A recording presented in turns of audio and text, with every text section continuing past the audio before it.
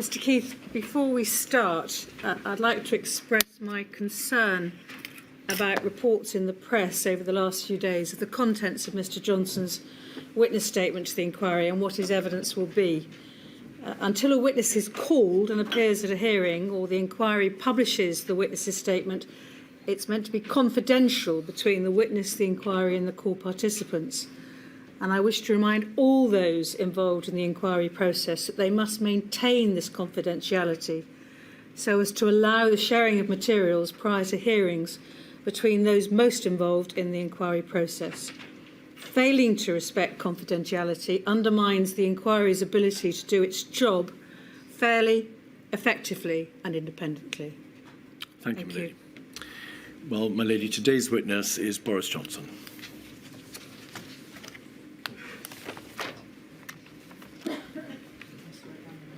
I swear by Almighty God that the evidence I shall give shall be the truth, the whole truth, and nothing but the truth.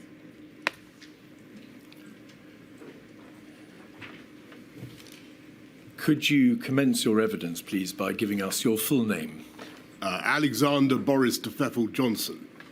Thank you, Mr. Johnson. Thank you for attending today and for the provision of your witness statement, 255836.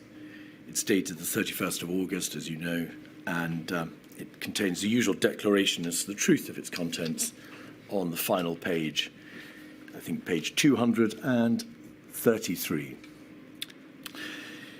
Mr. Johnson, you were, of course, Prime Minister between the 24th of July 2019, when you were invited to form an administration following the resignation of Theresa May, MP, as leader of the Conservative Party, and the 6th of September 2022, you having announced your resignation earlier that year on the 7th of July. Is that correct? Yes, it is, Mr. Keith. By your leave, my lady, can I just say how glad I am to be at this inquiry, and how sorry I am for the pain and the loss and the suffering sit down. Of please stop. COVID Johnson. victims. Please sit down. Please sit down, or I'm afraid you'll have to leave the hearing room. I'm sorry, if you don't sit down, I'm going to ask the ushers to get you to leave. Right, ushers, please, could you ask them to leave?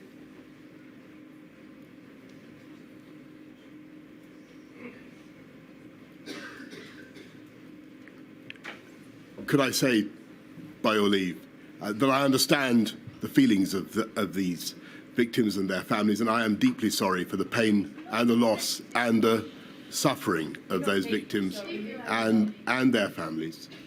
And grateful though I am to the hundreds of thousands of healthcare workers and many other public servants and people in all walks of life who helped to protect our country throughout a dreadful pandemic, I do hope that this inquiry will help to get the answers to the very difficult questions that those victims and those families are rightly asking, so that we can protect ourselves better, help each other to help protect ourselves better in the future and prevent further suffering. And if it's not too impertinent, may I say, as the person, as you rightly say, Mr. Keith, who set up this inquiry, how grateful I am to you for what you're doing and for the immense care that you're plainly taking.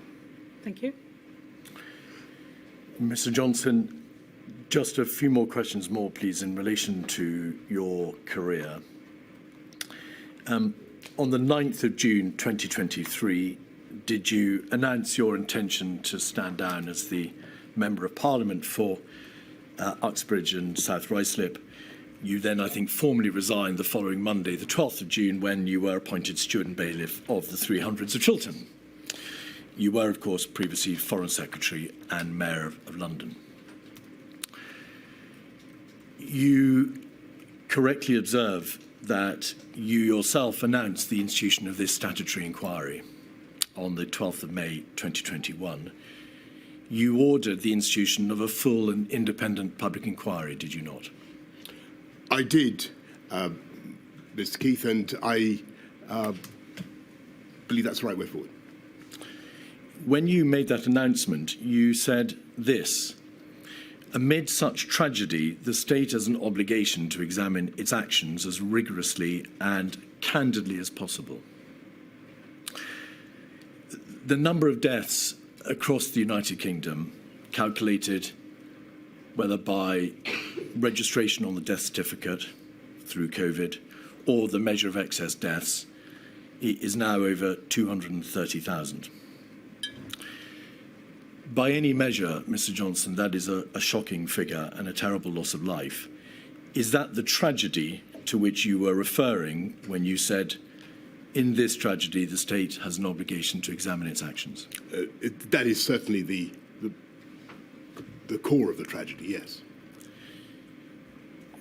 Do you agree that if the protection of life is the preeminent duty that every government owes to its citizens, then the number of those who died is an important, if not the most important, marker against which your administration must be measured? I certainly think it was what we were trying to prevent, was the loss of life, absolutely.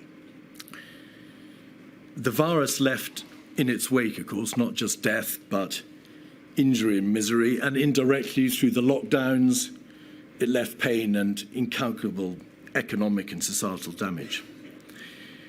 Were those and are those impacts which you also envisaged this inquiry would look at when you ordered its institution? Of course.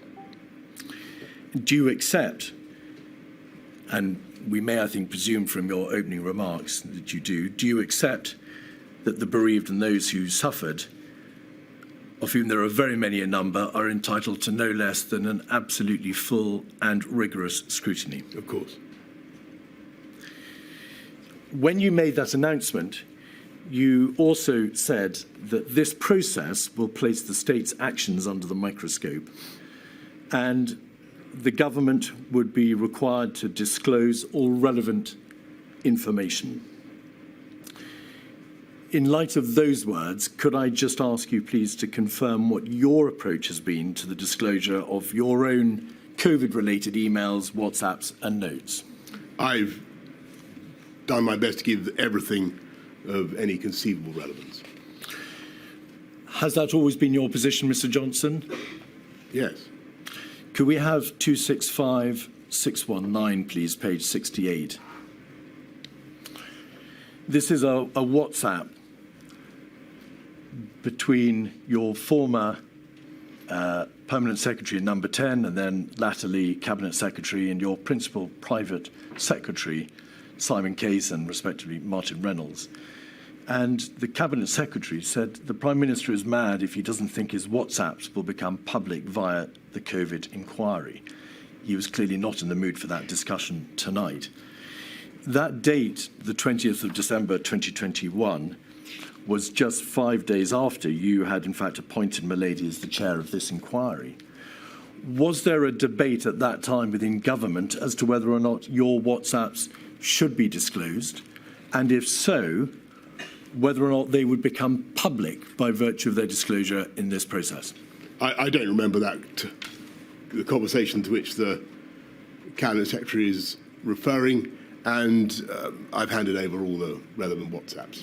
The inquiry has indeed requested all the key COVID-related texts, WhatsApps, and so on from January 20 to February 22, and it must be made absolutely clear that throughout the course of the litigation in the summer and throughout these proceedings, you have made available, it would seem, everything in your possession. You made clear, I think, through your solicitors, however, that you had a phone which you used from May 2021, and you've made available the WhatsApps and the emails from that phone, therefore, between May 21 and February 22, the end of the period that the inquiry was requesting about. But following a well-publicised security breach, you had not been able to access the previous phone because you'd stopped using it and you were fearful that if you tried to access it, you'd delete its data. Is that right? That's right. Were you able to get access ultimately to the contents of that first phone, the old phone?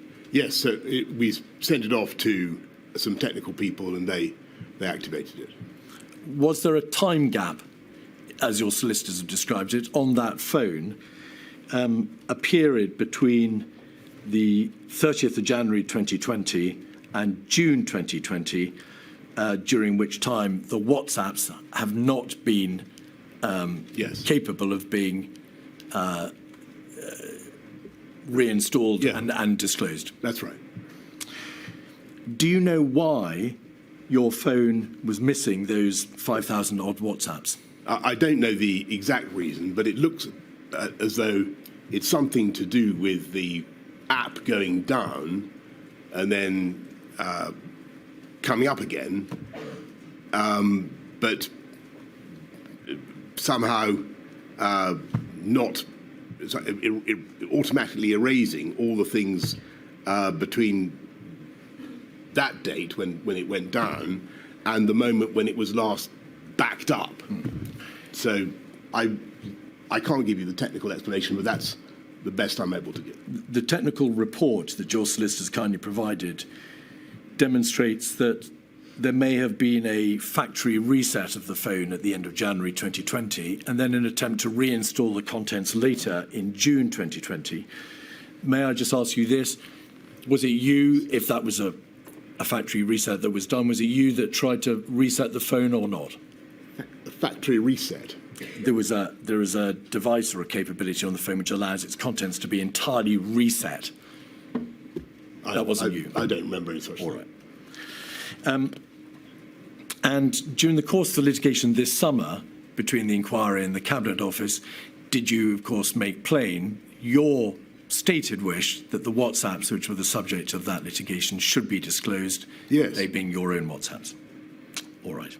Can I, for the avoidance of doubt, make it absolutely clear I haven't removed any WhatsApps from my phone, and I've given you everything that I think you need. I asked Mr. Johnson because this issue has been trailed in the press. Yeah, no, I get you. And it's important that you have an opportunity of explaining why those WhatsApps are not available. In your witness statement, at paragraph 10, you say, Mr. Johnson, that unquestionably mistakes were made. And for those, you say you unreservedly apologise. We have the statement there. I'd like you, please, to set out in broad terms, of course we'll be looking at the detail of it later, but in broad terms, what mistakes you refer to there. Bearing in mind that we are only concerned in this module, Mr. Johnson, with the core decision-making, with the lockdown decisions, the NPIs, the non-pharmaceutical interventions and so on, not vaccines, therapeutics, antivirals. Okay. What mistakes do you unquestionably accept were made? Well, I think if you look at my statement, I point out that we were relying so much on messaging to help contain the virus, and we needed the public to understand the message in as straightforward a way as possible, and they really did, by and large. One problem we had that I mention is that because of the very natural and proper right of the devolved administrations to have their own approach, sometimes there was a bit of so the BBC News would have one message from number 10, then a slightly different one from Scotland or wherever, and that I think we need to sort that out in future. And I'm sure there are plenty of other things that we could have done differently, but I have no doubt it will come to them in the course of the examination. So your position today is, and you appear to refer to it as the first issue, that the primary mistake made rests in the context of the messaging and the all communications with the devolved administration. Well, you asked me to cite a mistake that we made. I didn't say that was the primary mistake. What primary mistakes, Mr. Johnson, are you referring to in paragraph 10 when you say there was terrible suffering, but in relation to which, where we failed, I apologise again? For what are you apologising in that statement? Well, I think just to go back to your main point, which is that so many people suffered, so many people lost their lives. Inevitably, in the course of trying to handle a very, very difficult pandemic in which we had to balance appalling harms on either side of the decision, we may have made mistakes. I don't want to try to anticipate the discussion, which I'm sure we will get into, about the timings of MPIs, of lockdowns. Inevitably, we got some things wrong. I think we were doing our best at the time, given what we knew, given the information I had available to me at the time. I think we did our level best. Were there things that we should have done differently? Unquestionably, but I would struggle to itemise them all before you now in a hierarchy. I'm afraid. I think it would be. I'd find it easier to try and explain what happened as we went through. You say in your witness statement, I unquestionably made mistakes. Can you draw a distinction for us, please, between yourself personally and the government? To what extent do you accept personal responsibility as opposed to accepting it on behalf of your administration? So I take personal responsibility for all the decisions that we made. It's obvious, Mr. Johnson, that many of the most difficult and momentous decisions rested upon your own shoulders as Prime Minister.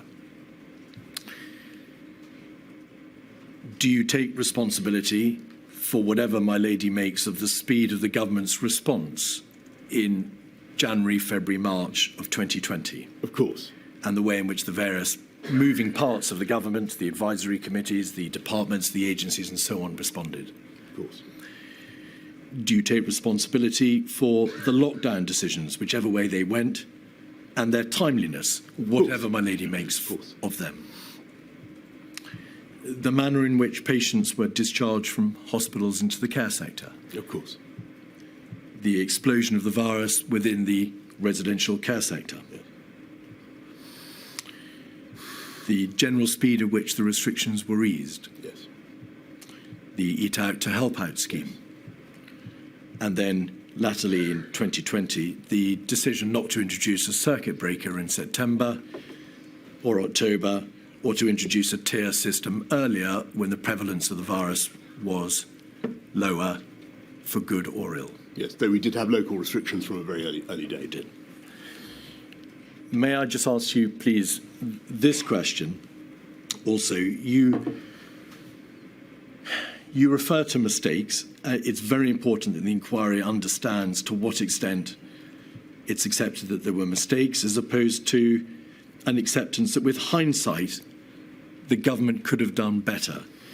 Do you mean there were failings, things or decisions that you got avoidably wrong, whether because they were the wrong decisions or because your management and leadership meant that the right decisions were less likely to be taken? Or do you mean, with hindsight, you just could have done better? Well, that's a sort of deterministic question, isn't it? Well, it's an important one. I think the answer is that with hindsight, it may be easy to see things that we could have done differently, or it may be possible to see things that we could have done differently. At the time, I felt, and I know that everybody else felt, that we were doing our best in very difficult circumstances to protect life and protect the NHS.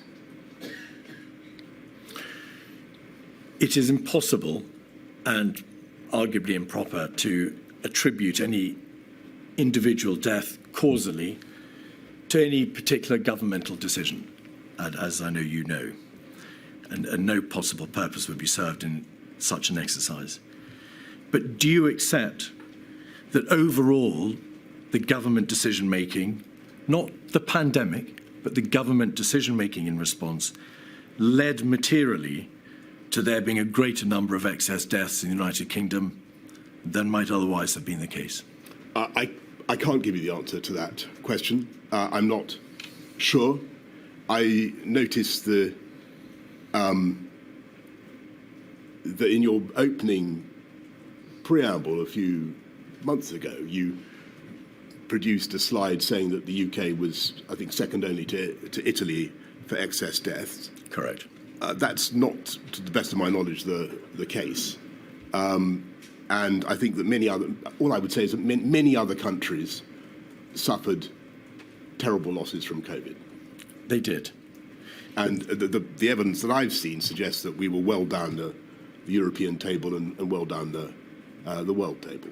Though that is, of course, no comfort to the bereaved and their families. That seems to be the statistical reality. The evidence before Milady is that the United Kingdom had one of the highest rates of excess death in Europe. Almost all other Western European countries had a lower level of excess death. I've seen. Italy was tragically in a worse position than the United Kingdom. Well, I don't wish to contradict you, Mr. Keith, but the evidence, the ONS data I saw put us, I think, about 16th or 19th in a table of 33. In Western Europe, we were one of the worst off, if not the second worst off. You must have long reflected since that time why that was so. Why do you think that we had the rate of excess deaths in this country that we did ultimately have? As I say, I think that the statistics vary, and I think that every country struggled with a new pandemic, and I think the UK, from the evidence that I have seen, was well down the European table and obviously even further down the world table. If I had to answer why I think we faced particular headwinds, I would say it was, irrespective of government action, we have an elderly population, extremely elderly population. We do suffer, sadly, from lots of COVID-related comorbidities, and we are a very, very densely populated country, the second most densely populated country in Europe, and that did not help. Do you accept that government actions materially contributed to that outcome? It wasn't just a matter of the state of the healthcare system, density, age of population, and in fact the geographical location of the United Kingdom. Given that other countries have excellent healthcare systems and face similar problems and ended up in statistically with more excess deaths per 100,000, the answer is I don't know. I don't know. You're obviously extremely well aware of the argument that the lockdown decisions themselves, cumulatively and individually, contributed to the number of excess deaths. What do you say to that? I say that I don't know, but I'm aware of the arguments that are made.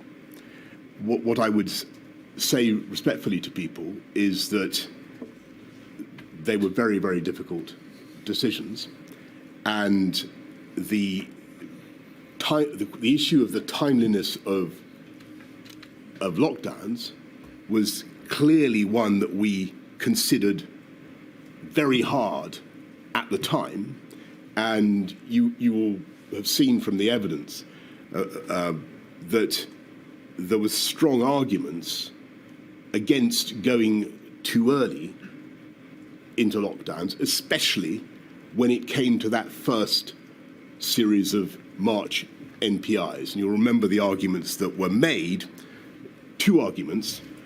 against early action, and they were the risk of behavioural fatigue, and then the risk of bounce back, or what you've called uncoiling of the spring.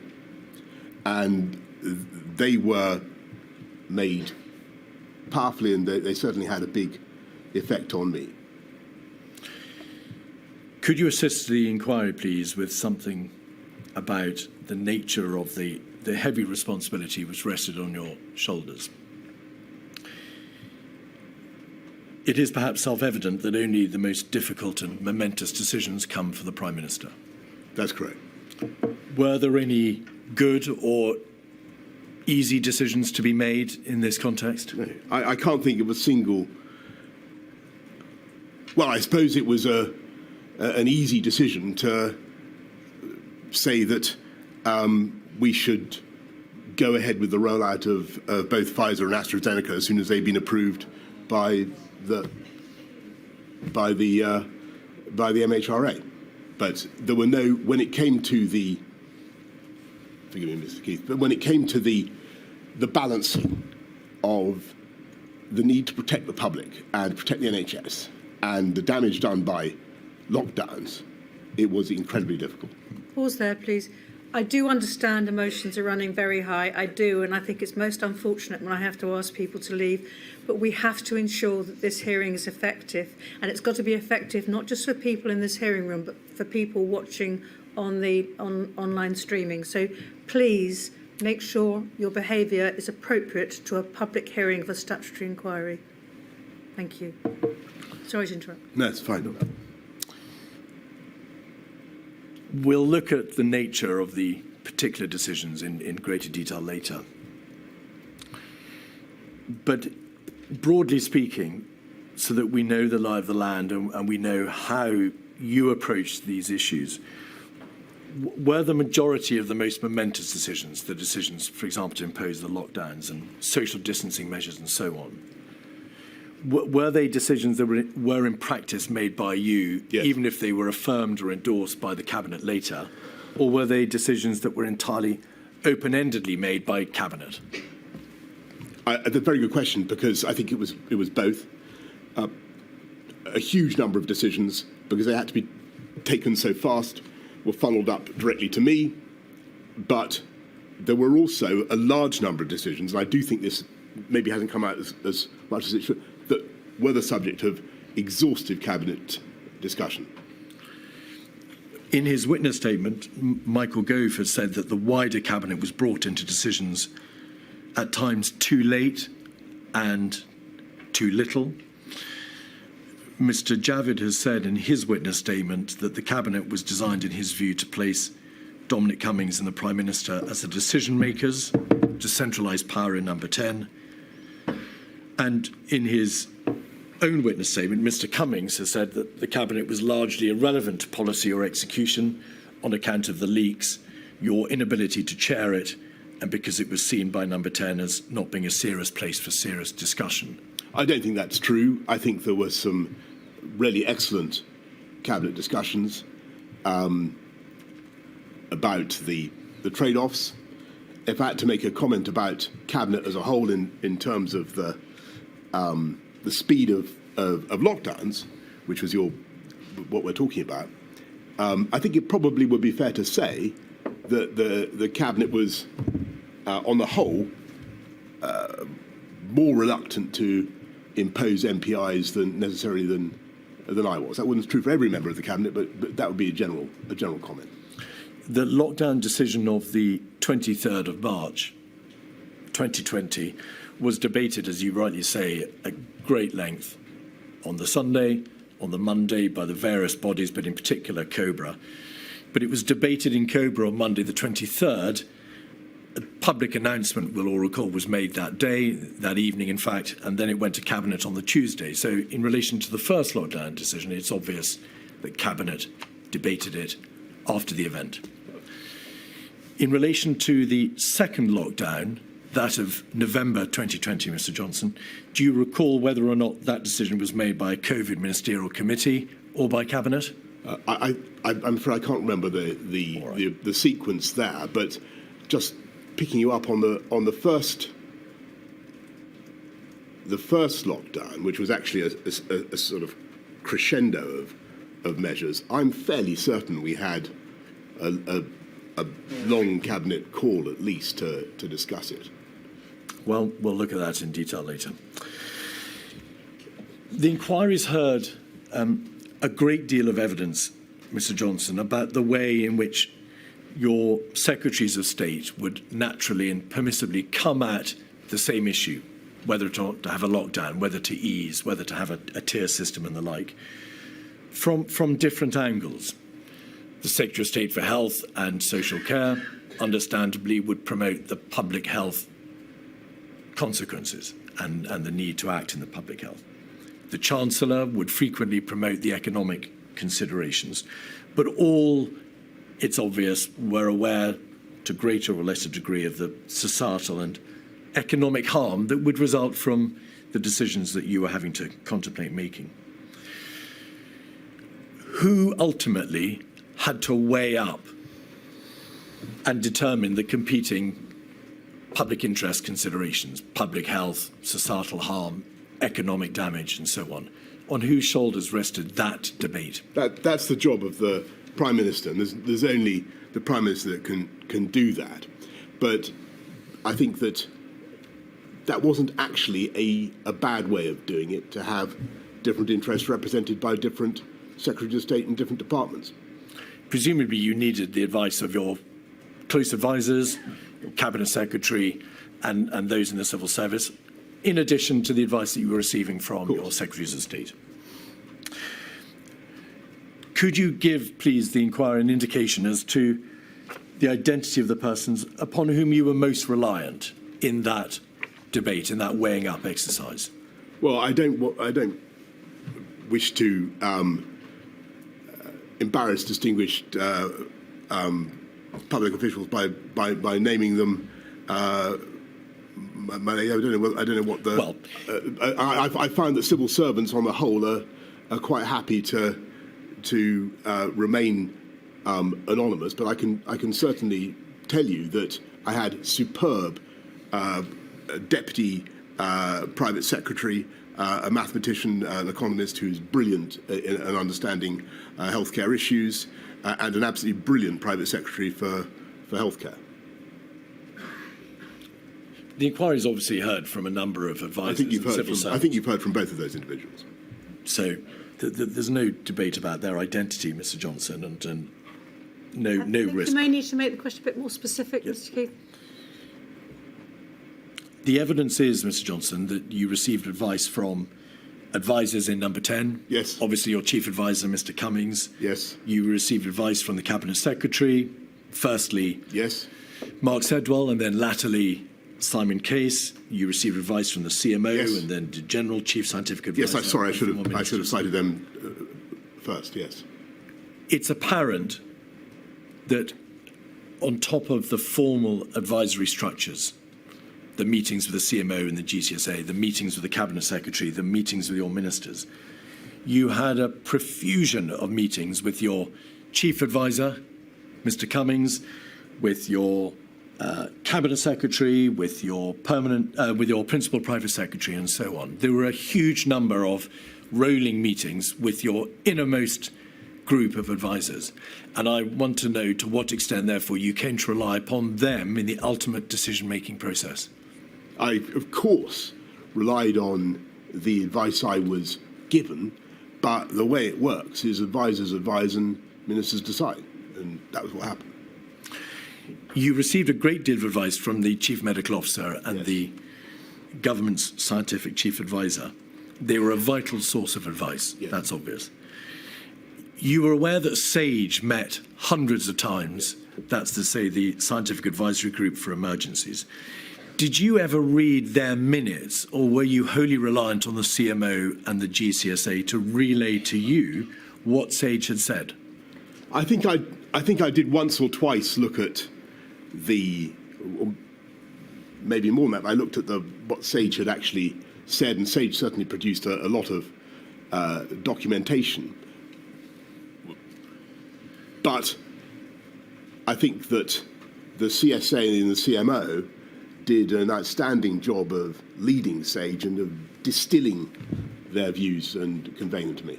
The SAGE minutes were described as consensus minutes because they were designed to be read at speed, to be able to get to the heart of the issue immediately on reading them, and to ensure that the advice that was being given would be readily and speedily understood. Did you ever think of calling as a general practice for those minutes so that you could yourself read them? Many of them were only 8 or 9 pages long. As I say, I think I did from time to time look at the consensus minutes. I think in retrospect it might have been valuable to try to hear the SAGE conversation unpasteurized itself, but I didn't, and I was more than content with the very clear summaries that I was getting from the CSA and the CMO. There were hundreds of consensus minutes, but you read only, or were given only a fraction of them. That sounds right to me, yes. All right. We'll look in detail at some of the scientific debates that engage government, particularly in the middle of March. Behavioural fatigue, herd immunity, the debate about the reasonable worst-case scenario, and so on. Yes. Did you not think of looking at the scientific horse in the mouth and seeing what was actually being said by the government's primary scientific advisory committee on these issues when you, as now appears to be the case, you became engaged, particularly in the debate of behavioural fatigue? Why didn't you call for the primary material? I think that's a good question.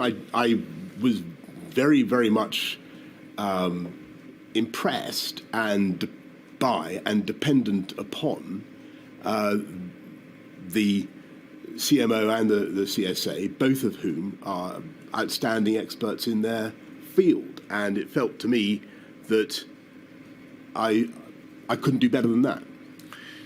The CMO and the SCA were, of course, concerned with medicine and science, and SAGE was concerned, as it says on the tin, with science. Well, CMO is a professor of public health. I mean, he knows an awful lot about epidemiology and public behaviour in an epidemic. He does. You had no advisory structure around you, however, and by contrast, that dealt with matters such as the economic damage that would be done by the lockdown decisions. There was no pandemic or civil emergency or societal advisory body which might be thought to be analogous to SAGE. In hindsight, and with the passage of time, do you suggest that there was an absence of a proper advisory structure to deal with the other issues and the other considerations which weighed in the balance when you came to make those final decisions? I've thought about that a great deal, and I think in the end that there is such a body, and it's called HM Treasury, and that is what they do. And you referred earlier on, Mr. Keith, to the competing perspectives of the Whitehall departments and the secretaries of state, and I think for all its difficulties, I think it did work well in allowing me to get a balance of the argument. The evidence appears already to suggest that the Chancellor of the Exchequer and then Her Majesty's Treasury had considerable influence over the ultimate decision-making process, because the Chancellor would come and see you in bilateral meetings. There were bilateral meetings in the week of the 16th of March, before the first lockdown decision, in late October, before the second, in the summer of 21, and then again in December of 21 in relation to Omicron, and also Eat Out to help out.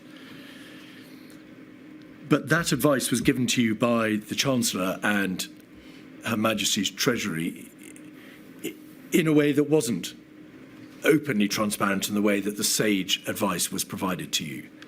There were no minutes disclosed of the advice that you were being given to the public. There was no regular production of material or any kind of published, transparent economic analysis provided to you. Do you think in hindsight that that was an error? I think that there was certainly transparent economic analysis of the cost of some of the measures that we were obliged to enact and the fall in GDP, the cost of the CJRS and the other schemes was plain for all to see. That was all public. Of course, what was not public and is not traditionally public is ministerial conversations and discussion between ministers. But again, I think the perspective that I was being offered by the Treasury was a very useful one, just as the perspective of the Department of Health was a very useful one.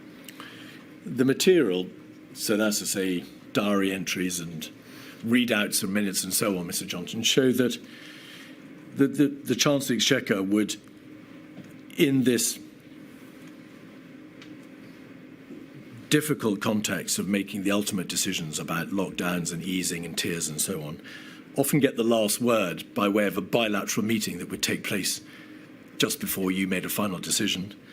And also the Secretary of State for Health and Social Care was occasionally excluded from meetings when public health matters were being discussed. Were you aware of that? I think that's... I reject that characterisation of what took place. The overwhelming priority of the government was protect the NHS, save lives. That was our objective. And that was where my officials were coming from. That was what we wanted to do. And I think it was important in that context to, there were lots of things we had to do that were very difficult, very costly. And it was right to have endless conversations with the Treasury. This was what we did. You know, of course, that a great deal of evidence has been given to Milady about the operation and the competence of your administration. It needs to be stated absolutely plainly that the inquiry has absolutely no interest in the salaciousness or the nature of Mr. Cummings's linguistic style or the WhatsApps. But it does have an interest, of course, in whether or not his communications revealed an abusive and misogynistic impact. The WhatsApps and the texts shed a direct light on the competence of the government, how well or not the government machinery operated, what you all thought about each other, and what some of you thought privately about the decisions that were being taken. We're going to look in detail at them later, but it's fair to say that in the round that material paints a appalling picture, not all the time, but at times of incompetence and disarray. Can I comment on that? I think Please. that the two things need to be separated out there. I think it is certainly true that this inquiry has, and I'm glad of it, has dredged up a phenomenal quantity of the type of material that would never have been available to any previous inquiry into doings in Number 10, because it's WhatsApp communications of a kind that would not have been possible.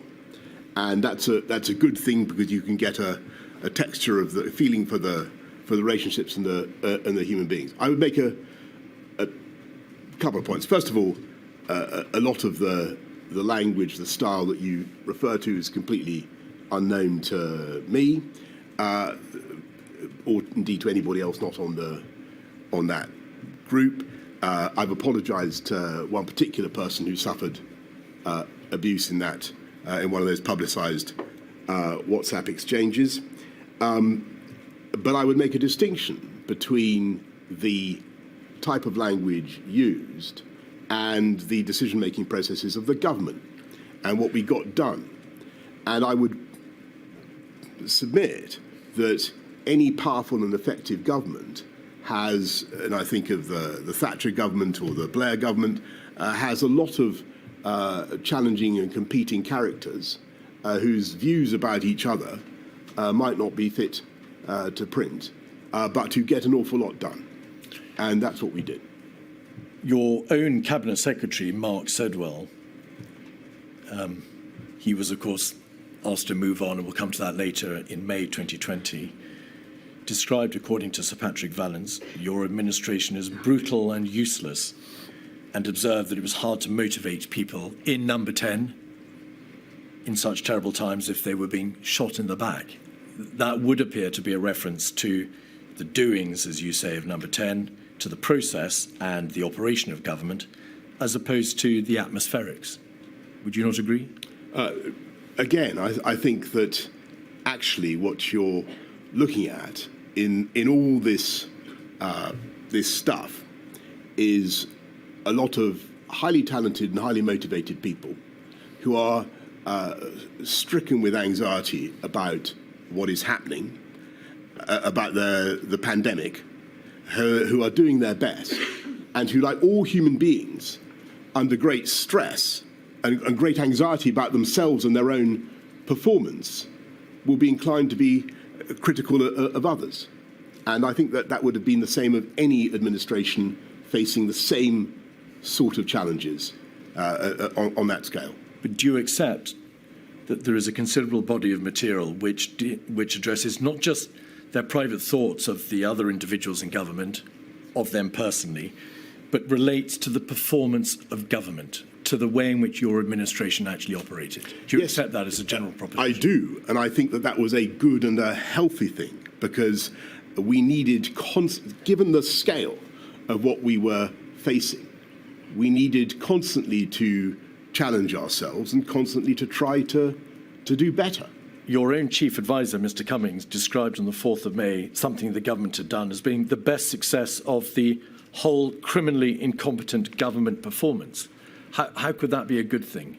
Because what he is trying to do is to not for me to explain his quotation. You can ask him yourself. But what we were generally trying to do was to make sure that we delivered the best possible service for the people of the UK who were going through an absolutely terrible, terrible time.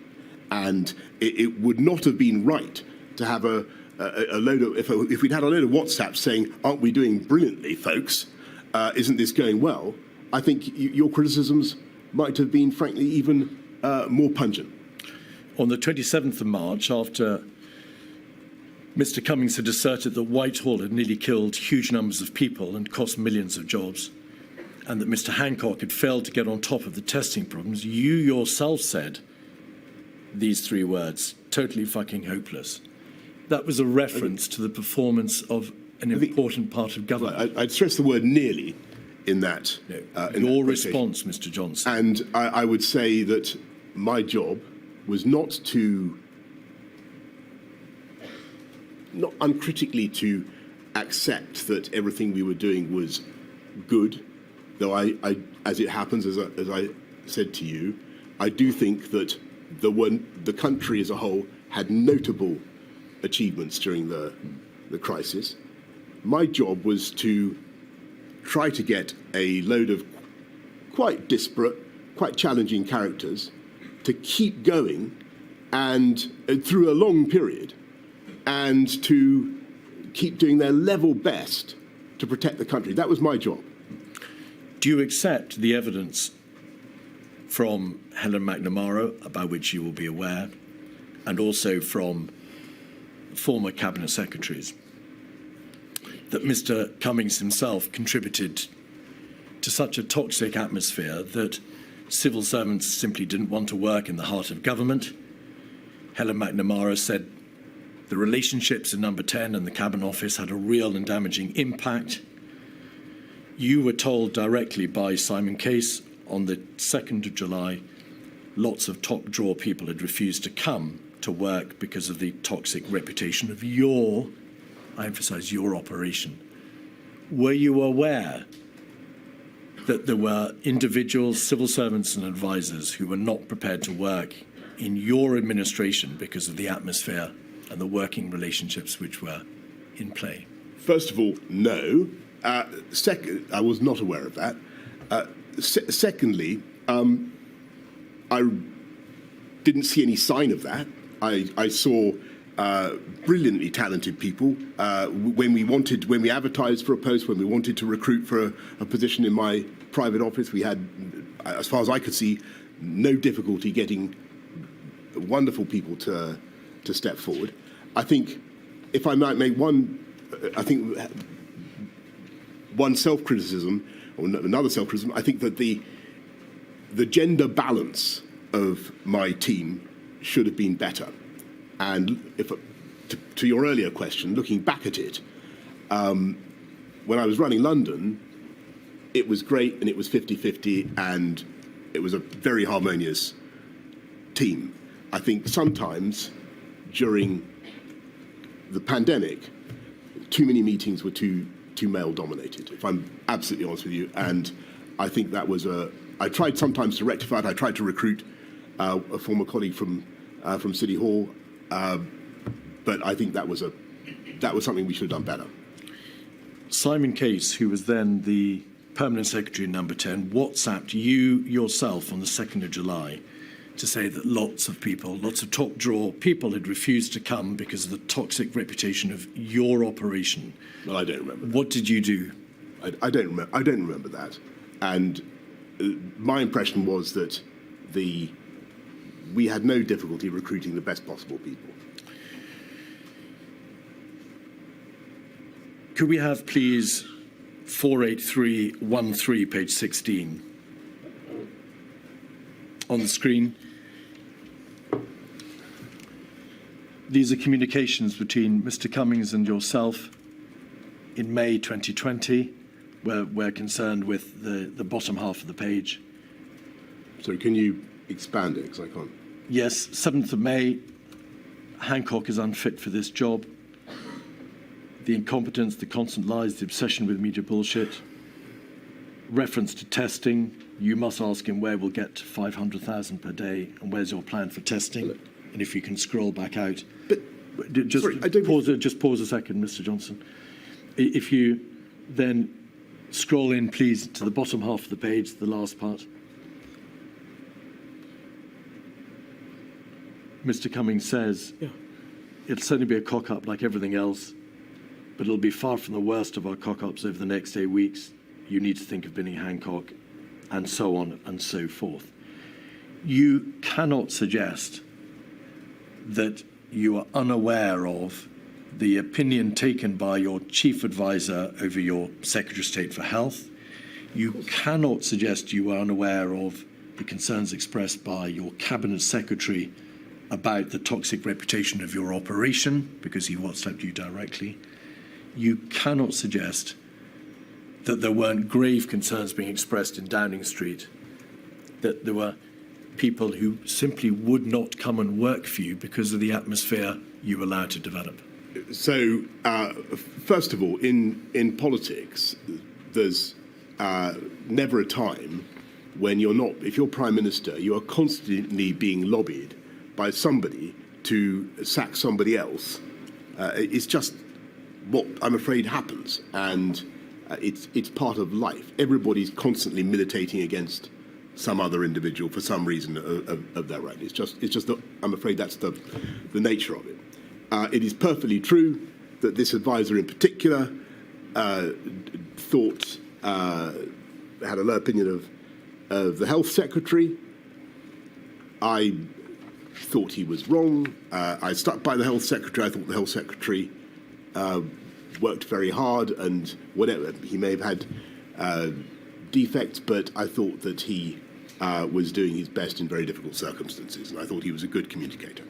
Could we have 303-245, your first and then your second Cabinet Secretary communicate by WhatsApp, page 9.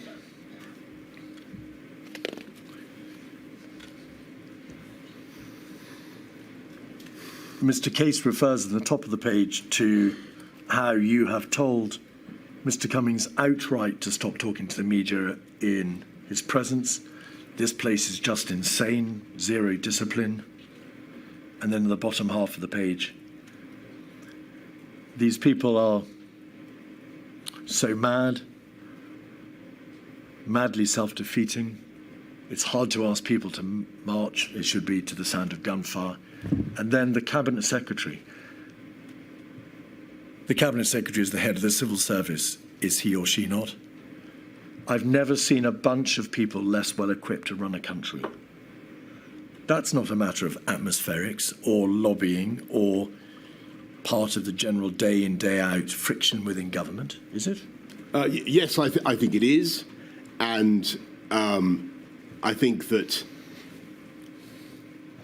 as I say, if you'd had the views of the Mandarinate about the Thatcher government in unexpurgated WhatsApps, my lady, I think you would have found that they were pretty fruity. It's WhatsApp conversation is intended to be, though clearly it isn't, ephemeral. It tends to the pejorative and the hyperbolical, and I think that the worst vice, in my view, would have been to have had an operation where everybody was so deferential and so reluctant to make waves that they never expressed their opinion, they never challenged, and they never doubted. It was much more important to have a group of people who are willing to doubt themselves and to doubt each other. And I think that was creatively useful rather than the reverse. Some of these senior advisors didn't just lack deference, to use your word, Mr. Johnson. They doubted you, and they doubted your ability and your competence, as you now know from having seen the material. Could we have, please, 273901, page 188?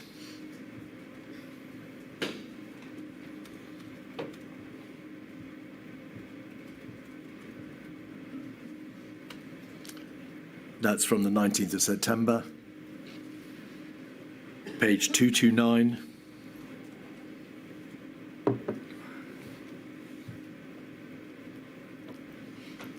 There is a reference to leadership position. Would you like me to? Yes, I'm just going to put, because it's right and proper that, and fair that you're asked to give your response to some of the material which has been produced to this inquiry. And then page 245.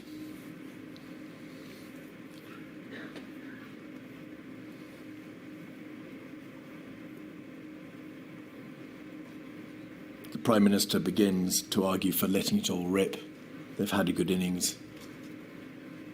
And there is a reference there to lack of leadership, the last line. This all feels like a complete lack of leadership. Look, let me put the question, whether or not these significant number of advisors correctly stated the position, whether or not this was genuine, whether or not there were significant failings in your own and your government's competence, would you accept that it is extraordinary that the government's chief scientific advisor, its chief advisor, its cabinet secretaries, its deputy cabinet secretary, should all be commenting in these terms about competence and about performance and about you? I think this is wholly to be expected, and this is a period in which we are where the country is going through a resurgence of the virus. You're looking at the October period, and Patrick, the CSA, talks about inconsistency, and we've just got to face the reality. I've got to face the reality as Prime Minister that the virus seems to be refusing to be suppressed by the measures we've used so far. We're going to need different measures. We've come out of lockdown. We're going into the tiering system. Of course we're changing, but so did the collective understanding of the science. And if you look back at what happened during COVID, we had radically different views over the period, over the efficacy of masks, over whether asymptomatic transmission could take place. We had a totally different view within months about whether ventilators would be needed. I was told to begin with we needed 25% of patients would need ventilators. That turned out not to be true. Then on this particular issue, you've got the scientists calling for us to go early and go hard, and this takes us back to your initial line of questioning. When earlier on, they had been saying expressly that if you go hard too soon, then you have two problems: behavioural fatigue and bounce back. And the problem that I was facing, and it was an appalling problem in October, was that we didn't have therapeutics, or we didn't have, well, we had some therapeutics, but we didn't have a vaccine, we didn't have a way out, a medical solution. We were being forced to use NPIs. And at this particular moment, I'm sure we'll come to the October-November lockdowns, my anxiety was that we were going to have to do the same thing over and over again. And I think what those notebooks reflect and what all those comments reflect is the deep anxiety of a group of people doing their level best who cannot see an easy solution and are naturally self-critical and critical of others. All right. It's obvious that these things were said at the time. You say not to you, although I've put to you a WhatsApp which was sent directly to you. And there are obviously others. Well, it's a WhatsApp that claims to have said something directly to me. Well, the WhatsApp has been taken, of course, from the material which you've provided and from, obviously, the phones from other people who were interlocutors of the same conversation. If I may correct you, Mr. Keith, what that WhatsApp was a WhatsApp from the Cabinet Secretary saying that he told me directly something. I don't think I saw the WhatsApp directly to me. Mark Sedwell, on the 2nd of July, WhatsApped you directly to say lots of top-drawer people had refused to come because of the toxic reputation of your operation. I'm sorry.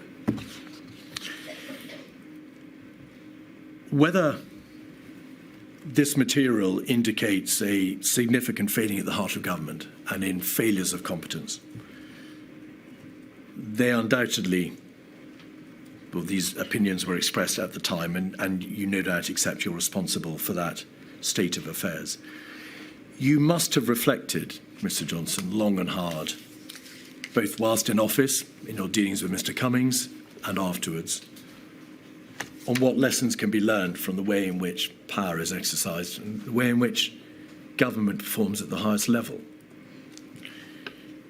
Have you reflected upon whether or not the system of SPADs, the system by which you receive advice from your political advisors, needs to be reformed? Have you reflected on the function and powers and the extent of powers of SPADs, or on the competence of the ministers whose advice you accepted? Well, I think with hindsight, there's all sorts of things that you could do differently. I think at the time, I decided that it was best to have an atmosphere of challenge with some strong characters giving me advice, and I valued that advice. Well, with hindsight, you can now see what was going on, and you've had this material for some time.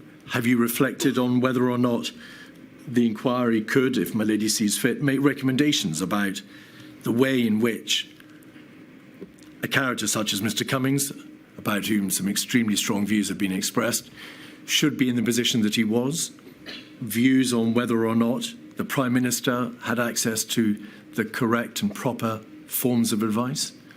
Are these not issues that you've thought about?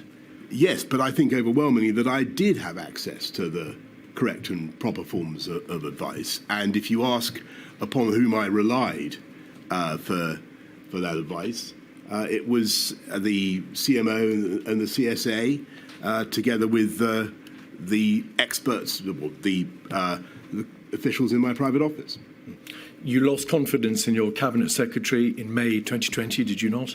Well, he asked to step aside. Did you lose confidence in your Cabinet Secretary in May 2020? Yeah, he asked to step aside. Did you lose confidence in your Chief Advisor, whom you described as engaging in an orgy of narcissism at the heart of your administration? Well, I think he also stepped aside. Did you lose confidence in those senior advisers, Mr. Johnson, and effectively dispose of them both?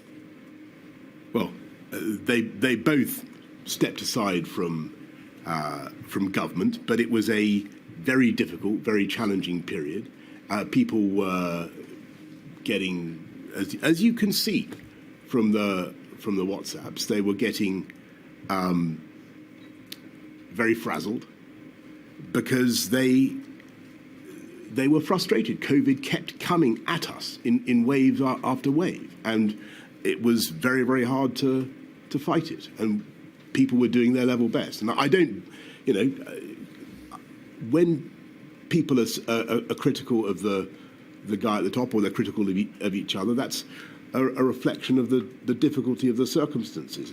When it became easier in the spring and during the vaccine rollout, people's tone changed. Of course it did, but it was a reflection of the agony that the country was going through and that the government was going through. Ladies, that's a convenient moment. I'm about to turn to a completely separate topic. Right. I shall return at 20 past.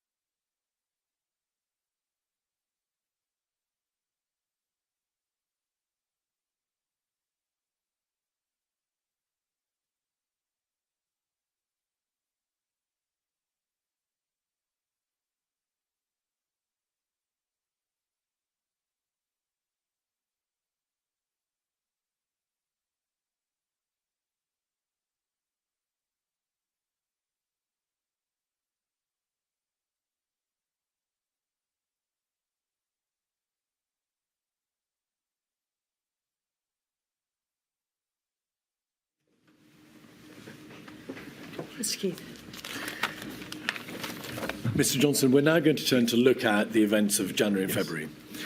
In your witness statement, you say that Mr. Hancock spoke to you about his concerns around about the 7th of January. You say he rang you again on the 22nd of January. To put this in its proper chronological place, the first SAGE had taken place on the 22nd of January, the first COBRA on the 24th of January. He says, however, in his witness statement that he called you directly on at least 4 occasions during January to try and impress upon you his concerns. Although he does not say so, the implication is that he was at pains to try to alert you to the problem as he saw it, and he was required to raise the matter with you repeatedly. Do you recall a repeated number of attempts to raise the alarm with you in that way? I certainly recall the conversation on the 7th of January and the context, and I remember thinking about it and saying to him, well, keep an eye on it, and I've set out in my statement my initial instincts about it. I don't, to be frank, remember all those conversations, but it's true that we would have spoken on many occasions because we generally spoke quite a lot. I think that in that period, January really to the end of February, towards the end of February, COVID was pretty much like a cloud on the horizon, no bigger than a man's hand, and you didn't know whether it was going to turn into a typhoon or not. And I certainly didn't. I was unsure, and it became clear much later. The matter was first raised with your Cabinet Secretary, Mark Sedwill, formally on the 21st of January, which was the date, in fact, of the World Health Organization first novel coronavirus situation report. Do you recall when the matter was first brought officially to your attention? You were obviously aware from news reports, and you'd been aware from your conversations with Mr. Hancock as to the possible crisis or the emergence of this virus in China. But when officially do you recall it was put before you? I'm sure it's in my in what I've submitted to the inquiry, Mr. Keith. I think certainly there are cabinet discussions in January and in February, and a crescendo of activity about it. But in government, it wasn't yet being escalated to me as something of really truly national concern. Indeed. A COBRA was convened, chaired by Mr. Hancock, on the 24th of January. And then he chaired a further COBRA meeting on the 29th of January, then the 5th of February, then the 18th of February, and then the 26th of February. That's right. It's plain that was quite permissible. COBRA doesn't have to be chaired by a Prime Minister. Yep. Indeed, it can be chaired by an official. But the sheer frequency of those COBRAs, there were then 5 COBRAs within 1 month, all on the same issue of this emerging virus. Didn't the seriousness of the position in late January make itself plain to you? How could there have been a need for a COBRA every week for 5 weeks in relation to an issue that didn't require your direct involvement as the Prime Minister? I think for the reason you've given, which is that a COBRA is a regular occurrence in government when there's something that a particular government department is leading on. In this case, it was health. The possibility of a coronavirus pandemic, which was only declared by the WHO on the 12th of March, was not something that had yet been, it hadn't really broken upon the political world, certainly in my consciousness, as something of real potential, a real potential national disaster. And in that period, end of January, beginning of February, it's not much in the political world. I wasn't asked about it, for instance, at all at PMQs. Were you even aware that Mr. Hancock was chairing COBRAs to deal with a new and emerging respiratory virus on those 5 dates? I think that I was aware that Matt was handling it. I couldn't swear that I was aware that he was handling it in that way on all those particular dates. My instructions to him were to keep me posted, and I would do whatever I could. But by the end of the month, clearly, by the end of February, I'm getting anxious about what we're doing. We'll come there. Did you or do you recall having any debate with your advisors as to whether or not you should be chairing those COBRAs, or whether or not the seriousness of the position required you to chair the COBRAs at the end of January and throughout February? Yes, I think there's an exchange. I remember talking to my private office and saying,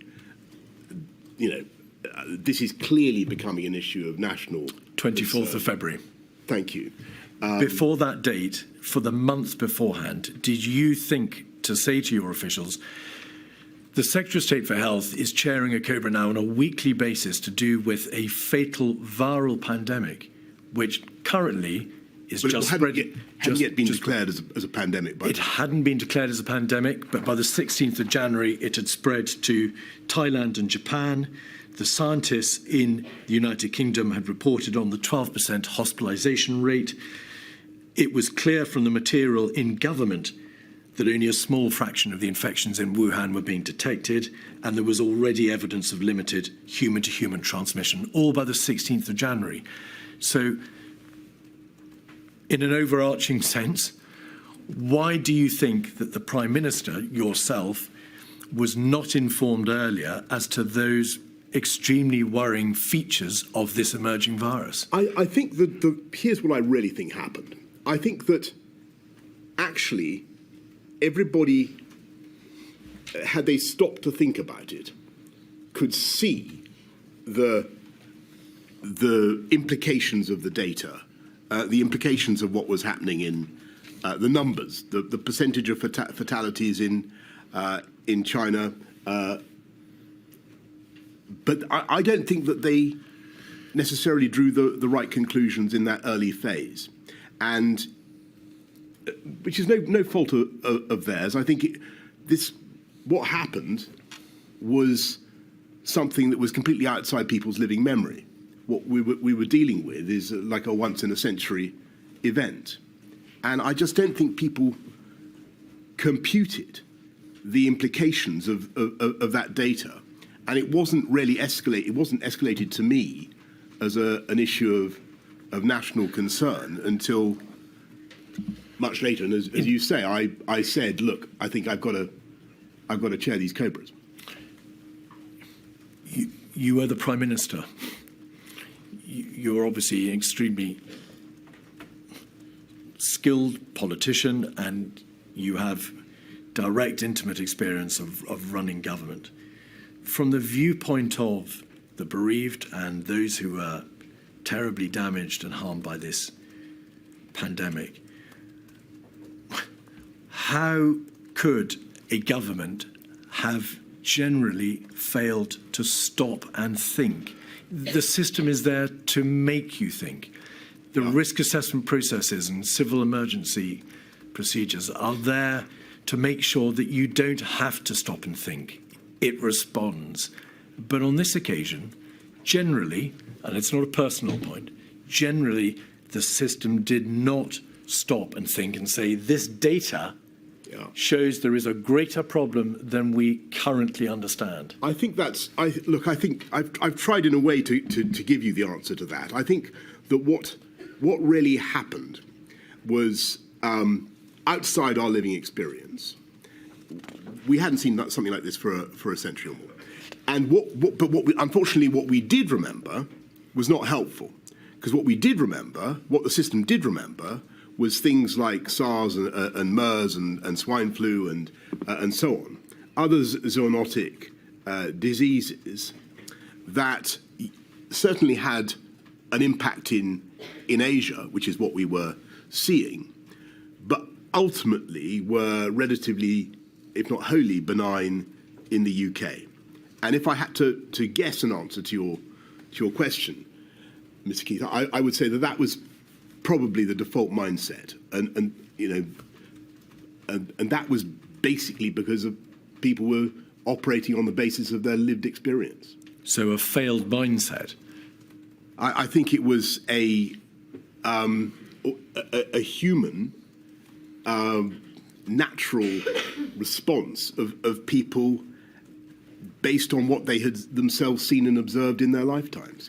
But from the context, from the prism or from the viewpoint of the efficacy and the competence of the government response, regardless of the psychological issues that may have been preying on the minds of its constituent individual parts, that the government failed to wake up, did it not? It failed to understand the significance of the crisis, and therefore it must follow, failed to take steps speedily enough. I think that it would certainly be fair to say of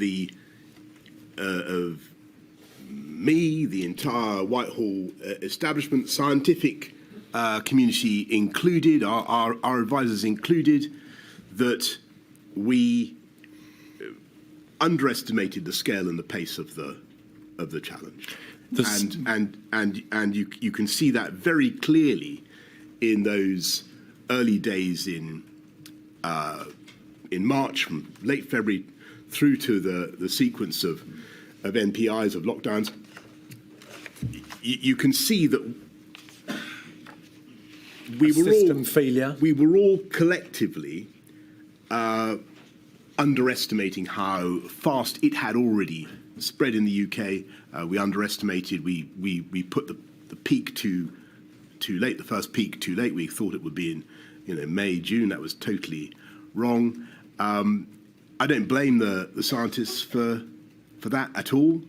But that was the feeling, and it just turned out to be wrong. But the evidence before Milady shows that the scientists, at least in part, were aware by the end of January of the hospitalisation rate, of the fact that the number of infections was being grossly underestimated, that there was self-sustaining human-to-human transmission. They were aware by the beginning of February that there was no effective test, trace, control, isolate system in the United Kingdom. So once the virus spread beyond China and became self-sustaining, there was no effective means of stopping its entry into the United Kingdom.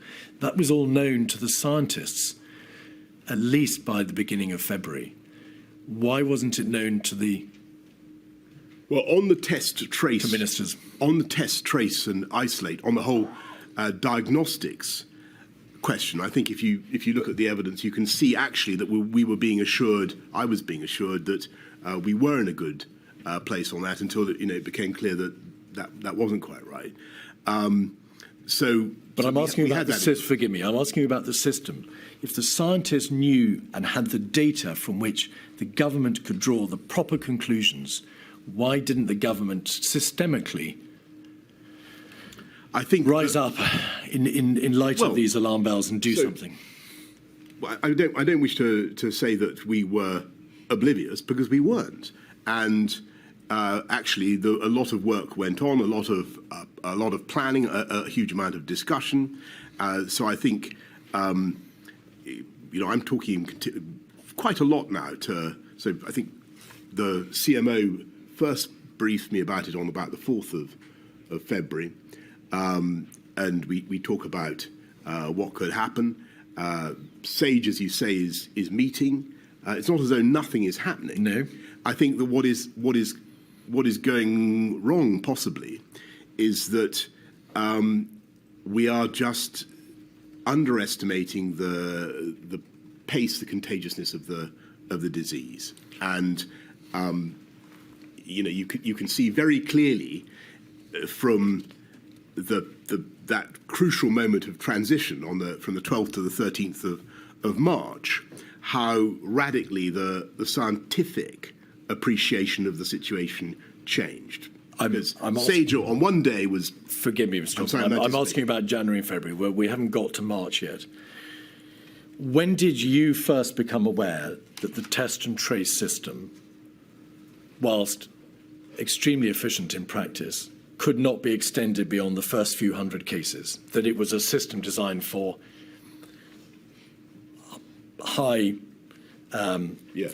consequence infectious diseases. It dealt with travellers, it dealt with index cases, but it couldn't really be expanded beyond 10 or 20 index cases and 500 or 600 contacts. Yes, you're going to have to forgive me, Ms. Keith. I can't remember exactly when it became obvious that test and trace wasn't going to work, but there came a point quite early on when I think Chris or Patrick said, look, test and trace isn't relevant anymore because of the spread of the disease. I couldn't date that. From which you then, of course, appreciated that if the virus spread outside China and was self-sustaining, and it had already, yes, I'm sorry, that was probably much later in March. All right, you think that was later in March? I think so, but I couldn't swear to it. There was a box note on the 30th of January, 136734. This is an email from a member of your office, Mr. Johnson, to Post, the private office support team. Grateful if you could include the below in the box tonight. Prime Minister, to be aware, the Chinese government granted the permission for the flight to evacuate British nationals from Wuhan, so we're concerned here with repatriation. If we then go over the page, there's a reference to the WHO expected to declare a public health emergency of international concern. And then also to be aware, the FCO is drawing down non-official staff across the network in China. The day before, on the 29th of January, there was a Cobra 56226. You weren't, of course, at that Cobra, Mr. Johnson. You've explained how you didn't chair a Cobra until March. If we look at page 5, we will see that the chair, Mr. Hancock, hears from the CMO and Public Health England about the fatalities in China. There was evidence of human-to-human transmission, and Germany had 4 confirmed cases. And then at paragraph 3, the CMO said the UK planning assumption were based on a reasonable worst-case scenario. There were 2 scenarios to be considered. The first was that the spread was confined within China. The second was that the spread was not limited to China, and there would be a pandemic-like scenario with the UK impacted. The second scenario was plausible, but it may take weeks to months. The CMO sets out there in Cobra, and my lady's heard evidence on this, that it was understood that if the second scenario came to pass, there would be a pandemic, because once control had been lost, a viral wave was inevitable. Yes. This is a Cobra that takes place on that day, the 29th of January. The following day, you receive a box note which appears to be solely concerned with repatriation. The question is, why were you, the Prime Minister, not being told directly this is a virus which, if it escapes China, will result in a pandemic? There is information already that it has a very serious fatality rate and a very serious hospitalisation rate. Why was that basic light bulb information not brought to your attention so that you could see the true nature of this emerging crisis? I think that I can't give you the exact reason why that Cobra was not brought to my attention. That detail of the Cobra was not brought to my attention. But I can say that at that stage, I think that even the concept of a pandemic did not necessarily imply to the Whitehall mind the kind of utter disaster that COVID was to become. And if I may, and that may sound odd, but what I'm trying to say is that I think people were still operating they were still thinking about things like a flu, an influenza pandemic, or some of the other diseases that I've mentioned. Well, this material, along with a plethora of other documents, shows that the reasonable worst-case scenario was already being envisaged, and that was a reasonable worst-case scenario which denoted deaths to the tune of 800,000 people. So it couldn't have been unknown to Whitehall. But you say the eventuality was not aware. I didn't see that figure, and I saw a different figure. I think towards the end of February, by which time our alarm was really truly raised. But I'm trying to give you my best explanation for why people were in the mindset that they were in. There was a cabinet on the 31st of January, 56125. If we go to page 10, please, we can see the nature of the debate. It was, of course, chaired by you that afternoon. And the Secretary of State for Health and Social Care, Mr. Hancock, says 2 cases have been confirmed in the United Kingdom. They had been, of course, confirmed on the 30th and the 31st of January. It was a very serious problem in China, a large number of cases and fatalities. And then the debate moves on to the typical infection rate of 2.5 to 3 people and the mortality rate 2%. Yes. So if the reproduction value is 2.5 to 3, that is to say 1 person will infect 2 to 2.5 to 3 people in an unimmunized population, and the mortality rate, 2% of people who were infected or perhaps confirmed cases, it's not clear, means a very, very large number of people will die. Correct? That's right. The debate in Cabinet, page 10 and 11, deals with repatriation. The Department for International Development examines developing countries where the risk of spread of the disease was high. Spread of the disease globally would be a big problem for those countries and could also mean further evacuation of British nationals.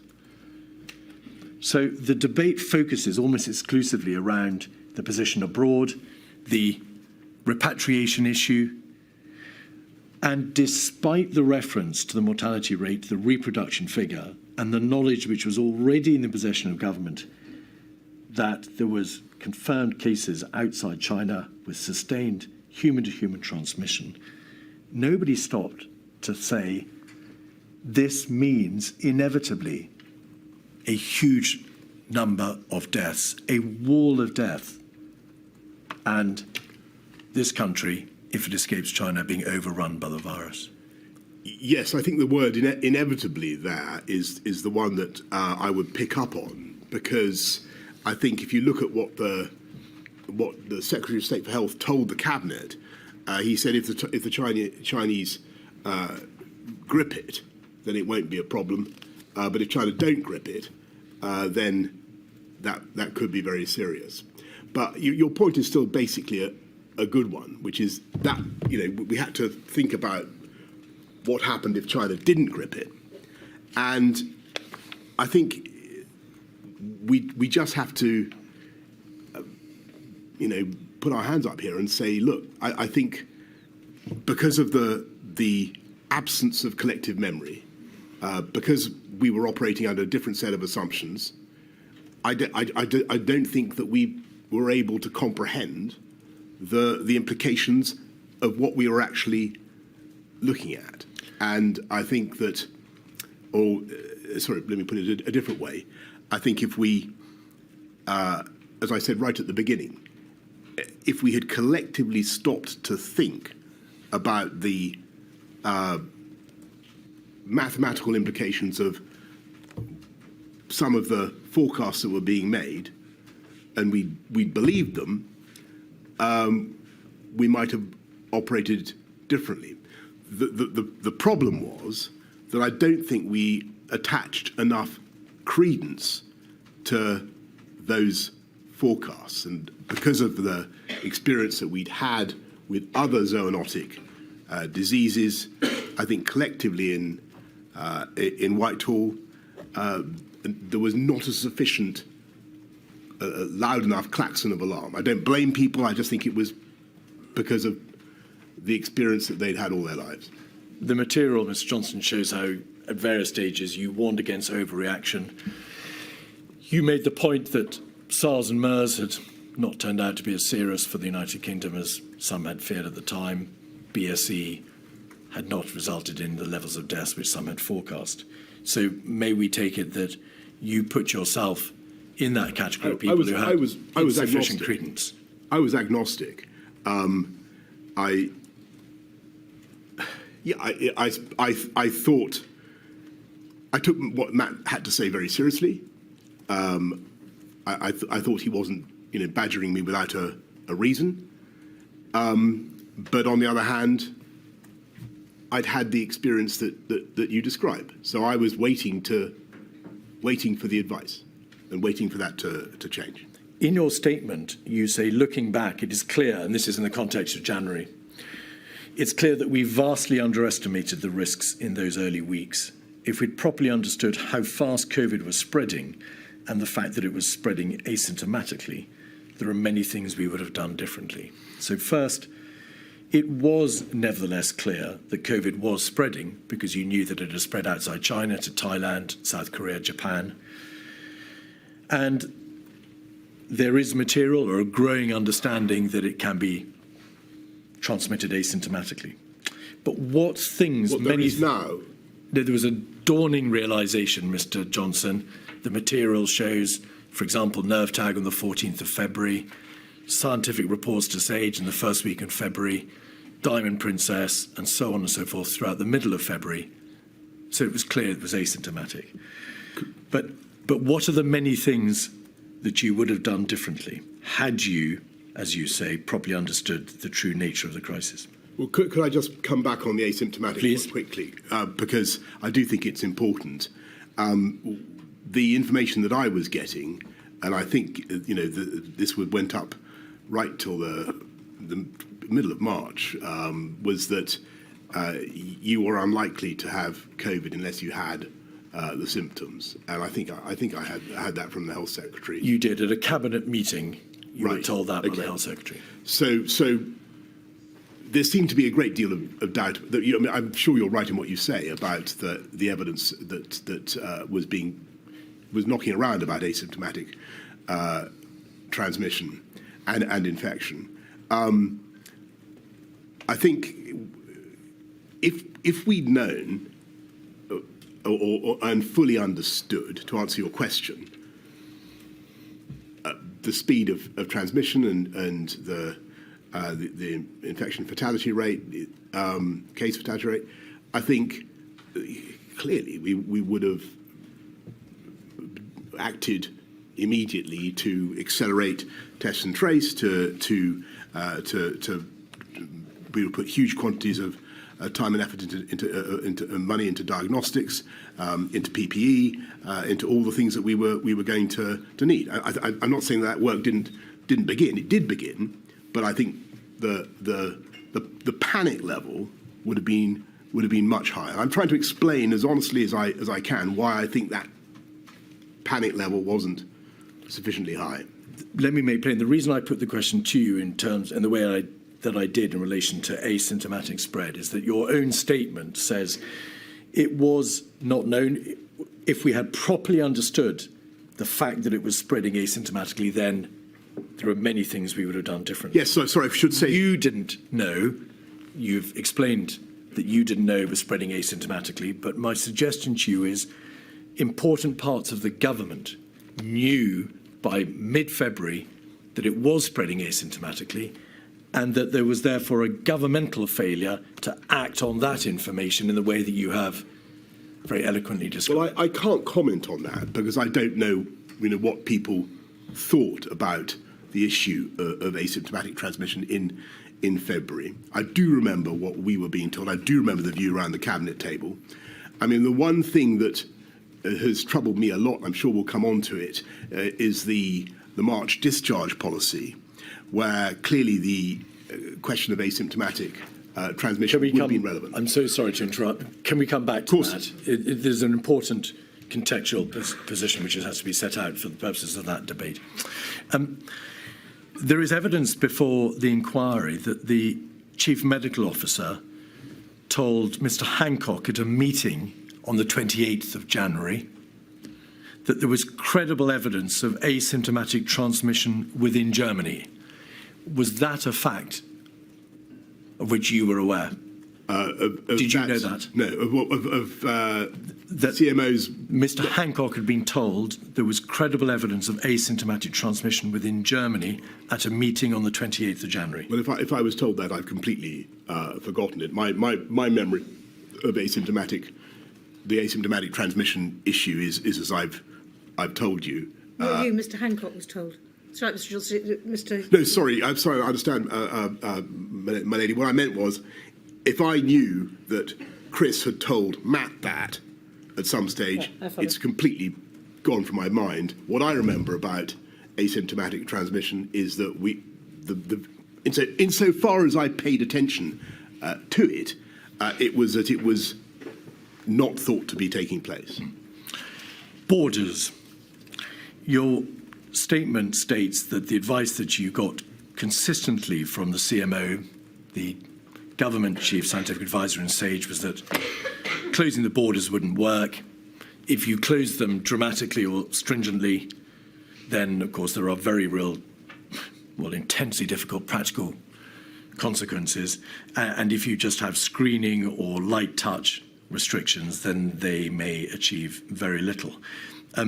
Will you just explain how you received that advice, in fact, consistently from a COBRA, or the time of a COBRA on the 5th of February, through a cabinet meeting on the 14th of February, and through to the end of February? It was consistent advice that you received. Yes, thank you. And that is one of the most fascinating things about the scientific advice during this pandemic and the view about behaviours. Many things changed, as I've said. About, masks, other MPIs were thought they moved up and down in the value that people put on them. But when it came to borders, there was an overwhelming scientific consensus, as far as I understood it, that trying to interrupt the virus with tougher border controls brought you really very little. You might delay by a matter of days or perhaps weeks, but you would not stop the virus from entering the UK. And I think that was, I think a lot of people in the country found that very hard to understand, because I think intuitively we think, if you just stop this thing coming in. And it was very important for me to try to understand that point and to try to explain it to the public, because the public, I think, really believe instinctively that you can fix this with tough border control, or often do, and it's a difficult point sometimes to get over. Mr. Cummings says in his statement that you asked rhetorically, aren't people going to think we're mad for not closing the borders? Well, I may well have said something like that, but I think that I think it was a question that people were asking. raised. He also says, Mr. Johnson, that because of your general attitude that COVID was like swine flu, you weren't particularly inclined to challenge the scientific advice at all, to the effect that border restrictions would make no difference. Is that true? Well, the two statements seem to me to be inconsistent. Well, is it true or not? I certainly thought it was. I thought it was a point worth picking up with the scientists. I wanted to understand the reason why border controls didn't work. But in retrospect, you can see that they were right. Countries that did try to use borders as a way of containing COVID really didn't succeed in that. So did you pick the point up? You say, I think it was a point worth picking up with the scientists. Did you push back in any way with the scientists and say, can that be right? Is there not anything that can be done to at least restrict the spread of the virus now that it's left China? I certainly remember many conversations about borders. Quite how adversarial I was, I couldn't tell you. All right. There was a stocktake meeting on the 4th of February, 146558, when, in the context, Mr. Johnson, of a general debate about the DHSC, hence the description stocktake meeting, the Chief Medical Officer gave an update. Following an update from the CMO, the Prime Minister stressed the need to continue to explain our stance to maintain public confidence in the plan. On further travel restrictions, your Secretary of State was engaging Foreign Commonwealth Office and European colleagues and would revert with a proposal. According to the Permanent Secretary, Sir Chris Wormold, Mr. Johnson, and to notes kept by Imran Shafi, your private secretary of this meeting, you were in listening mode. There was a discussion about possible fatality numbers, but you expressed scepticism about those figures, the fatality numbers, and you noted, they say, that high fatality figures have been given for BSE, bovine spongiform encephalitis, and swine flu. Is that right, that you expressed scepticism about the possible number of deaths? I don't remember that, but I do remember. I certainly remember the BSE scare, and I remember the immense destruction that did to the agricultural sector in this country, and you know the way that all turned out. I think it would be fair to say that I wanted to probe them on their forecasts and to try to understand the basis on which they were making them. You've described how the Whitehall system, the process of government in Whitehall, failed to have a light bulb moment and appreciate the seriousness of the position. Would you accept that being informed about the possible fatality numbers but expressing scepticism and drawing a false analogy, as it turned out, with BSE, was a lost opportunity on your part to drive the system further forward with rather more urgency than appears to be the case? I certainly would accept that my mindset, like the mindset of, I think, the overwhelming majority of the ministers and officials in Whitehall in that period, Jan to mid-Feb, was not as alarmed as we should have been. That's definitely right. 236371, page 37. Mr. Cummings sends a text to what was called a Number 10 Action Group. It's dated the 6th of February, so it's early in February. We know that you were party to this WhatsApp group because your name appears at the bottom, Mr. Johnson. Dominic Cummings, we need a briefing on corona tomorrow.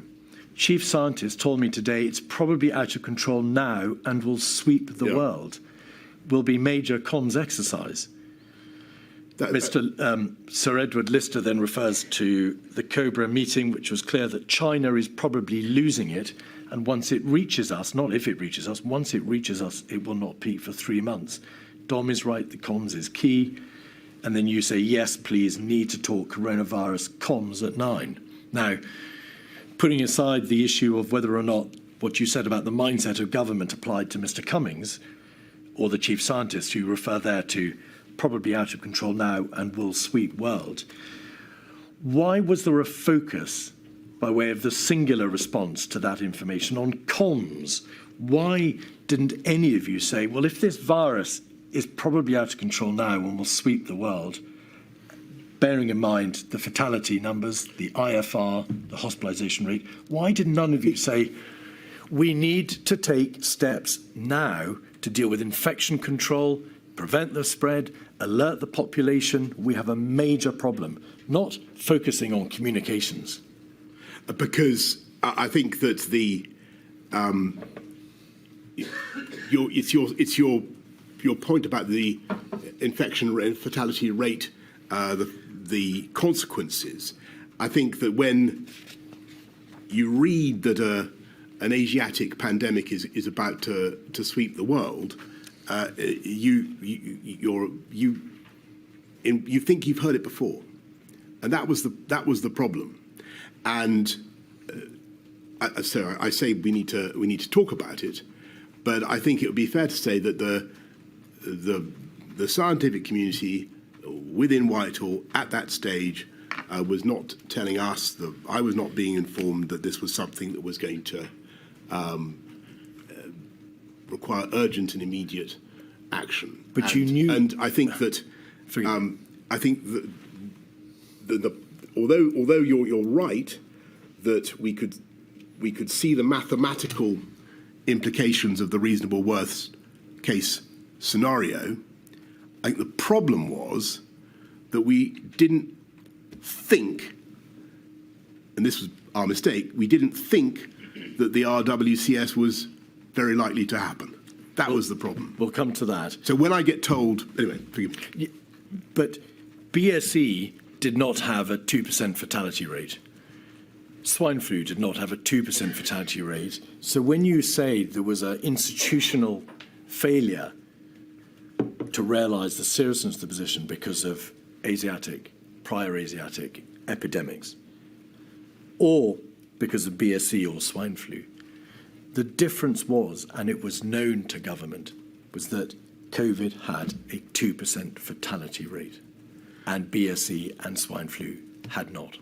And that is entirely correct. But I think the tragedy is that we were operating, as I said in my statement, on a fallacious inductive logic about previous reasonable worst case scenarios and this one. And this was the one where I'm afraid the worst predictions turned out to be, or almost the worst predictions turned out to be correct. 56137 is a cabinet meeting on the 6th of February, which you, of course, chaired. On page 6, so that the public can understand, Mr. Johnson, that this document, which is minutes of the whole cabinet meeting, has large parts redacted as being sensitive and irrelevant because, of course, cabinet dealt with many other issues other than just coronavirus. But on this page, page 6, cabinet turns to update on coronavirus. It's very serious. Official estimate was around 28,000 cases, but that's likely to be a significant underestimate. The virus didn't appear to have been contained in Wuhan. The mortality rate was only around 2%. There is a reference to a ministerial exercise on this page. So what date is this cabinet? This is the 6th of February. There we are. There will be a tabletop exercise the following week. What was your understanding of that tabletop exercise? Did you attend it? I didn't. Did you have any role in that? I didn't attend it, and I'm sure my officials did. All right. And then just 3 lines above it, the central point to make was that the government had a plan to deal with this illness, and this was guided by science. Did you ask in the course of that cabinet meeting, what, bluntly, is the plan? I understood the plan to be, from what Matt had said and from the discussions I had had, that we would try to isolate, test and trace people as they arrived. That was what I thought the plan was, and my impression was that we had a good testing system. But I don't. To answer your question directly, I can't be confident. I said in that meeting, what is the plan? But that is my understanding of what it was. A week later, on the 14th of February, Mr. Johnson, there's another cabinet meeting and another update, 56138.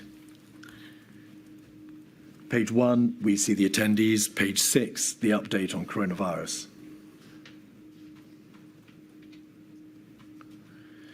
The Prime Minister said the government and the country needed to be ready for the coronavirus situation to get worse. The public messaging so far had struck the right balance between preparing the public for what might happen and not causing unnecessary alarm. Your focus there, Mr. Johnson, appears to be on messaging, on communications, on ensuring that the public are aware but they're not caused undue alarm by an overreaction. Where was the debate at your urging about infection control measures, the practicalities, the nuts and bolts of stopping the virus from spreading irrevocably throughout the United Kingdom now it had left China? Well, I'm not certain that so first of all, on messaging, the messaging was incredibly important. Messaging in the end was the most important tool we had to deal with the virus. I don't think we should deprecate the importance of messaging. As for measures to tackle infection, spread of infection within the country. We've talked about borders, and we've talked about test and trace. Borders didn't really offer a panacea. Test and trace, we were sadly not as well prepared as we should have been. So the borders were never going to work. The test and trace couldn't work because it was only for a handful of cases.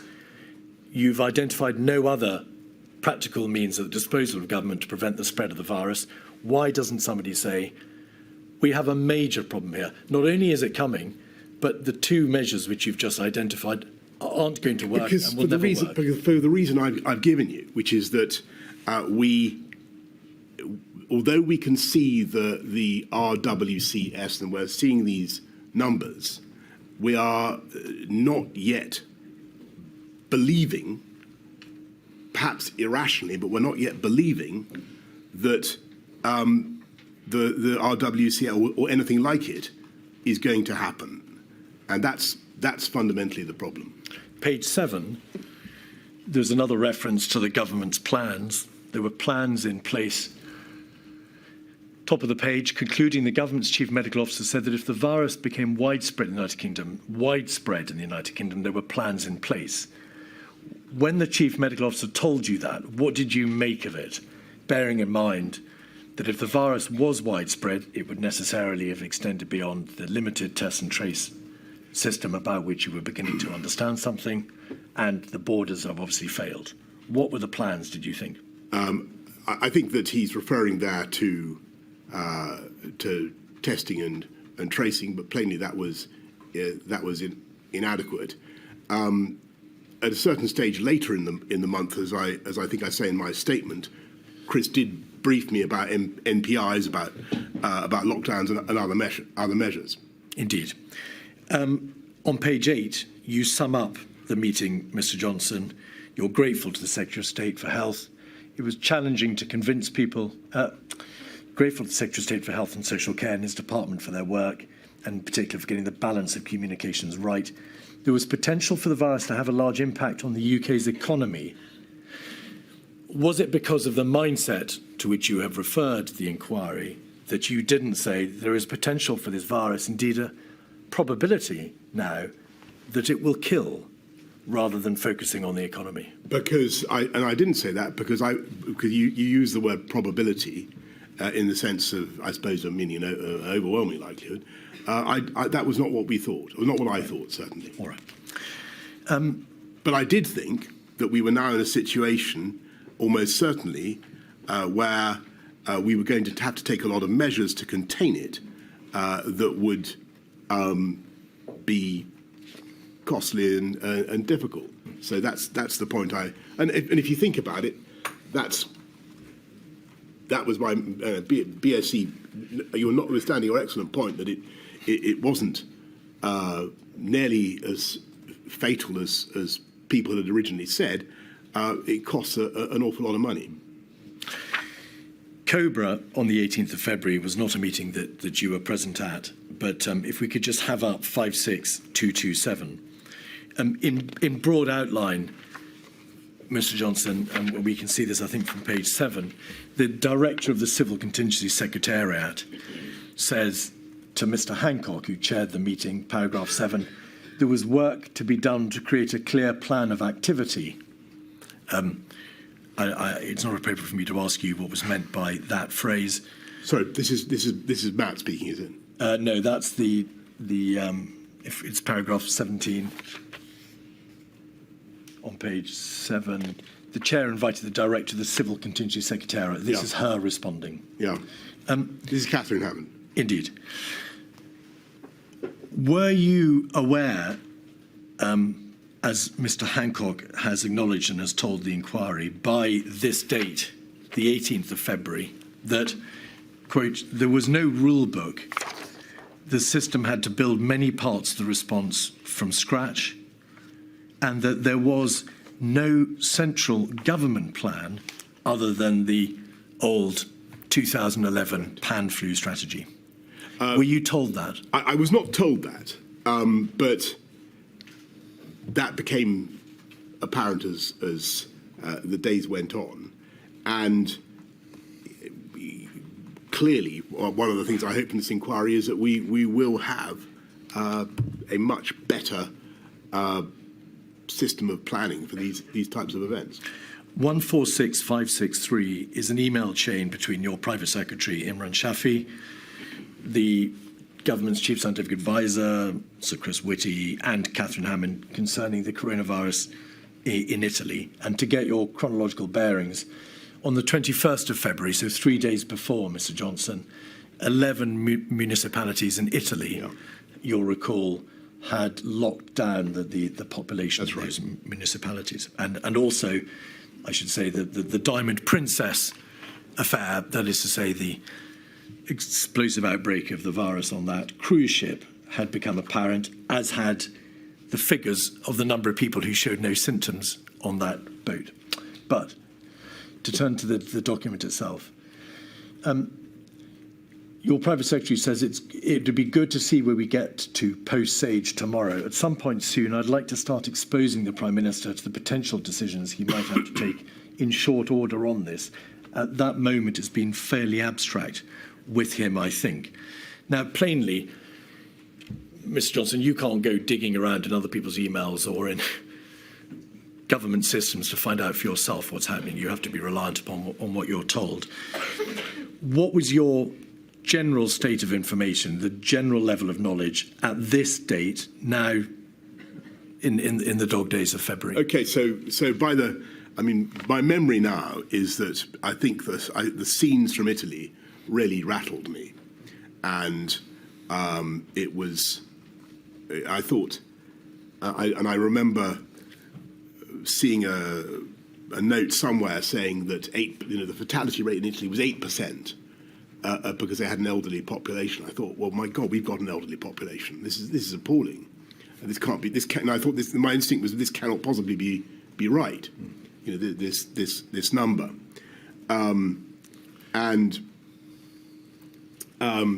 Just so you know, I look at all this stuff in which we seem so oblivious with horror now. I mean, we should have twigged. We should collectively have twigged. Much sooner. I should have twigged. I think what Imran is trying to do here is to get the scientists to take me through the idea of the MPIs and what that would involve. This is the 24th. There'd been a COBRA on the Tuesday before, the 18th of February. There wasn't a COBRA, in fact, again until the 26th of February. This was just on the cusp of half-term. There was no cabinet between Friday the 14th of February and Tuesday the 25th of February, but SAGE and NERVTAG continued to convene. Despite being, as you've said it yourself, seriously rattled by the news of Italy, did the tempo of work on coronavirus nevertheless dip during the half-term break that followed? I noticed that you've been over that period in your previous interrogations in this inquiry, and I hope the inquiry is satisfied that actually there wasn't a long holiday that I took in that. You personally, well, let me ask you, because I think that there was some misapprehension. You carried on working because you returned to Downing. For instance, on the 18th. If you'll allow me to set out the picture, Mr. Johnson, it may make things a bit easier. You returned to Downing Street 3 times, I think, during that half-term break from Chevening, where you weren't at Chequers. You received a number of notes in your red box. You didn't, though, receive a daily update, I think, dealing with coronavirus expressly or exclusively until your return from the half-term break on Monday, the 24th of February. And the question to you is, in the box returns, the box notes that you did receive, what proportion focused on coronavirus? Well, I can't tell you that. Because I can't remember. But I remember there were certainly conversations going on about COVID with my officials, and in that very period, I rang President Xi of China to offer her the UK's condolences for what was happening in China, to discuss the origins of COVID, and to compare notes on what was happening. I also, I think a couple of days later, rang President Trump in America to discuss exactly the same thing. So it was despite what has previously been said to the inquiry by some of the evidence, there was a lot going on, and it really starts to mount in tempo round about the time that we get Catherine Hammond's note of the on the 28th of February. 28th, yes. So the question to you, Mr. Johnson, is this, and nobody is suggesting you put your feet up at Chevening during that week. Well, apart from you, that is.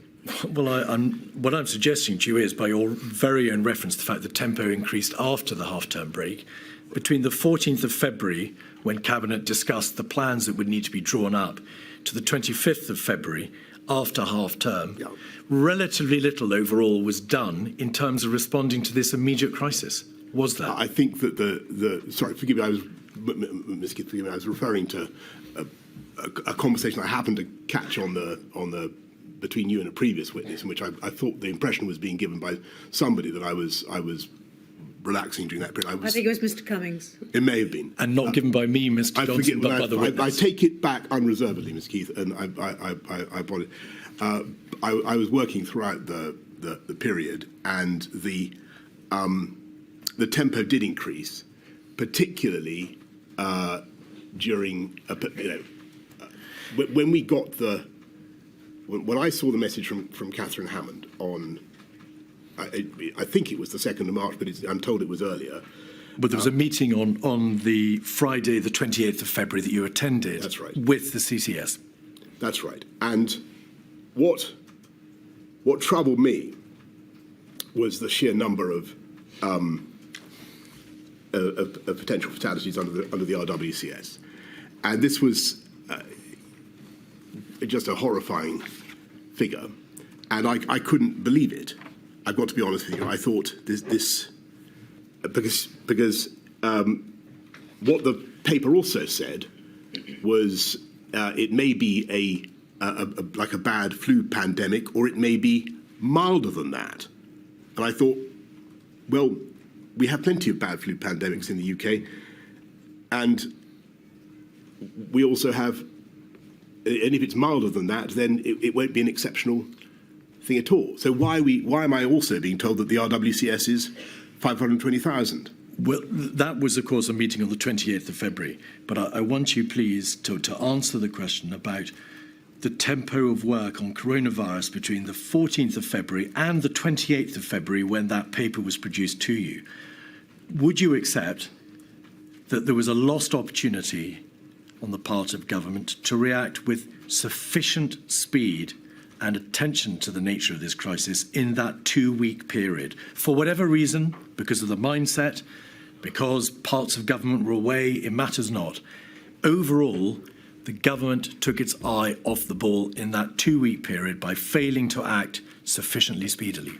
I think that there were clearly things that we could have done if we'd, and should have done, if we'd known and understood quite how fast it was spreading, but we didn't. All right. And that was the reality. There's a COBRA on Wednesday, the 26th of February, 56216, page 6.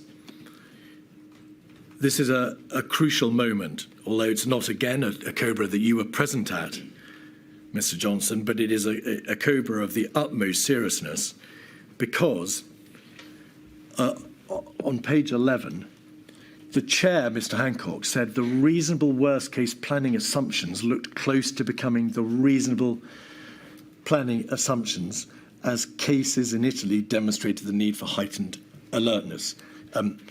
Turning that into plain English, what Mr. Hancock was saying was that the government, which had hitherto been working on the basis of planning for a reasonable worst-case scenario, planning for the worst but hoping for a better outcome, had realised that the reality of the scenario identified by Sir Chris Whitty in January, the second scenario, was looking close to becoming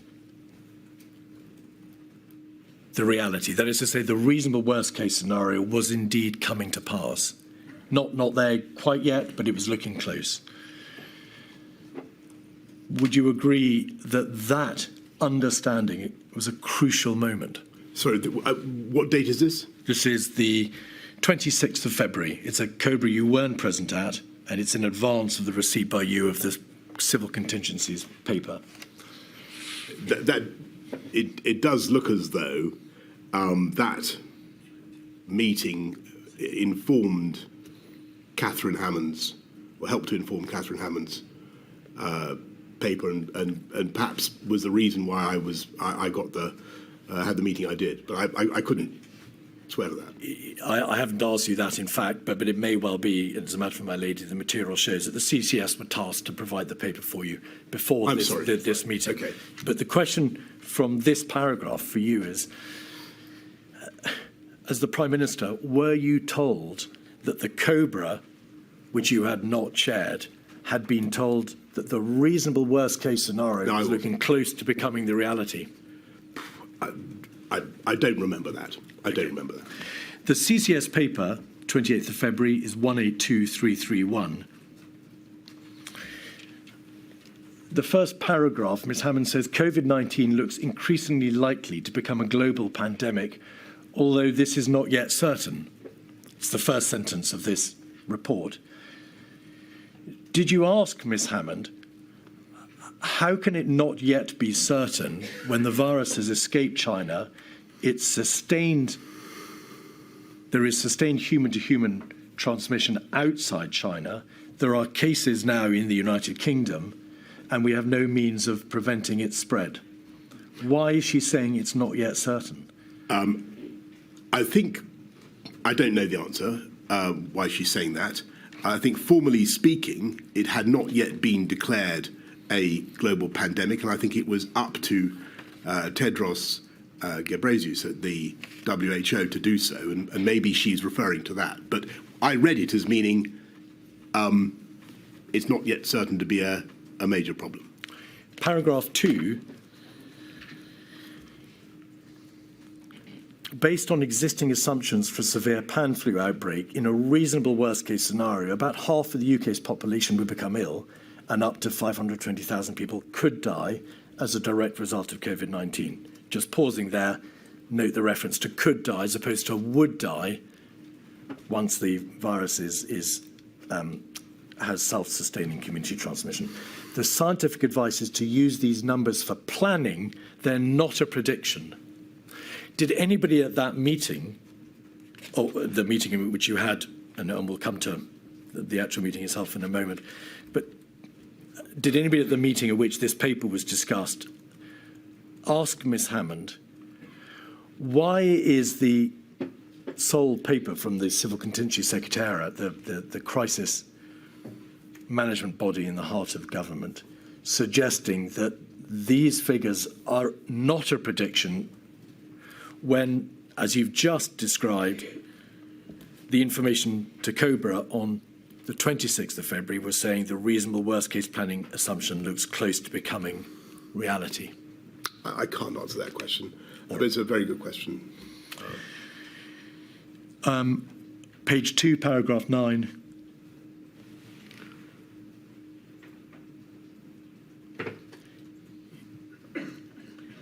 The report says we need to strike a balance between taking precautionary steps and overreacting. As cases spread, the risk of overreacting is reducing. We're now planning for a potential global pandemic that would inevitably spread to the UK, so it would, in this paragraph, inevitably spread.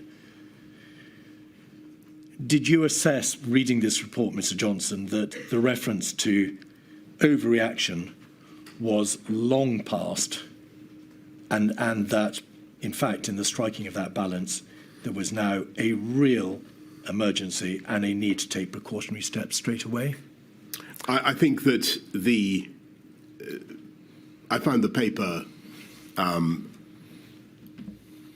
very alarming, arresting. I think I remember going to talk to my officials about it, saying,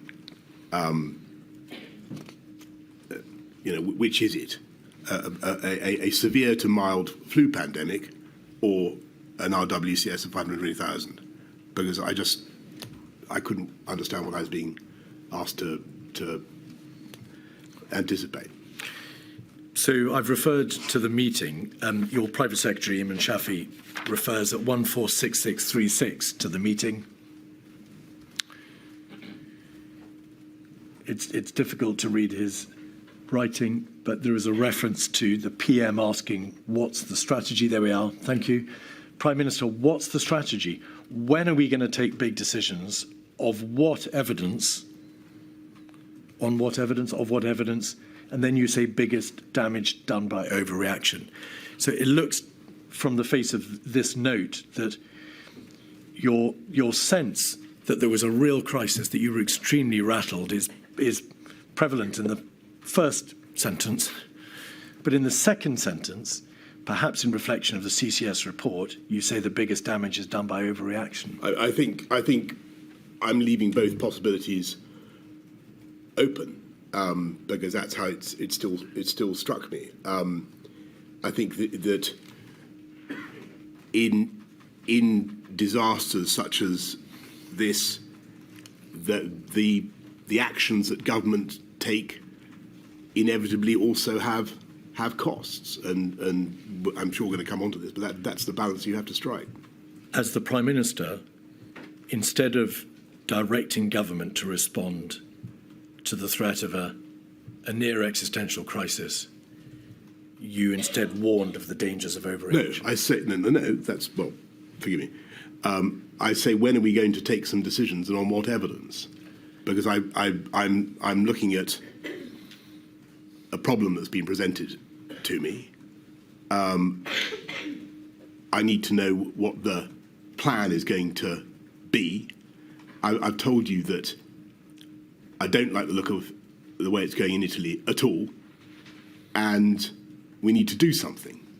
And that is the day, I think, the 28th, when I remember, though I'm not sure if Chris would confirm this, I remember having a long conversation with him at some stage around that date, when he takes me through MPI's, what we later refer to as lockdowns, and he tells me about the pros and cons, he gives a sketch of the behavioural fatigue argument, and he takes me through the issues. So I think what I'm saying is, well, if this is the problem, then when am I going to be given a menu of options about what we're going to do about this?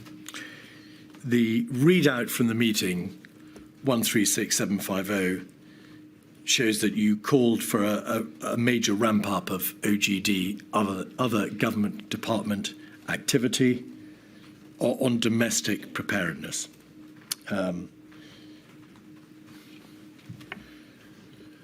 And that was the least we could do. Yes, if you just go over to I think the second page. Oh no, there we are. It's the top of the page. Thank you. I missed it. We need a major ramp-up of OGD activity on domestic preparedness. We should use the COBRA meeting to land this point with the Secretaries of State. The Prime Minister agreed with the approach to publish an action plan. That's the plan that was published on the 3rd of March, was it not? Contain, delay. He'll review the plan itself over the weekend. You read the draft plan over that weekend, did you not? The 29th and 30th of February. The first plan, yeah. 28th of February and the 1st of March. And you agreed to the need for early emergency legislation, and then there's a debate about repatriation. Do you, with hindsight, and I emphasise hindsight, Mr. Johnson, accept that the level of seriousness may not have been sufficiently communicated in this direction from you? Do you say you did enough? I think that I did what I could. I think that the problem is that actually, if you exclude borders and test and trace is not as good as it cracked up to be, and if you're told that we've got ample supplies of PPE, I was finding it hard to conceptualise exactly what we should be doing, except for the MPIs, and that was the only thing that I'd been I've been given, and we had no plan for that. And I don't think the concept of lockdown, or even the word lockdown, had yet emerged. Indeed not. There was a 25th of February SAGE meeting where non-pharmaceutical interventions were debated, but they didn't include lockdown. There was a debate about extreme social distancing in the beginning of March. Lockdown doesn't appear till later. It doesn't. But your answer, Mr. Johnson, is I think the problem is that if you exclude borders and test and trace, is not as good as it's cracked out to be. And if you're told we've got ample supplies of PPE, I was finding it hard to conceptualise exactly what we should be doing. That debate, that realisation on your part that there is no effective border control, the PPE may be deficient, that there is no effective test and trace, scaled up test and trace, isolate contact system, is absent from all this material. That debate simply doesn't take place. There is no general realisation the virus is coming. It's a 2% fatality fatality rate or 1% fatality rate, and we haven't got the measures in place to be able to deal with it. That debate doesn't take place. And I think that's right. And I think it's basically for the same reason that I've given, which is that although people intellectually can see that the RWCS could happen, as Catherine Hammond puts it, they still don't think that it's very likely to happen. And that's the reality. Now, in March, on the 2nd, you chaired your first COBRA. 56217. If we look at page 5, paragraph 2, we can see that you're told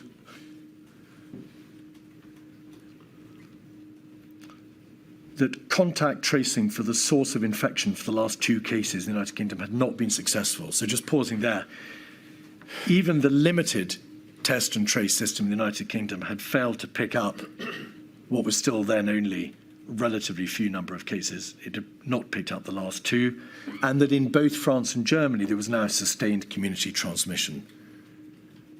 So in terms of infection spread, it may be thought, well, game over in terms of infection spread. The aim for the delay phase, if contained failed, was to delay the peak of infections, to reduce the peak and to minimise loss of life. Then in paragraph 3, the CMO said that interventions to delay the spread of the virus must not be implemented too early in order to ensure maximum effectiveness.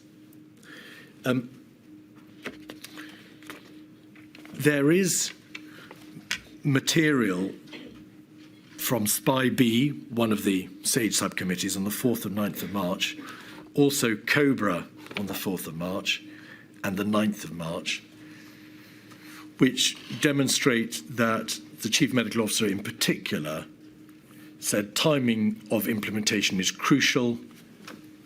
Compliance or despondence is heavily dependent on timing. I'm going to use the well-known phrase behavioural fatigue. Although it has no scientific genesis, you understand the phrase and its meaning. To what extent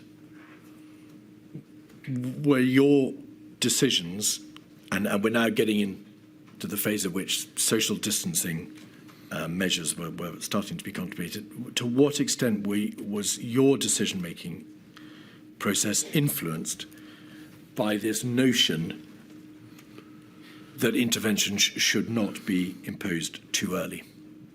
Well, it was the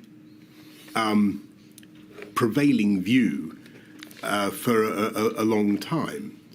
And it wasn't just the CMO who articulated the concept of behavioural fatigue. If you look at the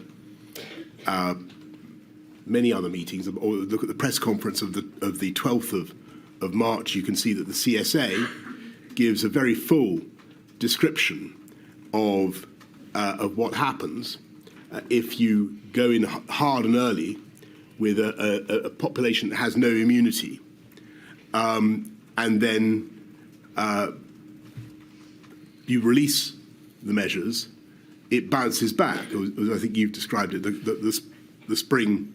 Will you forgive me if I pause you there, Mr. Johnson? I was asking you questions about this idea that the population mustn't have measures imposed too early because they will become tired of it. Yes. There is an issue about maximum effectiveness. I wasn't, in fact, asking you about the recoiled or uncoiled spring. Sorry, but the two, forgive me, and you're quite right, but the two things are connected, because what the CSA went on to say on the 12th of March was that people get fed up and that you lose the... So if you have to keep, and we'll come to this, I'm sure, in the matter of the October, November lockdowns, you have to keep doing it.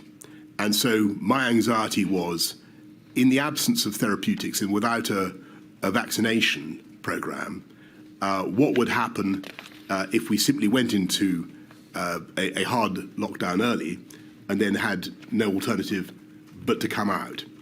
And so to answer your main question, it was an anxiety, a problem that was very prevalent during those early days. This issue appears to have been raised with you at a relatively early stage on the 2nd of March. We must not implement too early in order to ensure maximum effectiveness. To what extent do you think it likely that you would have proceeded to implement measures earlier than you did had you not been told you mustn't go too early to ensure maximum effectiveness? What is the impact of this? What should the inquiry make of this debate? Is it important? Did it make a difference? It's fundamental, and it goes because I'm afraid it's what happened. We have to be realistic about 2020, the whole year, that whole tragic year. We did lock down, but then it bounced back after we'd unlocked. And so sorry, Mr. Johnson. May I bring you back? Sorry. It's the first week in March. Had you not been told, don't go too early, because there's a limit to which the population will be able to bear the implementation of these measures, would you have gone earlier than you did, and by what time were you effectively forced to delay? I don't think I can't say that I would have gone earlier, because I think I would have been guided by what advice I was getting about when to put MPIs in. Don't forget that this is a once-in-a-century event. We're doing things, we're enacting policy that has never been enacted in our lifetimes in this country. And to do it at the drop of a hat it's very logistically difficult, but it was not something you rushed into. But having been told by the CMO, be careful, don't go too early, because the population might not wear it, did you consider saying to him, well, in this general debate about non-pharmaceutical interventions and social distancing, the public health demands, the likelihood of death and hospitalisation demand that we take these measures, regardless of whether the population are prepared to put up with it over time? Did you push back against this notion of don't go too early? I thought that the short answer is no. I don't remember. I don't remember saying to myself,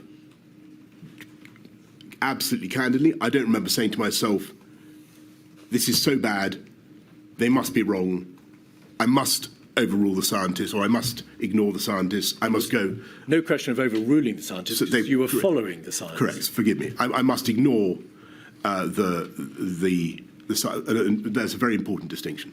I must ignore the scientific advice and the threats to public health and of worse outcomes if we go too early, and I must simply maximise. I've got to deal with the problem in front of the windscreen. I've got to deal with it now. I didn't do that, and perhaps with hindsight I should have done. But as I said to you right at the outset of this hearing, I just don't know the answer. No, that's clear. Mr. Keith, is that a convenient moment? But by all means. It's just that we usually break every hour and a quarter, and I think that's probably enough this morning. Thank you. 20 to 2, please.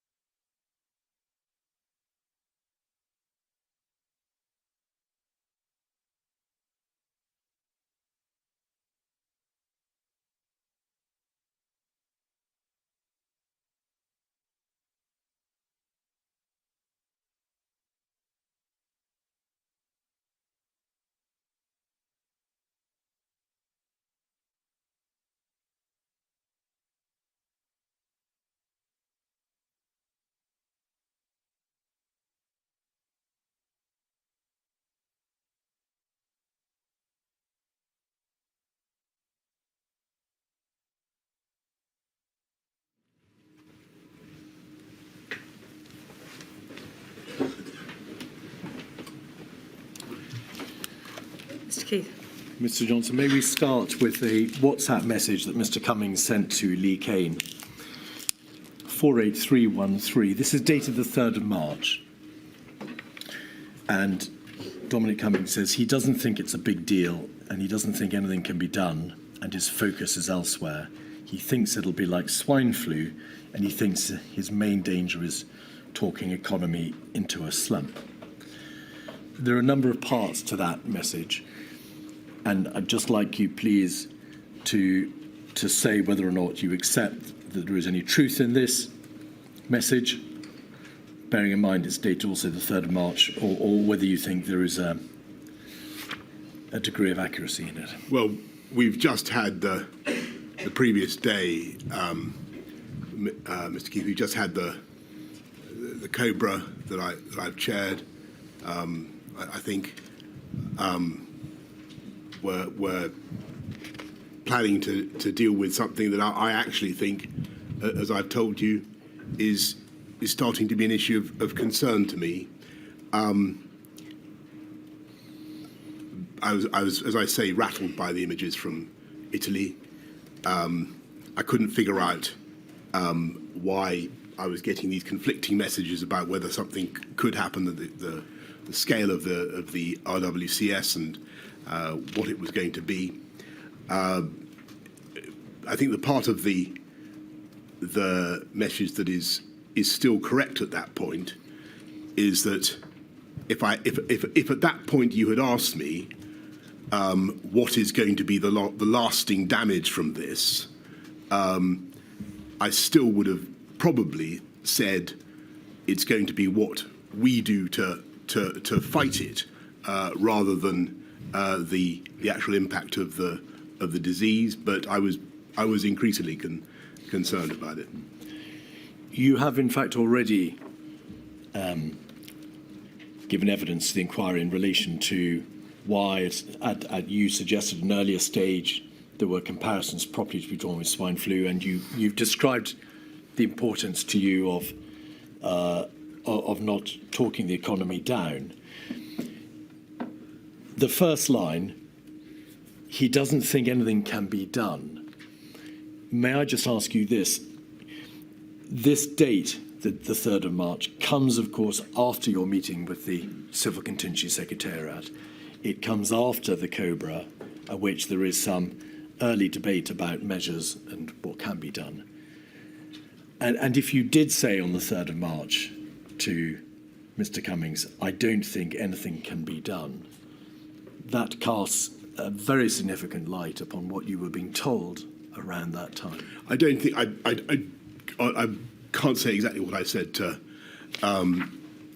my advisor, nor would I necessarily place too much reliance on his reporting of what I said. But I think my impression was at that time that, because of what we've said about borders, because of what we said about the other measures open to us, that it goes back to the questions I was asking. I couldn't see yet the plan. I couldn't see what. So the NPIs were, to me, and this is probably what Imran is getting at in his email, pretty, far-fetched still in my imagination. I was still gestating that. At a press conference on the 3rd of March, you said that we were, as a country, extremely well prepared. Of course, as it turns out, that was not so. But I want to ask you, the weekend before, you'd received the draft action plan, the contained delay document, which you'd been shown in draft form. And in that document, there is that assertion. We are well prepared and we have plans in place, etc. Do you think you told the world that we were well prepared on the 3rd because you had seen it in that action plan, the draft of which you've been reading over the weekend? Yes, this is the second. This is the weekend of the 28th of February, 1st of March. Was it a leap year? Was there a 29th? I really don't know, Mr. Johnson. I can't assist you with that. anyway, it's certainly true that I was the general reassurances I was getting were that we were well prepared. So the scales had not yet fallen about, for instance, test and trace. Indeed. And you shook hands with patients at the Royal Free Hospital on the 1st of March. You know that, of course, you were later criticised for that. May we take it that you hadn't seen, or at least you hadn't been advised of the contents of the Spy B paper of around that time? In fact, the paper came later, the 3rd of March, but advice was given generally before that, advising against greetings such as shaking hands. Did you know? I didn't, but I do think that it was. I shouldn't have done that in retrospect, and I should have been more precautionary. But I wanted to be encouraging to people, and so I think it's on that day that I go to Colindale, to PHE, and although I've been told, sorry, this is in my statement, but although I've been told that we have a fantastic belt and braces system, I was a little bit concerned about. I had a feeling that perhaps they weren't really as across the situation as I've been led to believe. Mr. Hancock gave evidence to the effect that he was told on the 18th of February by Public Health England that the test system was unsustainable, that it wouldn't be able to operate beyond the handful of first few hundred cases. Did you know that when you visited Colindale? No, and in fact I think I gave a clip to the media, which I gave some figure for the number of daily tests that I believed that we were doing, and I do remember Chris being CMO, being quite sounding confident, at least to me, about the number of tests we were capable of doing at around that time. Now I can't remember the exact. All right. Cobra on the 4th of March, you chaired that. You were presented with a paper, Potential Impact of Behavioural and Social Interventions, 56158. Again, it's illustrative of what you were being told at the time, Mr. Johnson, because it makes plain that behavioural and social interventions can be applied as part of an HMG response, including the expected impacts. The note doesn't cover economic, operational, policy considerations. SAGE has not provided a recommendation of which interventions or package of interventions the government may choose to apply. So the first question is, did you understand that SAGE was never going to be telling you, Mr. Johnson, you must do this? It could only ever provide advice about the nature of the interventions and the consequences and the risks and so on. It could never tell you what to do or what you had to consider doing. That's right. I mean, SAGE is like it's a doctor-patient relationship. The doctor can't order you to do things. The doctor is not responsible for what you do. The doctor says, if you do this, then that. If you fail to do it, then the other, and that's basically how it works and should work. Was the chief medical officer around that time, the 4th of March, telling you, however, you must now start considering these behavioural and social interventions? And of course, the first one, you'll recall, is imposed on the 12th of March. Yes. So we don't know when you first started to. So as I said before the break, actually the CMO and I had a heart-to-heart about non-pharmaceutical interventions, about a lot of aspects of it, particularly from a public health point of view, the costs, and he really stressed that. So we had thought about it, and I could see that was the direction in which things were starting to go. And it's only a few days later when I actually tell the public, I think for the first time, I think on the think it's the 9th or thereabouts, we're going to have to start Ramping. We're going to have to start restricting social contact. And that answers perhaps my next question, which is, why was there a delay between the first debate between you and the Chief Medical Officer about the possible imposition of these behavioural and social interventions and the 12th of March, when the first really significant intervention was imposed? I think there we have to go back to the earlier conversation that we had about Mindset. timeliness. No, not timeset, but mindless.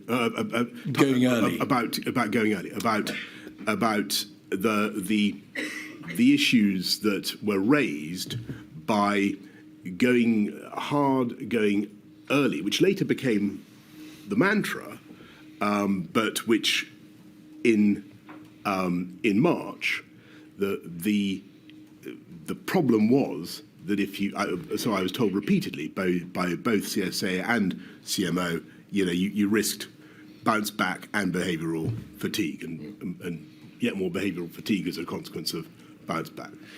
There's a graph on page 2 of this document which shows what the waves, that's to say the transmission of the virus, would be likely to be, depending on whether or not there was mitigation, that's to say intervention, or no mitigation, or moderate intervention. And you can see the different colours of the graph of the lines, Mr. Johnson, depending on whether or not they were very stringent or less stringent. So it was plain to you, wasn't it, that if no steps were taken, there would be a massive first wave. That's the black wave. But if it was reduced to some extent, there would be moderate transmission, the blue wave, and then a more severe intervention would be the high transmission reduction. But to make absolutely plain, if we look at page 5, there was at this stage on the 4th of March no mention of a lockdown as such. There were a range of potential interventions, from stopping large events, closure of schools, home isolation, whole household isolation, social distancing, impact. We can see there on the right. All these things. But no lockdown. No, and that's quite right. So this is the sort of the double hump graph that really became very influential in all our thinking, and indeed is what, I'm afraid, tragically, is more or less what happened. But the measures that we could take to depress the first curve, first wave, were all very much couched with caveats about timeliness and not going at the right moment. And it's right to say, isn't it, that and so the wording that the Chief Medical Officer used with you and spoke in Cobra on the 2nd of March must not be implemented too early was with reference to interventions, plural. Yes, and if I could offer a suggestion as to what was really going on, I think that, and it is clear, we simply didn't realise how fast the disease was spreading, and if you remember, the predictions were that the peak was going to come in mid-May or June, I think, and it was really well in advance of that. If we go back to page 2 and the graph, you can see that it's put there in terms of spring, summer and autumn. Yeah. But there was no suggestion on that graph that the peak of the black unmitigated wave would be the end of March or the beginning of April.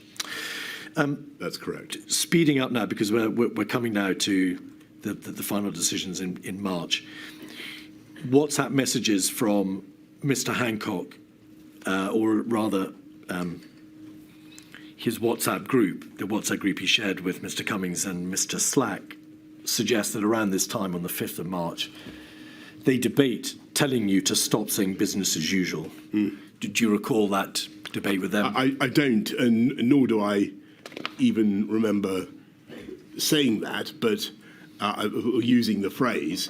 But I think what I might have said is, until such time as we tell you to do X, Y, Z, it's business as usual. But I don't remember that debate. You've described the genesis of the herd immunity debate. may I just please show you a WhatsApp entry or WhatsApp communication from the 14th of March, so running forward a bit to the weekend at which there was a distinct change in strategy. Yeah. If we could just look at the 14th of March, 7:17 a.m., so I think it's page 3 of 48399, we can see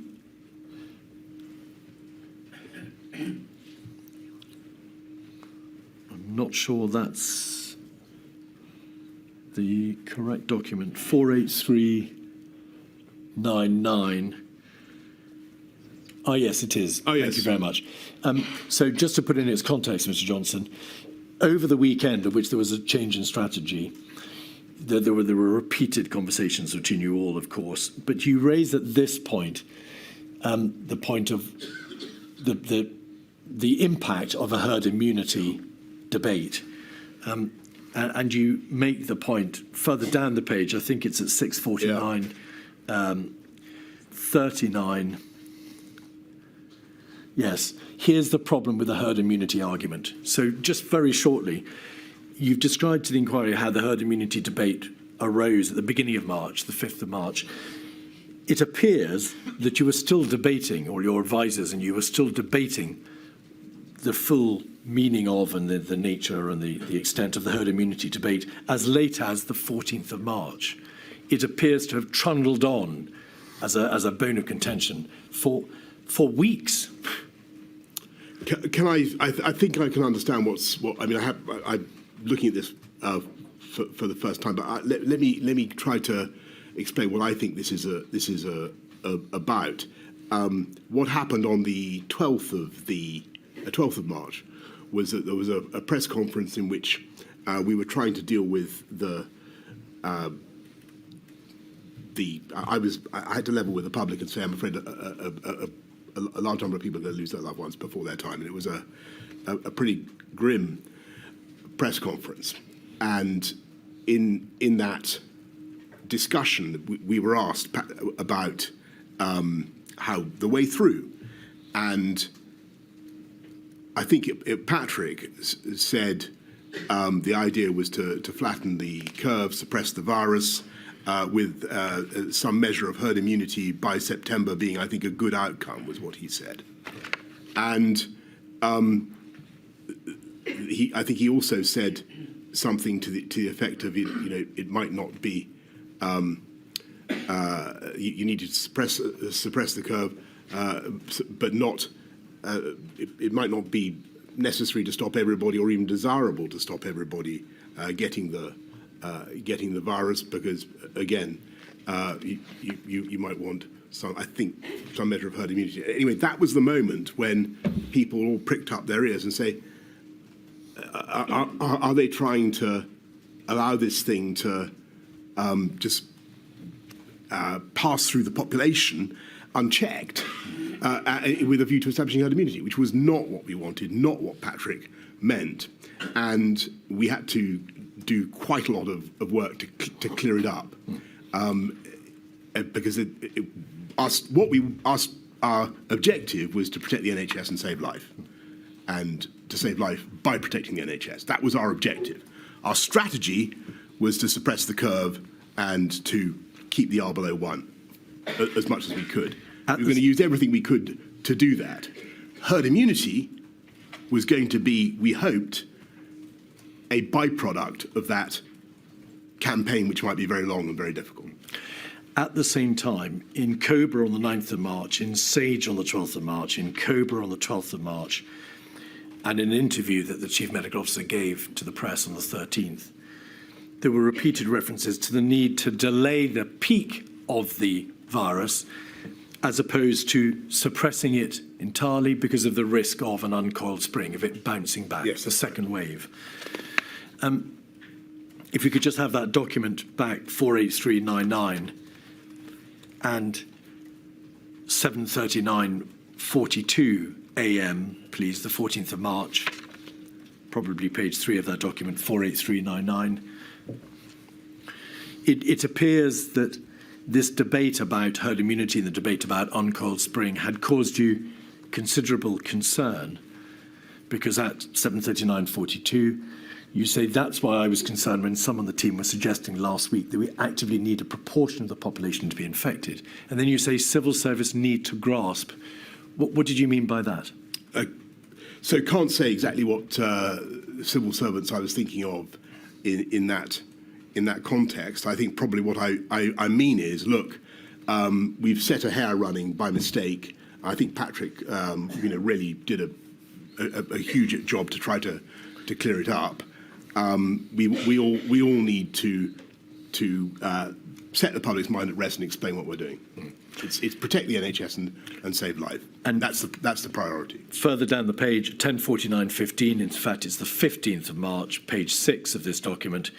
You could be seen to be saying, given what's happened in Italy, we simply have no time. Yeah, and we can this see is that the 15th. 10:49:15. There we are.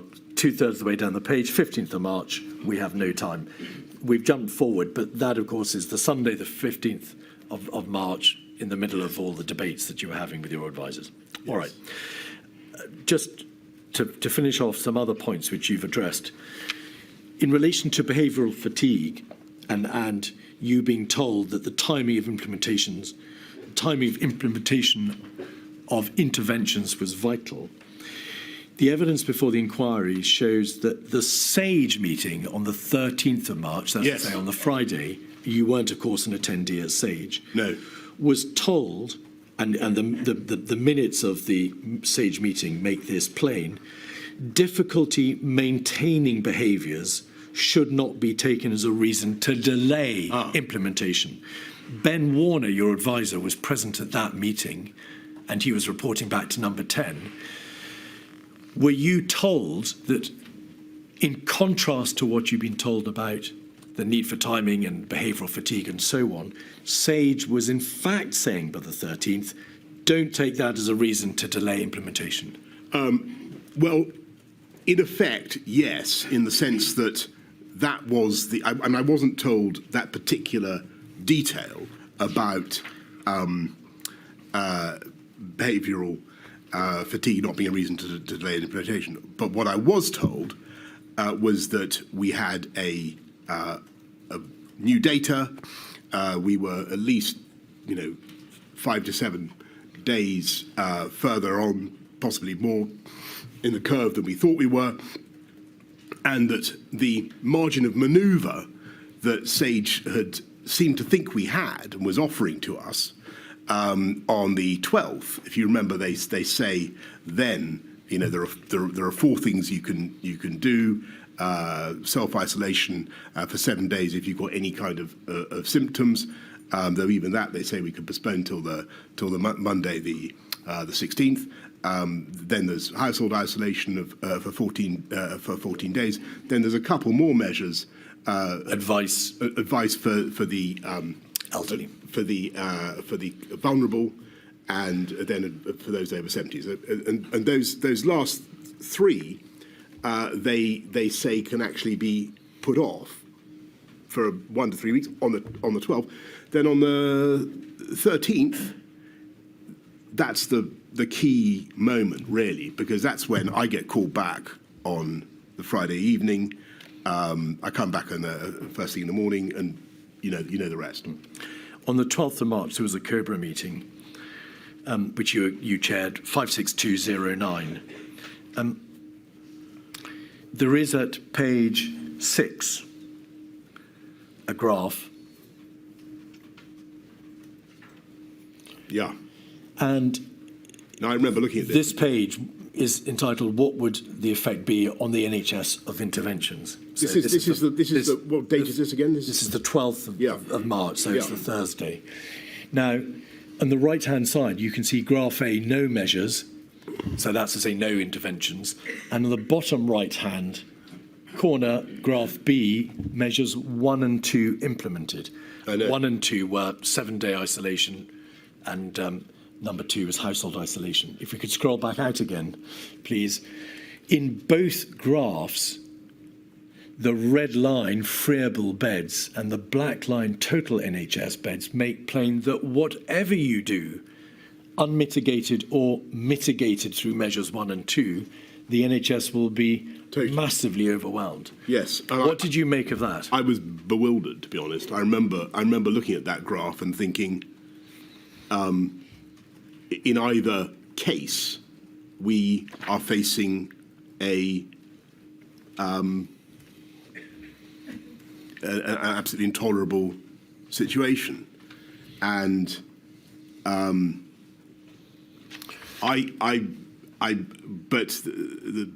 although I clocked it, I thought, well, there must be a reason why we're not being told to go urgently. Maybe that reason is all the things that we've discussed. So I have to admit, and I think I say in my statement, that I think at this point there is a certain amount of incoherence in our thinking, because that graph makes it clear that things are going wrong, and that is cleared up the following day. You didn't yourself ask, firstly, what can be done to bring the blue part of the chart below the black line? Why are we talking in terms of these modest measures, which may or may not even be imposed this week, when we've got to bring the blue part below the lines? I didn't. And secondly, why didn't you ask, why are you presenting me with this and at the same time telling me we mustn't go too early with interventions? Well, because I'm afraid, listening to the advice I was being given about timeliness, and I was and looking with puzzlement at the graphs, and what I should have done, and though thankfully it was only a matter of a day or two before the thing was resolved, what I should have done was, as soon as I saw that graph, said, hang on, this is not coherent with what you're telling me about timeliness, because I do remember looking at it and thinking there was something amiss. Around this time, on the 5th of March, going back to the beginning of the week, on the 5th of March, there was a COVID-19 meeting at which advice was given to the effect that a prohibition on mass gatherings was not necessary. Did you, throughout that week, as you had, in fact, during earlier weeks, receive advice that, for epidemiological purposes at any rate, there was no need to shut mass gatherings, sporting events? That was but to be fair to the people who were giving the advice, it sounded reasonable at the time, given what we knew, because what they said was, look, if you do this, what you will do is push everybody into the pubs and the warm enclosed spaces where transmission will be even faster. So that was the point that was made. You were, by your own words, of course, only following the science rather than being directed by the science. It must have been apparent to you that this was presentationally disastrous to keep mass gatherings open whilst you were debating the closure of schools as one of the possible interventions. That's true, but I felt that it was certainly the public didn't get it. That was true of many of the measures that we put in place throughout the pandemic. There was often a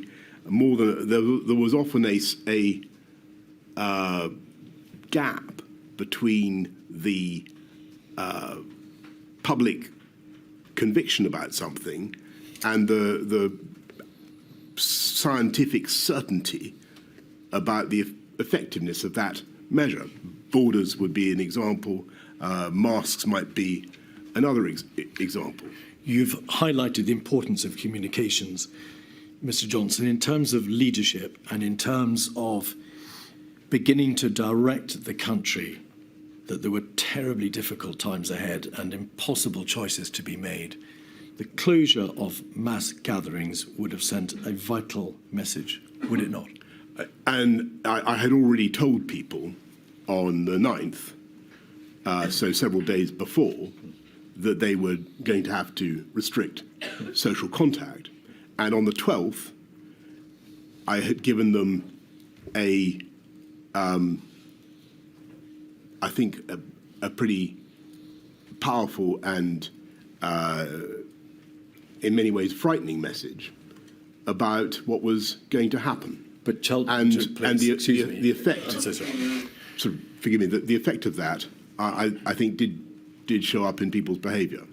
So that we are clear, the Cheltenham Festival continued the week of the 10th. There was an Atletico Madrid match. Yes. And mass gatherings, sporting events were not, in fact, shut Yes. until the following week. Yes, and as with hindsight, as a symbol of the government's earnestness, rather than just as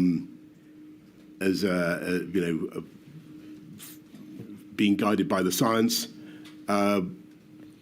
we should perhaps have done that.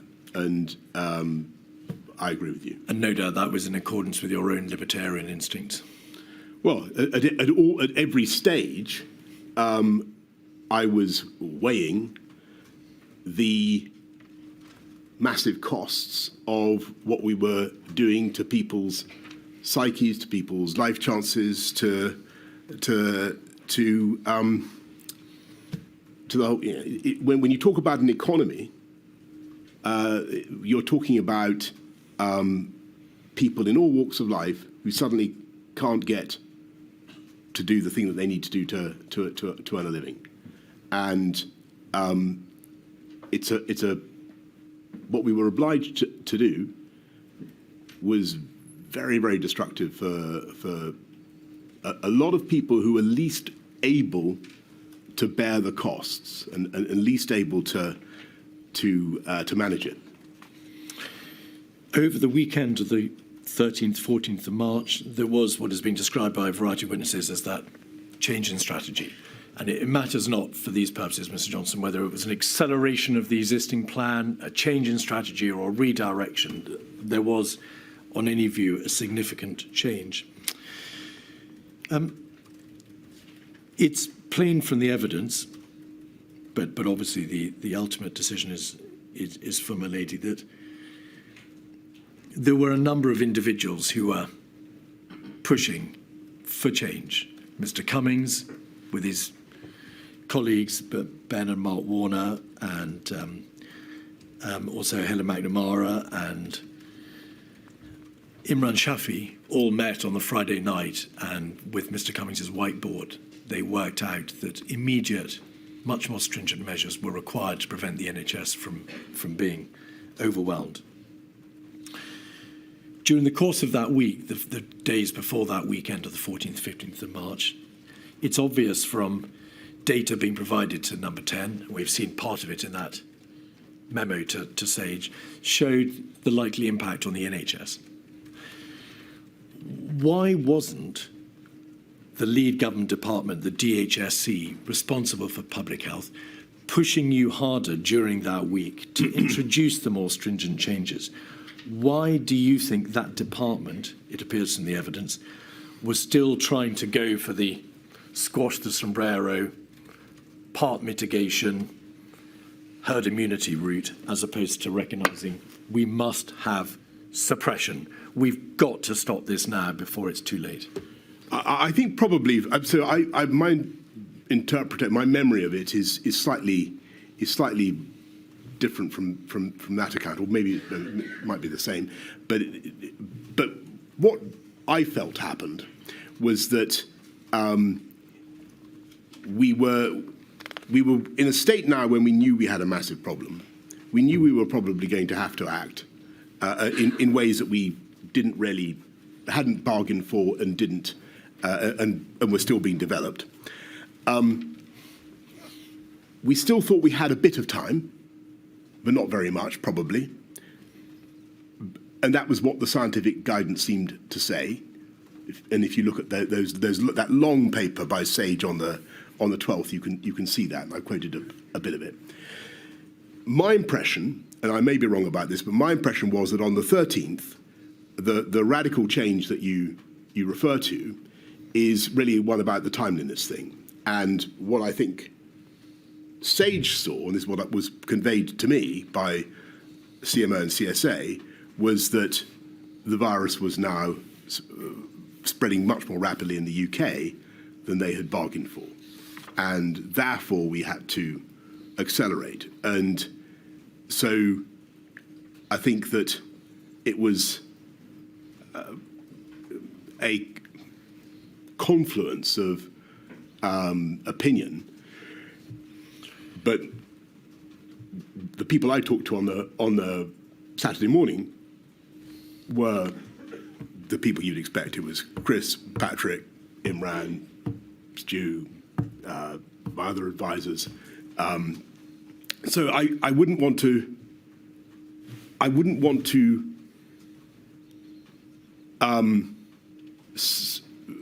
allow the inquiry to run away with the idea that it all would have sailed on had it not been for the intervention of Number 10. I think that Sage themselves on the 13th had seen very seriously and very clearly that something needed to be done. That was at any rate was my impression.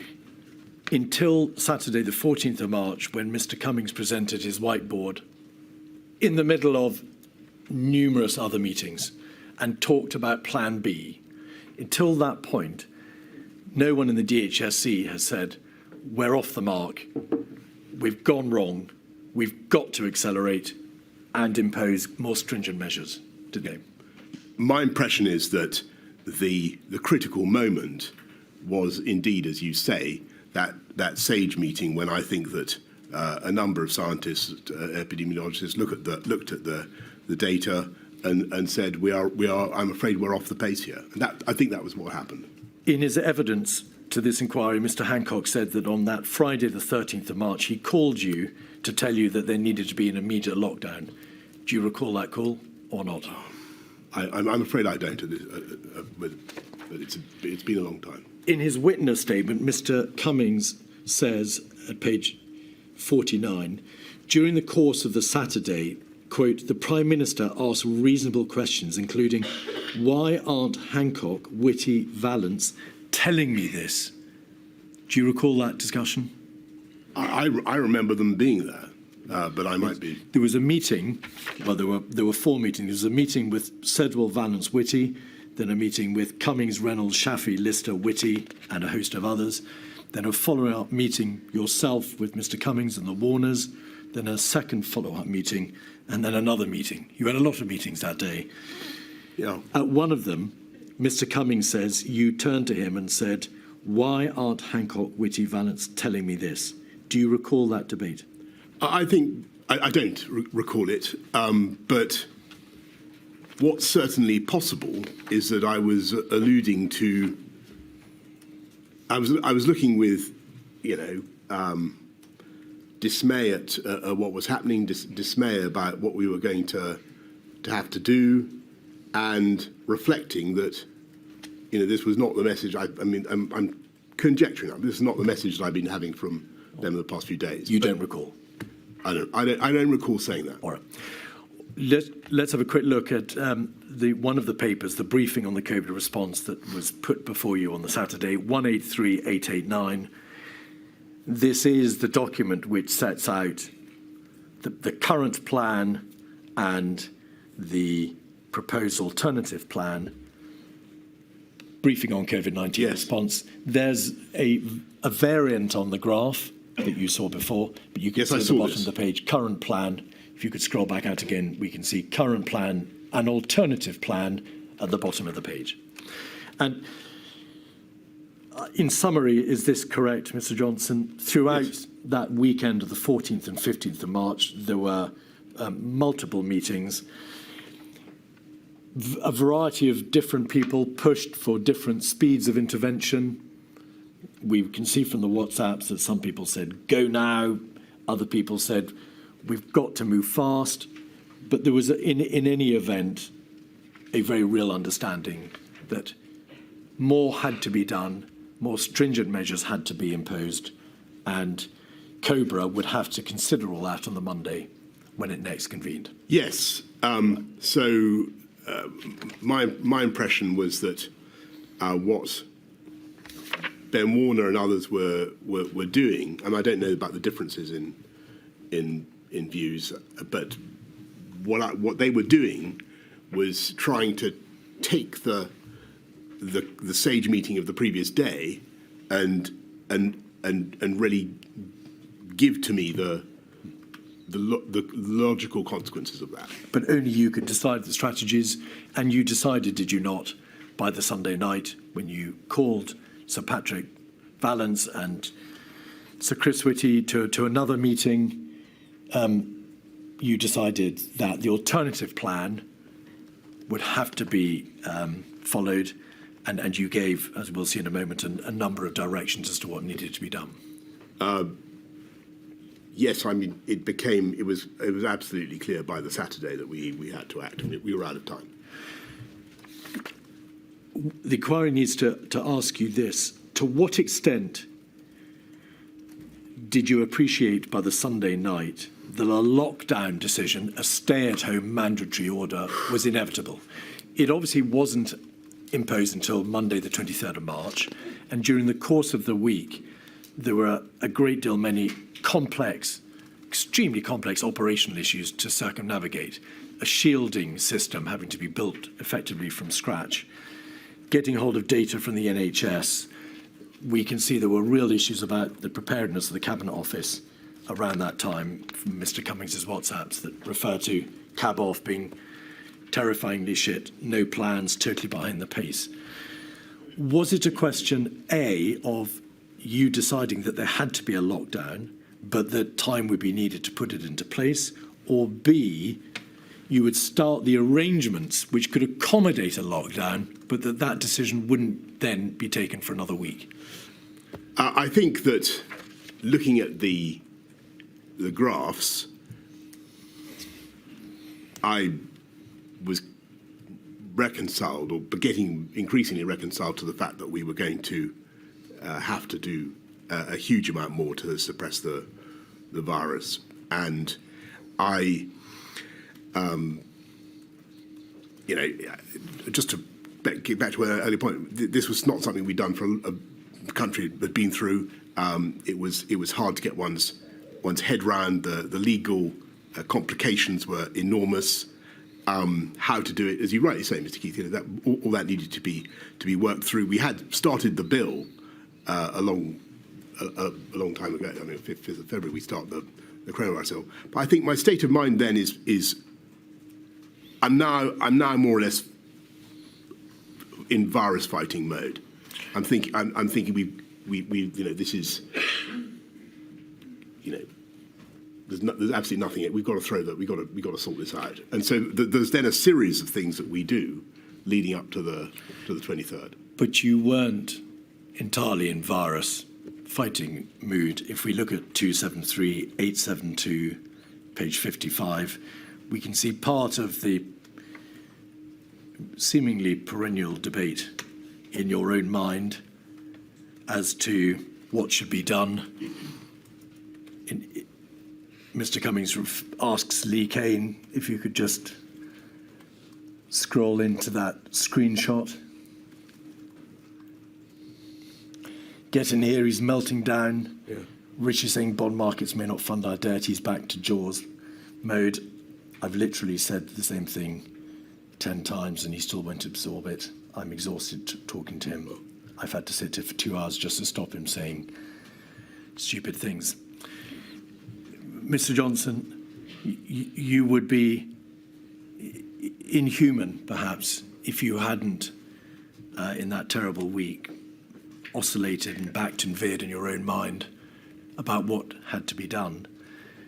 But is it fair to say that you made your doubts and your oscillation clear to those around you? I think it was my job to address all the consequences of what we were doing and to test the policy, which I was, as you can see, determined that we deliver and get on and do, and it was, even though it was a completely novel policy, absolutely a dramatic thing to do. What he's referring to here is a conversation with the Chancellor, where I'm talking about the downsides, I'm talking about the costs, and how negligent it would have been, totally negligent, not to have had such a conversation, not to have gone through with the HM Treasury the economic ramifications of what I was proposing to do, I need to do that. It didn't in any way. Just I think the key thing is, it didn't in any way stop us, divert us from the crescendo of actions that we took. Forgive me. The suggestion is not being made here that you, having reached a view on public health grounds, took yourself off to speak to the Treasury and see what arguments needed to be made properly on behalf of the economic consequences that would ensue from a lockdown. It is that your own decision-making, your own judgment backed and veered, and that by implication, this is a poor example of leadership function. You couldn't make up your own mind as to what should be done. On the contrary, I've made up my mind. We are getting on and doing it. We are not being diverted. I've got the Chancellor of the Exchequer with me, saying that there's a risk to the UK bond markets and our ability to raise sovereign debt. This matters massively to people in this country. It matters to the livelihoods of people up and down the land. I have to go through the arguments. And that is what I was doing. At 146636, page 92, your own private secretary, Imran Shafi, recorded in his notebook that on Thursday, the 19th of March, the same day, in fact, as those communications, you said, "We're killing the patient to tackle the tumour, large people who will die. Why are we destroying everything for people who will die anyway soon? Bed blockers."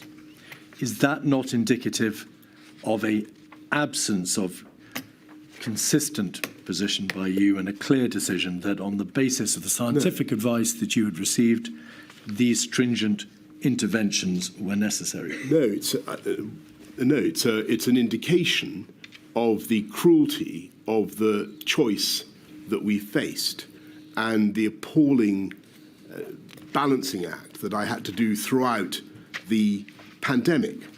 And in order to what, if I said something like that, what I was saying, which is the truth, which is that in order to drive down the virus, to stamp out the virus, you have to do things that are going to be very damaging in all sorts of other ways. It's, perhaps it's not, it wasn't designed to be publicly broadcast, but I was trying to find a way crisply to summarise what I saw as part of the problem, and I needed people to, and I think, by the way, that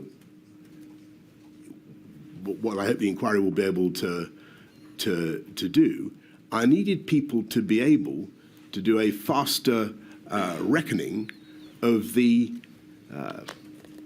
benefits, the impacts of the MPIs and the costs at the same time. As for the reference to so-called bed blockers, that is, I assume this is the 19th of March, is it? Yes. And well, we've only a couple of days previously decided to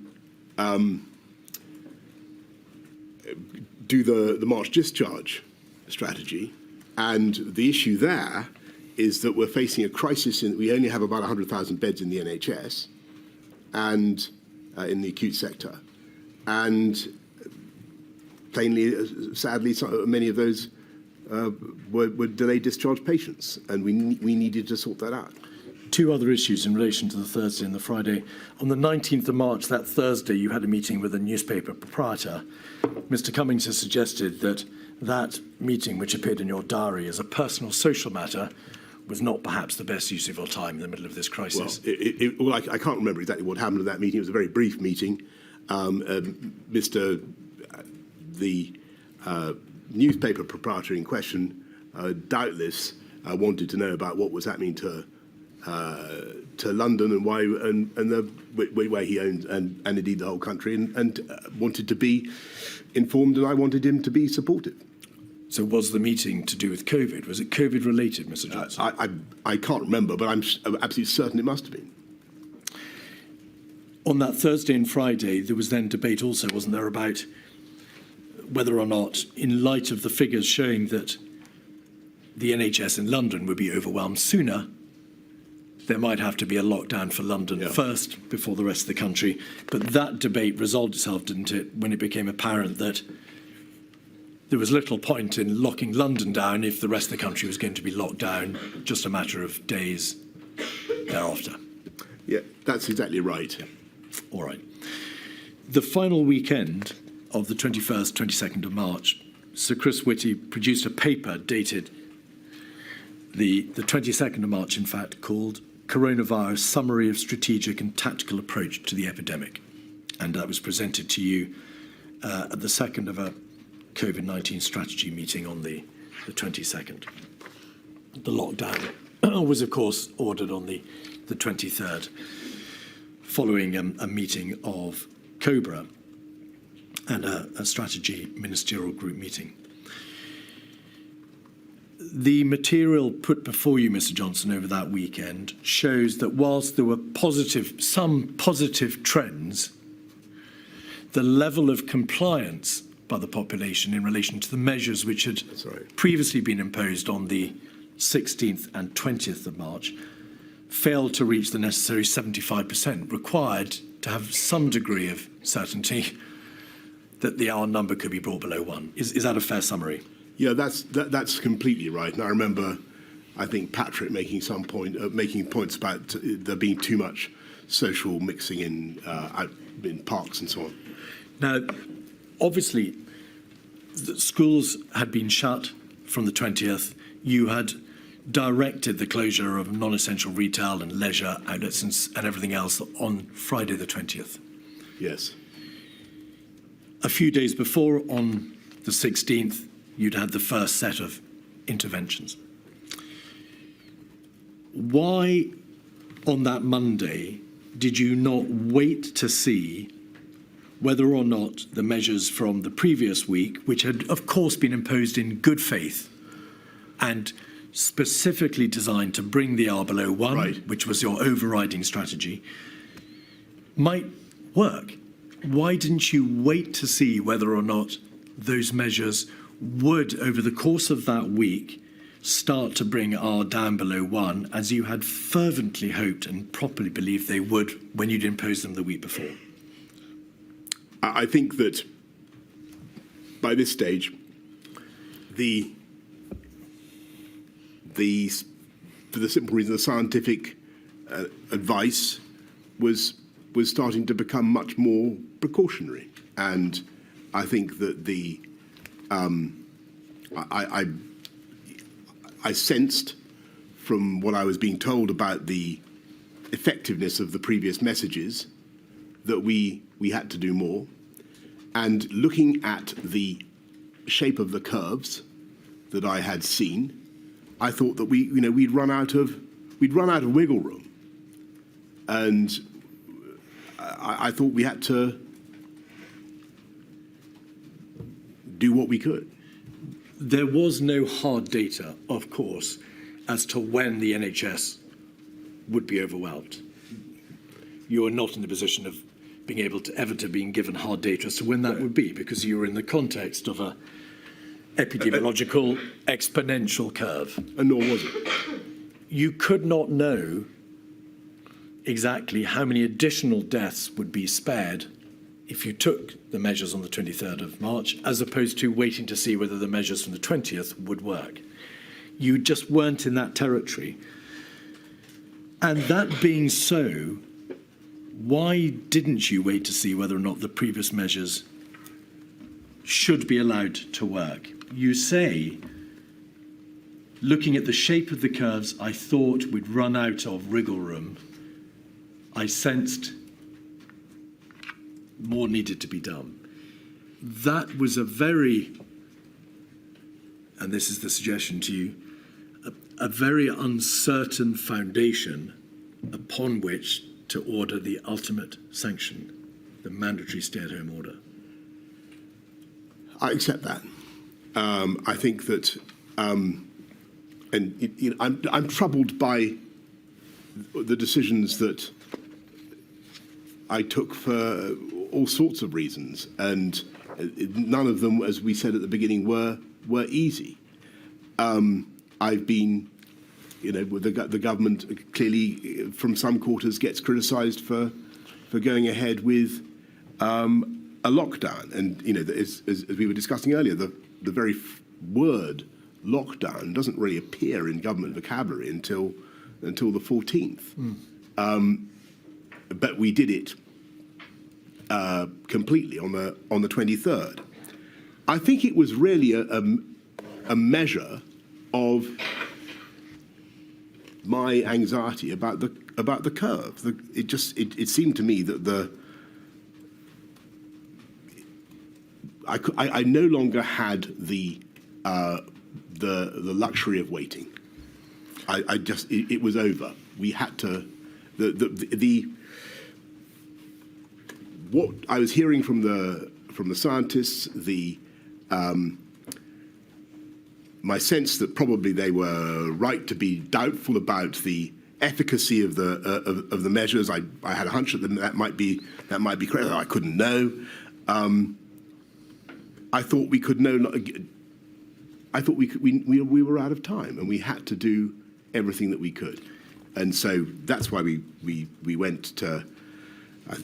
We closed schools on the Friday. We closed non-essential retail, and then we do the stay at home on the Monday. But on the Friday, when you closed the schools and you shut the retail, you weren't at that stage. You hadn't at that stage already determined that there would be a lockdown on the Monday. That decision was only made in light of the information over the weekend about levels of compliance. I think that that's correct, isn't it? I think that's probably true, but I think that my general sense of where we were likely to be going had changed, and I thought that we were going to have to do whatever it took. 56213, page 4, is the relevant part of a meeting of COBRA. The COBRA decision, the COBRA meeting that took place on the Monday, after you had given the directions on the Sunday night. COBRA considered whether or not that additional social distancing measure, that is to say, a mandatory stay-at-home order, should be imposed. This meeting took place at 5 o'clock on that Monday. If you look at the current situation update in the first 3 paragraphs, you will see a reference to the figures for compliance being positive in part. For social distancing measures, the figures were positive and showed there had been an encouraging drop in footfall, but in some areas these were not where yet at a level that was acceptable. But park attendance, paragraph 3, had gone up by 200%. And you'll recall in the press pictures of thousands of people attending parks across the land, and queues in shops had increased. There were regional differences and there were lower compliance rates in some areas outside London. If we just scroll, and we needn't pause for long, but if you just scroll over the document, we can see there is much more detail provided about levels of compliance, the tube, and then on page 6 at the top, the chair said the measures were not to stop all work. There was work in government and other offices that must be maintained. There was a balance. The Attorney General gave advice on legal matters. Some points were made about enforcement and deterrence. And at 12, the measures needed to be taken as social distancing was not being adhered to at present. It appears, Mr. Johnson, from that paragraph, that you understood there to be a binary issue. Either the 20th of March measures were being adhered to, or they were not.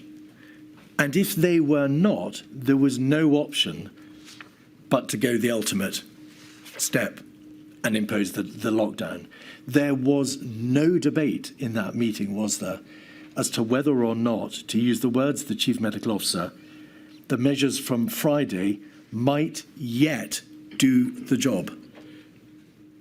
I think that's fair, but I want to try to explain to you why I still thought it was right to throw everything at it. And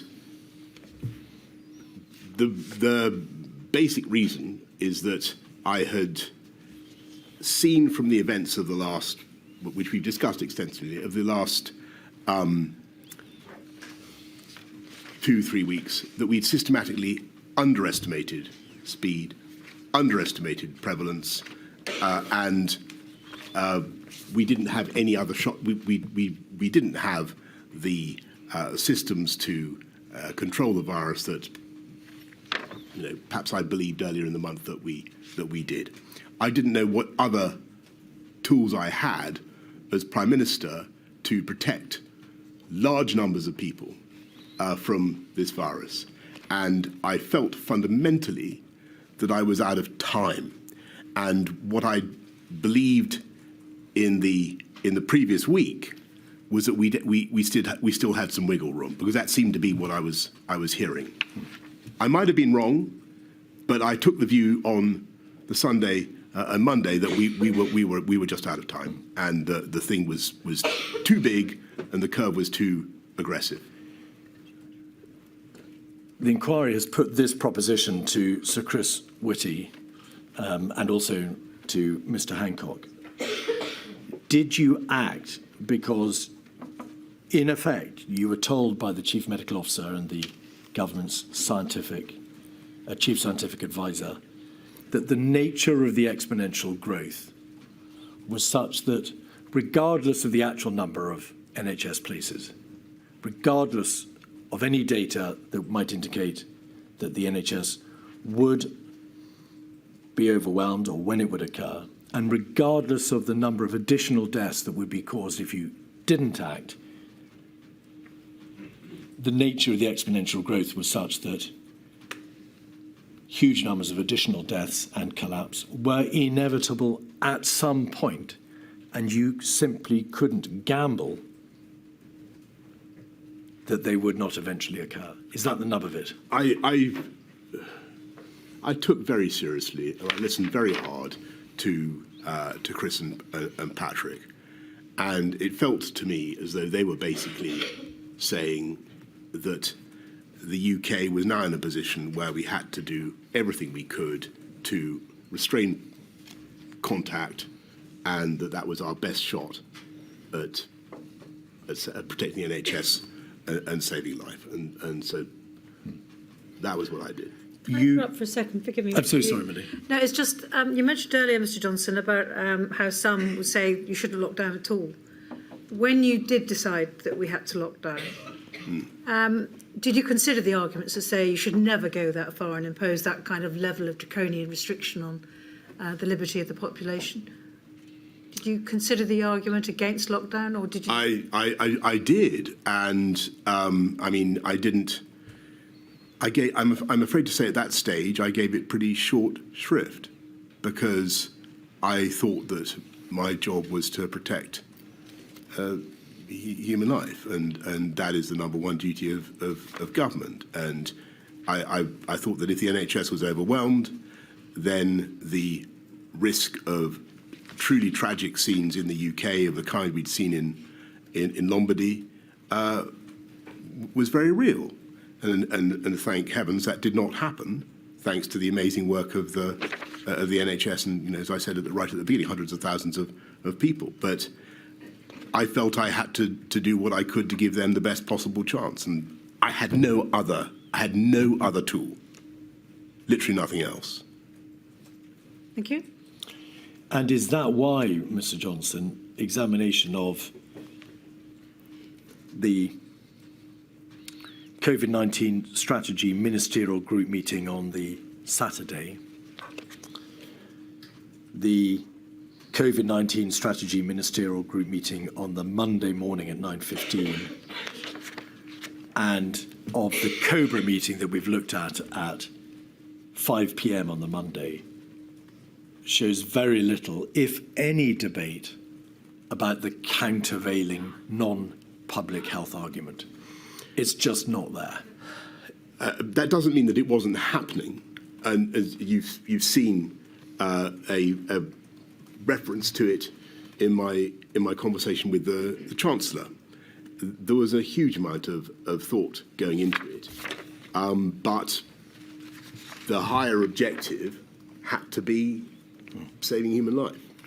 And it is perhaps not surprising, but within 3 days of that momentous decision, 48399, page 17, having seen an article in the press, and it's a matter entirely, of course, for my lady, you ask the extremely salient questions, although I now can't see them. If we could scroll back out. Yes, please, if we could scroll back out, please. I must say I agree with every word of this week's Spectator, perhaps. Cover story by Professor John Lee. We have no idea how many COVID deaths are truly additional. When COVID fatalities are recorded, we have no idea whether it's merely present or actually the cause of death. We have no idea what proportion may have had the disease asymptomatically already. So we've taken these extraordinary steps without being truly sure how deadly it is.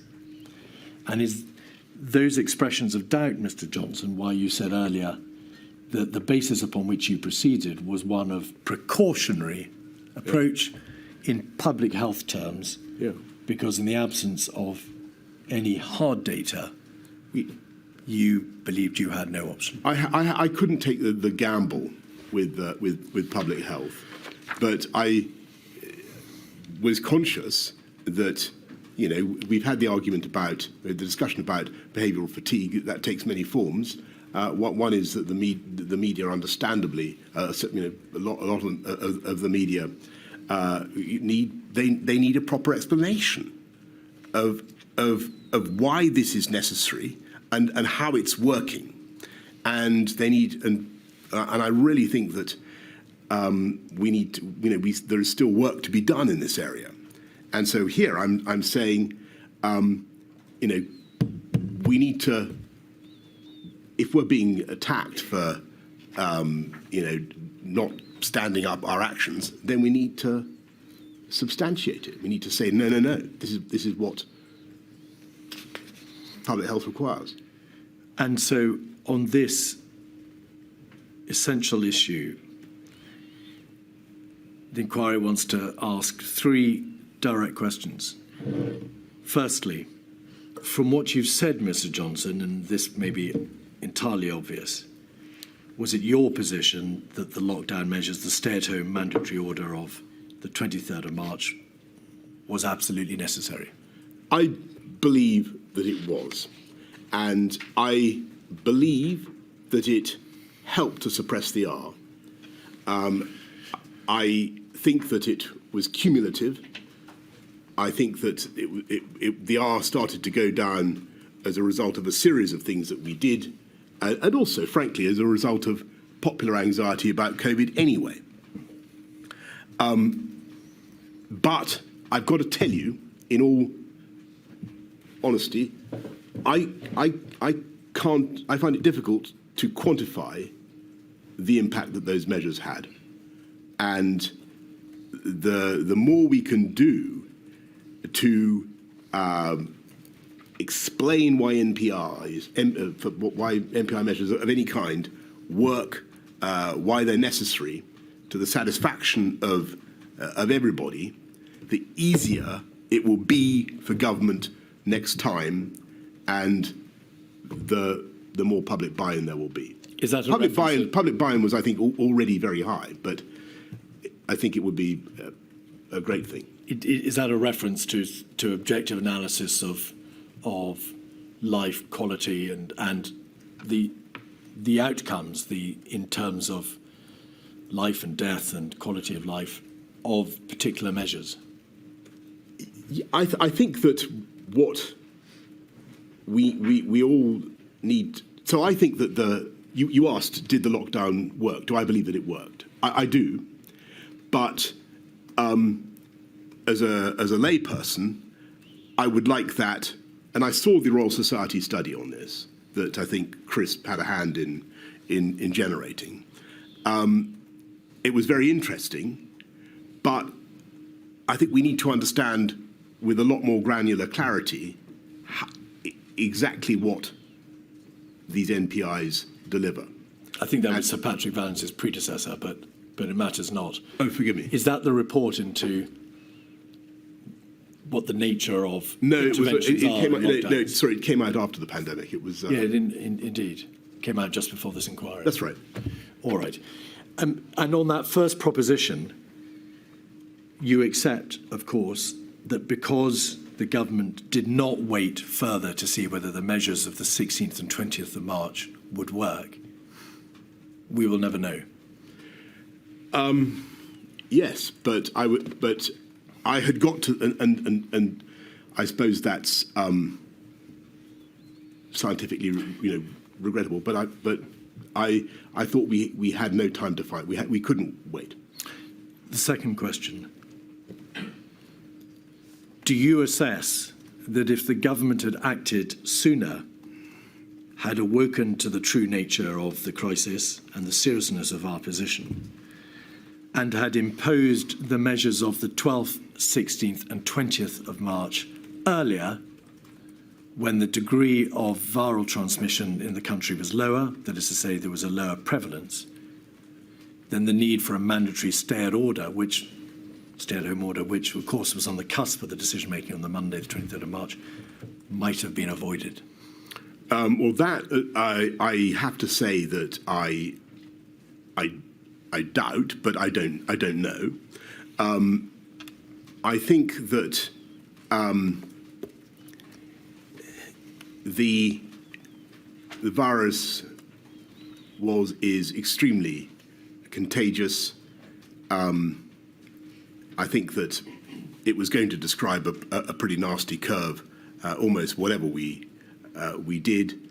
I'm not certain that we would have been able to avoid the extreme action that we eventually took by acting a few days earlier. But I would defer on that to scientists. And the third proposition, based upon, in part, the evidence from some of the scientific witnesses who have given evidence in this inquiry, on the premise that the lockdown was necessary on the 23rd of March, was it nevertheless imposed too late? Could it not have been imposed earlier had the government been rather more alert in middle to late February and in early March, had it not been blindsided to some extent by the debates about herd immunity and not going too early and behavioural fatigue and so on, and understood properly the data in its possession, thereby allowing it to impose the lockdown in the weeks of the 9th or 16th of March? I think that all your conditionals I would delete, except the one about the data. I think that was the key thing that that SAGE lacked, and it was the sudden appreciation that we were much further along the curve than they'd thought. We weren't 4 weeks behind France or Italy. We were a couple of weeks, maybe less, and they were clearly wrong in their initial estimation. We were clearly wrong in our estimation of where the peak was going to be, and so that penny dropped. That we realised that on the evening of the 13th into the 14th, and then we acted. But I think once we decided to act, I think it was pretty fast from flash to bang. Perfect timing, Mr. Keith. We'll take a 15-minute break. Thank you. Back at 10 past.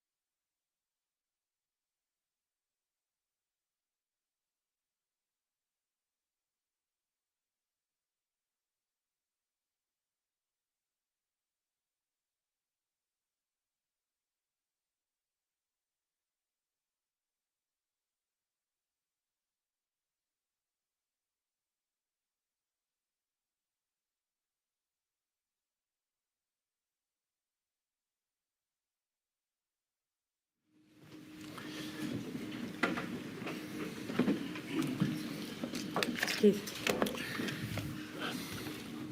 Mr. Johnson, as is well known, after the first lockdown, your government published a roadmap out of lockdown in May. Yes. On the 10th of May, I think it was presented to Parliament, our plan to rebuild.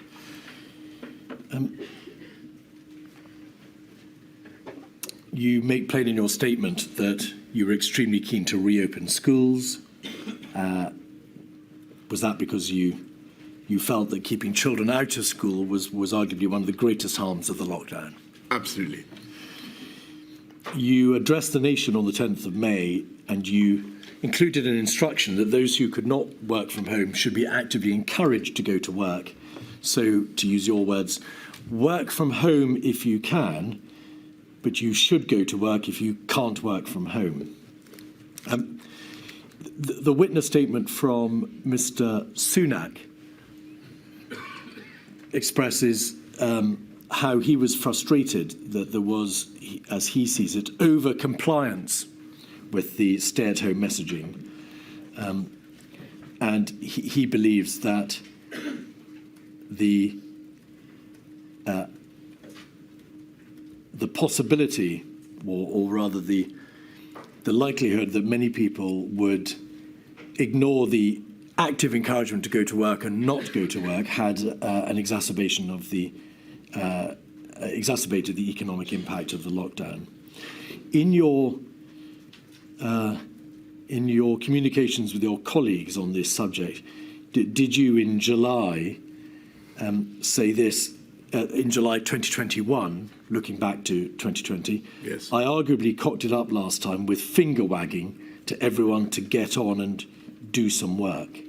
Do you recall saying that, expressing regret a year later that you had got the work from home if you can, but go to work if you can't work from home message wrong? I think that it was a very difficult time as we came out of, I mean, the whole thing was unbelievably difficult, but as we came out of lockdown in the summer of, early summer of 2020 for the first time, that some areas remain under a lot of restrictive measures. I felt strongly that the people had made such a sacrifice to get the R down that we must try to allow people some freedom, and I wanted the the benefits of the exertion, as it were, the effort to get the R down to be felt throughout the country, for people to be able to do things again. And I think it's probably true that I wanted to see people back back at work, and I think that psychologically, emotionally, a lot of people were in a very different place, and they felt that they'd seen a terrifying pandemic. They were still very apprehensive, and they didn't want government lecturing them about what to do. And so that's probably what I'm getting at. Was the speed of the release very hard to gauge? Very.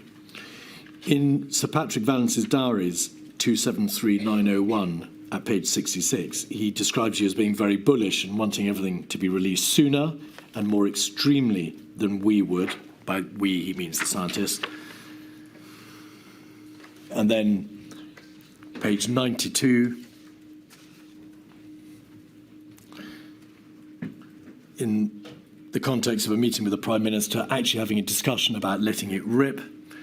624, on the 12th of July, Prime Minister still wants to push opening too fast. And if you just pause there, then on 94215, which is a WhatsApp group extract between yourself and Mr. Hancock in the top team group on the 15th of July, you say, I was calling because I'm very worried about winter. Yeah. We've gone fast on releasing lockdown. I'm getting no traction on doing what's needed to protect the NHS. Cases in track and trace are starting to rise. Of course, that's dated the 15th of July, by which time the NHS track and trace system was up and running. So may we presume from these messages that it was very difficult to decide whether you were going too fast, whether you were wanting to reopen, let it rip, to use your words, or whether or not, in fact, you were going too fast and then becoming overly concerned or concerned about the winter and the rise in cases. Yes. Well, so first of all, on this, the WhatsApps with Matt here, I think you've got to remember that this is a cabinet minister also thinking about his budget. If you read that carefully, you can see that what he's really saying is he needs more money, which is what all secretaries of state rightly do in their messages. So that's part of the conversation. But clearly, the issue was that I think I always realised, and certainly nobody disagreed with me, that when we came out of lockdown, when we went into lockdown, as Patrick said in that first important press conference on March the 12th, you can push it down, but with an unimmunised population, it will bounce back. And so I always knew that throughout the summer we were basically in remission, as it were, and that the thing would come back. And it was a very difficult judgment to make. You said that the last WhatsApp in the top team group there on the page on the screen may be reflective of a Secretary of State being concerned with money. Isn't that your wording, or have we misread this? This is you saying I'm very worried about winter, and him saying what's the evidence on rising new cases, or is it the other way around? We can't tell from the wording. I may be totally wrong about this, but I read that as being Matt in the green to me. All right. Saying we can take a risk on releasing lockdown, or we can take a risk on not building up the NHS this winter. And what he's really saying, like all good secretaries of state for health, is give us the money, and that's what I understood partly. But also what he's saying is the cases are rising, and that's, and that was no particular surprise to me. The question in the summer autumn is what's the tactics? The objective is still protect the NHS, save lives. Do we have any new tactics now? And it was apparent to the government and to you personally, of course, that cases started going up. At a relatively early stage, they plateaued, of course, but they came right down after the lockdown, then they plateaued for a while, but they started to go up in July. So well in advance, in fact, of the Eat Out to Help Out scheme, well in advance of September, October. That's exactly right. And contrary to, our hopes in the early phases, certainly by the end of May, beginning of June, there is a very small percentage of the population has antibodies. So you're looking at a huge number of people who are still potential COVID victims, and that's very, very difficult. And in fact, the percentage of the population that had been immunised by virtue of infection was very, very low. It was around about 6 or 7%. That's exactly right. All right. And that, of course, was therefore dispositive of the arguments about herd immunity. Correct. Because, in fact, very few people were immunised by virtue of infection. You've got it. As it happened. All right. Now, to divert to a completely different subject, the devolved administrations, please. In your statement, you say that the interests of the devolved administrations did not always align with England's or the United Kingdom's interests. That's an inevitable part of a devolved system. Yes. Was that a nod to the fact that the United Kingdom powers were constrained by public health legislation, the Coronavirus Act, Public Health Act, Control of Diseases Act, but on the ground, this public health crisis was a devolved issue because it was for each devolved nation to determine its own course in terms of the public health measures it took. Did it matter ultimately? There has been a great deal of evidence given about differences of approach in terms of presentation, debates about whether or not politically one or more devolved administrations took a different route or took a different route for political reasons. Also, whether or not, when they attended meetings, they were simply informed of what the position would be rather than being encouraged to generally debate the decision. Overall, did the constituent parts of the United Kingdom generally work well in the face of this crisis? Yes, I hope what many of your respondents will also have said is that overwhelmingly the collaboration was excellent, and the governments of the DAs, there was far more that united us and divided us. I know that sounds trite, but it's got to be said, and it was really a big UK effort, and the country really pulled together. I was making a much more limited point, and it is no disrespect to the First Minister of Scotland or anybody else, Chief Minister of Northern Ireland, Wales. They understandably were looking to talk directly to their own electorates. There were going to be times when they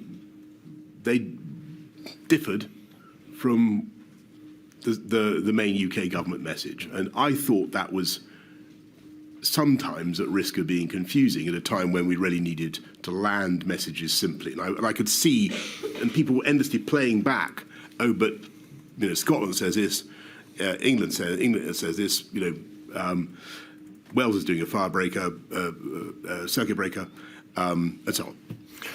You didn't, I think, perhaps help yourself, though, Mr. Johnson, in this debate, because emails between Mr. Cummings and Helen McNamara show that Mr. Cummings said the PM's view and mine on Cobras, this was in the context of debate about who should attend Cobra, is they're hopeless as decision-making entities and actively cause trouble for communications because some attendees at Cobra, and Mr. Cummings had in mind the devolved administration's leak immediately afterwards.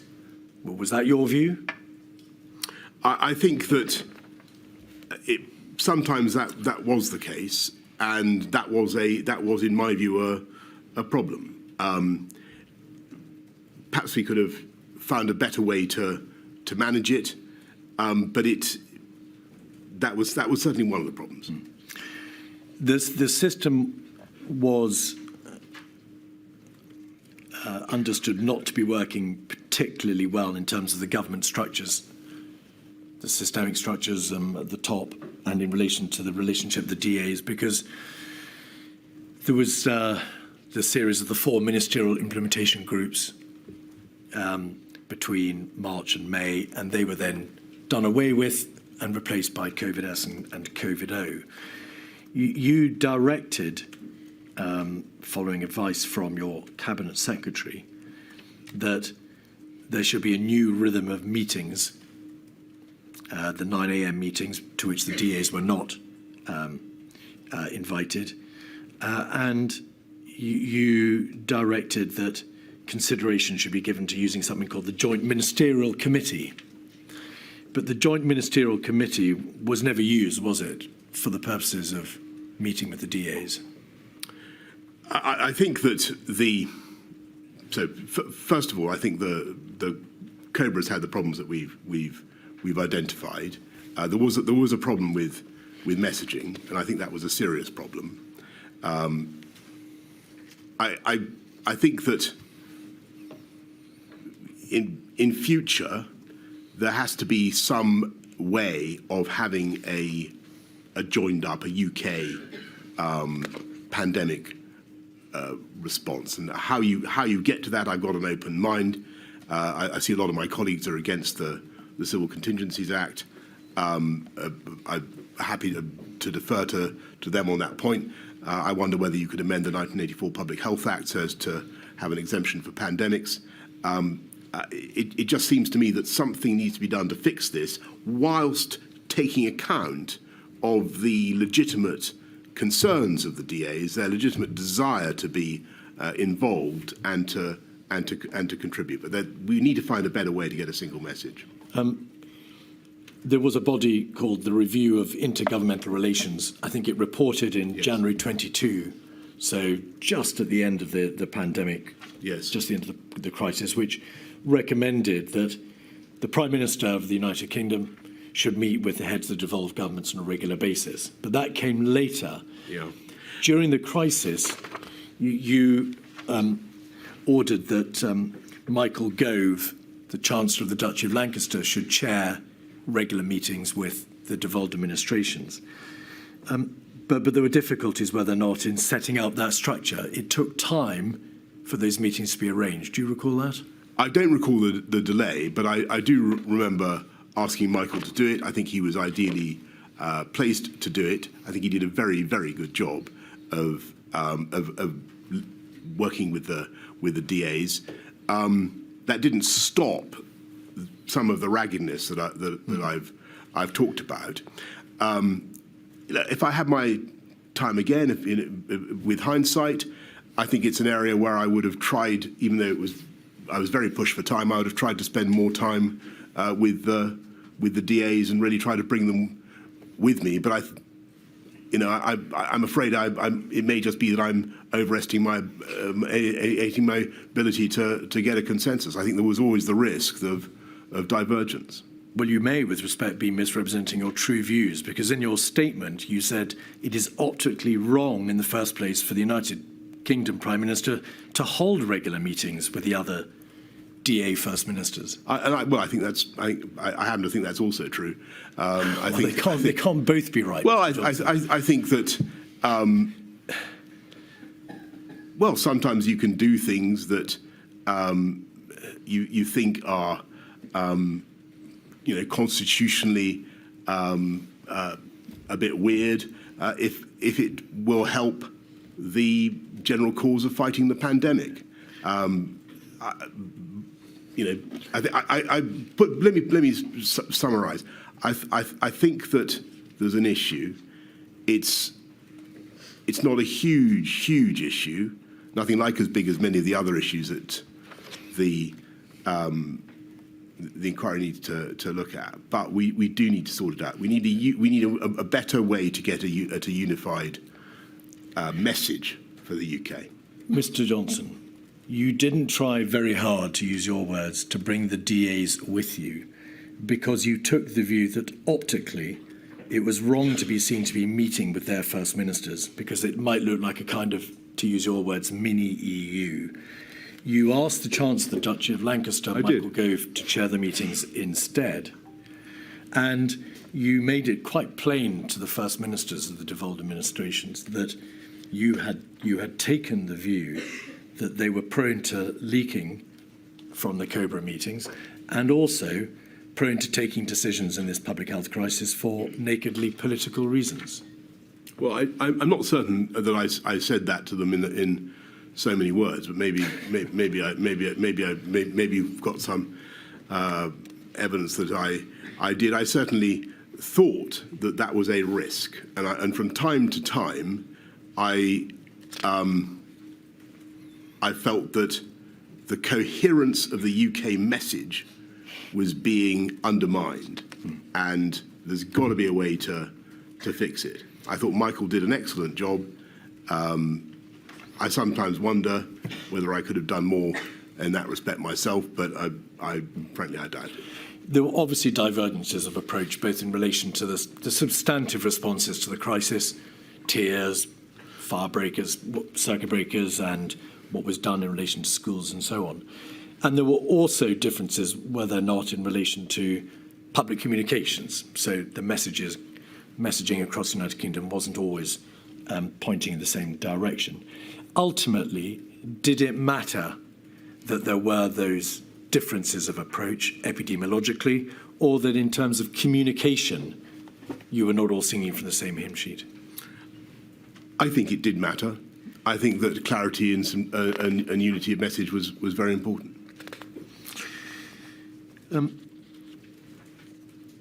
Data. Plainly, the United Kingdom government was, where it could, taking decisions in relation to what should be happening in each of the four nations of the United Kingdom. as I say, not directly in public health terms, but obviously it was trying to apply an allied or a unanimous approach. Did you feel that you, as the Prime Minister of the United Kingdom government, had sufficient data, sufficient scientific advice as to what the position was on the ground in each of the other nations epidemiologically? Well, I think that when the pandemic broke out, we were short of data about many things. We didn't even know the number. I think I said in my statement, we didn't even know the number of beds in the NHS, and it took a long time to extract relevant data. There was a general continuing concern raised with you because Ms. Sturgeon wrote to you in September 2020 about whether or not the devolved administrations were receiving enough financial support in order to be able to enable them to put into place the public health measures that they had ordained. In essence, because they are devolved nations, they don't have access to the same levers of fiscal power as the United Kingdom government. How was that issue resolved, or did it continue throughout the crisis? I think that the issue of financial support was obviously allied with the issue of divergence of approach, because clearly, if it was open to a DA to take for instance, a much more precautionary approach, or to say that they wanted to do X, Y, Z policy that would be more expensive, then that was something that we were going to, that the whole of the UK Exchequer was going to have to cover. Now, that it wasn't that I wanted unity of message for that reason, but that was certainly an extra complication. In his statement, Michael Gove says, in the early stages of the response, there were occasions when insufficient notice was given to the devolved administrations of decisions that were likely to be taken. And in her witness statement, Ms. Sturgeon says, I believe both that communication should have been better, and more importantly, that the devolved administration should have been integral to that decision-making. Would you accept, perhaps with hindsight, that the decision-making process, insofar as it involved the DAs, was not as good as it might have been? I think some form of integrated decision-making that doesn't leak is what you're after. Local government, it would seem that in March 2020, there was a deliberate decision within Downing Street not to invite the Mayor of London to meetings until the 16th of March. He says that he made repeated requests to attend. He requested to attend Cobra on the 2nd, 9th and 12th of March, but was not permitted to do so. Did you know that? Do you agree with that?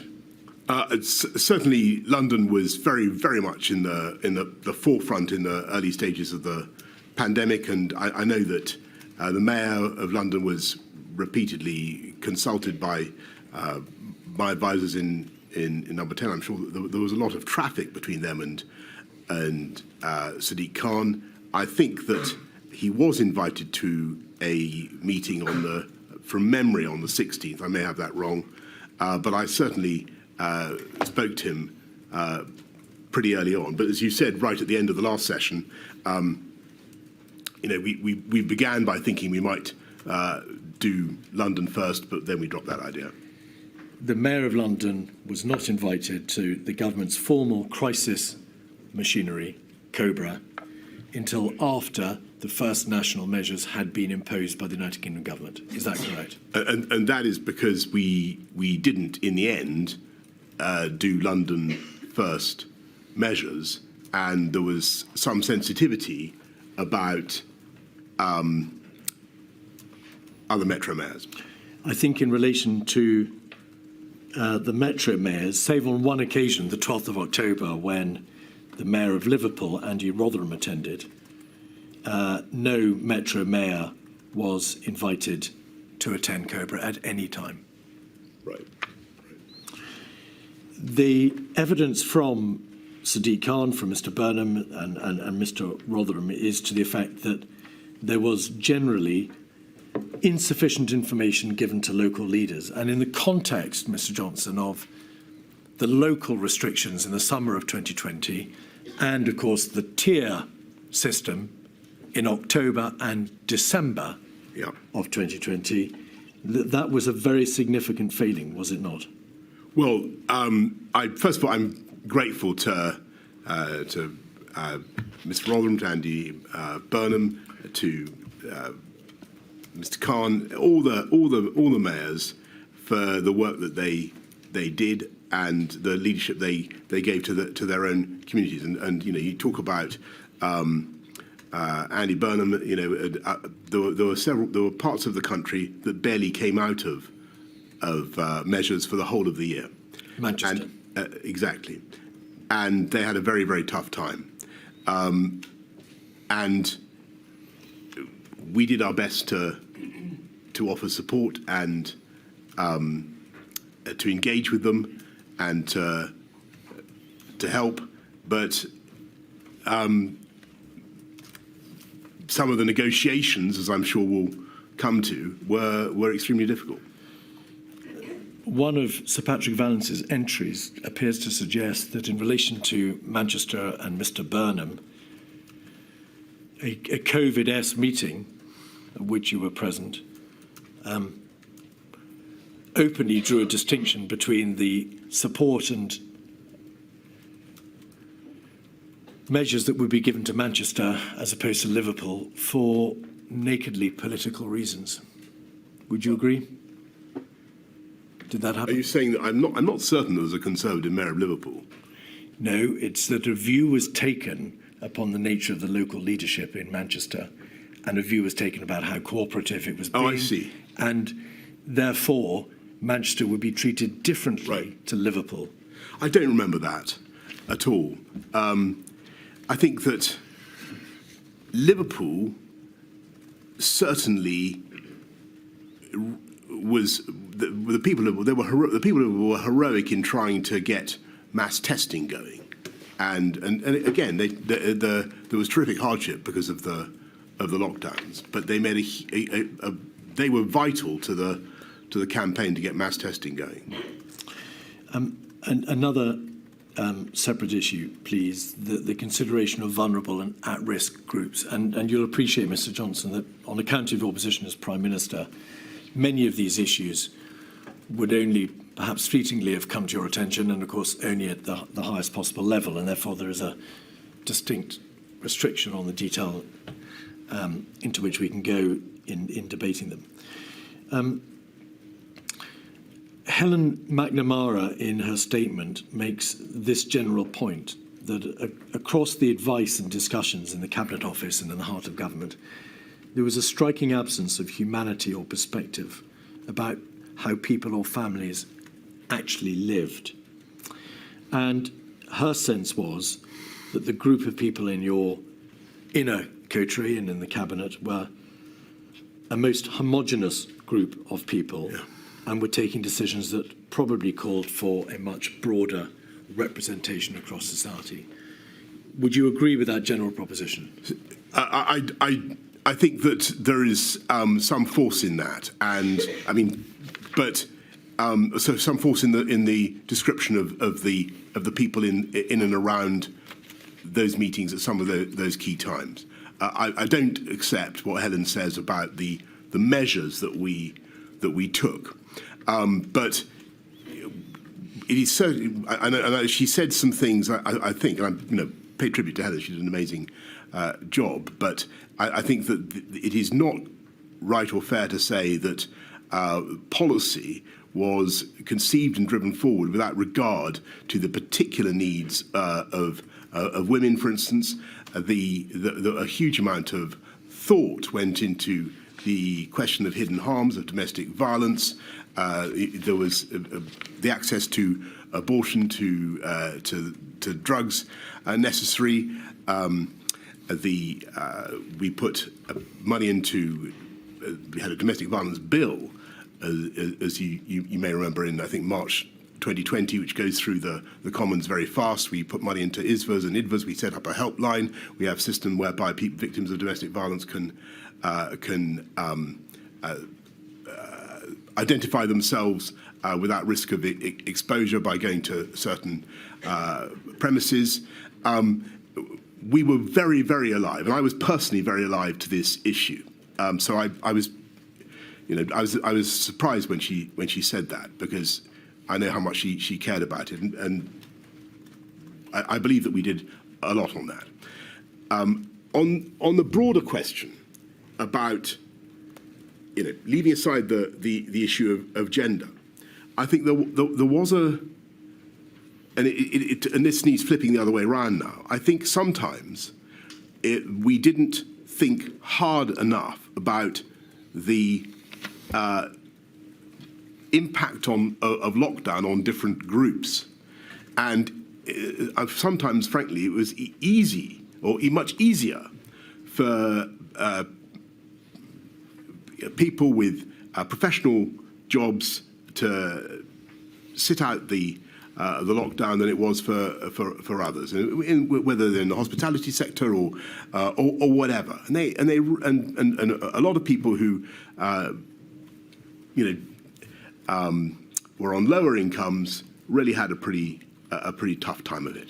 And so, and I think that it was vital to focus on those people and to do everything we could to help them through lockdown, but also to realise that lockdown was hitting those groups particularly hard. And for me, that was a reason why you had to be so careful about going back into a national lockdown in October, November. It's necessary to distinguish between September. The first lockdown and the second one, of course. Yeah. But Milady asked you earlier, to what extent did you consider the economic arguments against lockdown? And you said you had to give them short shrift. May we take it that on account of the speed with which the government had to act in that week of the 16th and 23rd of March, relatively little consideration was given by the government to the impact of lockdown similarly? I think a huge amount of consideration. I think a huge amount of consideration was given by the government to the impact of both lockdowns, and we thought about it extensively. I think not the general impact, Mr. Johnson, but forgive me. By reference to your earlier answer, the needs of individual sectorial groups, for example, but by no means limited to black people or BAME sectors. It wasn't something that was at the forefront of the government's consideration in that week. So both lockdowns were at the forefront of our consideration in their diverse impact, but also COVID was a subject of consideration because of what appeared to be its diverse impact. And as I'm sure you know, we commissioned a lot of work into the way COVID seemed at first to be striking particular communities harder. But that wasn't apparent till April. At the 16th and the 23rd of March, there was great consideration given, of course, to shielding and to clinical impact. Yes. But there was relatively little, if any, consideration given to social impact upon the disproportionate way in which a national lockdown might impose itself and might impact upon various sectors in society. That's correct, isn't it?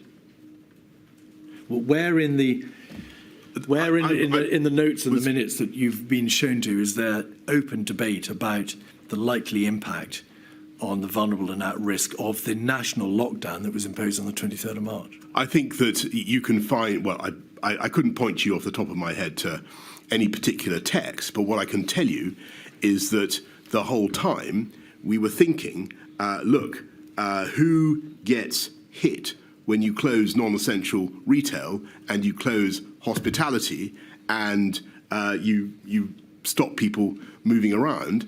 The relatively affluent professional classes are probably going to be better placed to cope with this than others, and you will find that there are large numbers of black minority ethnic community members represented in those sectors who were particularly disadvantaged by the lockdowns. Yes. And so, you know, whether or not you can find any mention of this in the material you've looked at, I know that this was one thing that we were thinking about as a particular reason for being anxious about the effect of lockdowns. There was a general consideration at a generic level of the impact of lockdown. There was a clinical and financial consideration of those who needed to shield.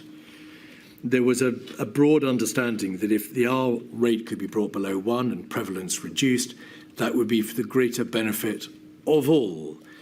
But it wasn't until April and the first few weeks of May that the information started to come to light that members of the black and minority ethnic community were suffering more, that the lockdown was having a greater and disproportionate impact upon them. That's correct, isn't it? I don't remember exactly when it came to light, but it was intuitively obvious that it was going to happen, and it was one of the reasons that I was very cautious about going back into a national lockdown. That's later, of course. And to be fair, you it's one of the reasons, a review. Sorry, put it the other way around, it's one of the reasons I was keen to see if we could get moving again. Right. And you instituted a review. We've heard evidence that Kemi Badenoch MP carried out a very extensive review over a number of years. I think over 2 years. There were perhaps maybe a year, there were 4 quarterly reports. That's right. You were, I think, less sympathetic to the needs of those persons suffering from long-term sequelae, that is to say, suffering from the condition known as long COVID. You questioned for quite some time whether or not that condition truly existed, and you equated it to Gulf War syndrome repeatedly. Okay. Is that fair? Not really, no. But can I just come back on that and say, first of all, the words that I scribbled in the margins of submissions about long COVID have obviously been now publicised, and I'm sure that they have caused hurt and offence to huge numbers of people who do indeed suffer from that syndrome. And I regret very much using that language, and should have thought about the possibility of future publication. And I regret it very, very much. And what I was trying to do was to get to the heart of the matter, get to the truth of the matter, and to try to get my officials to explain to me exactly what the syndrome was. And it actually took quite a long time before I got a proper paper on it. I think it wasn't until I get this wrong now, but I think it wasn't until 2021, summer of 2021, before I actually got a paper on long COVID. But I did, as you say, ask repeatedly to get some information, and that was so I could explain to people what we were doing and what the issue was.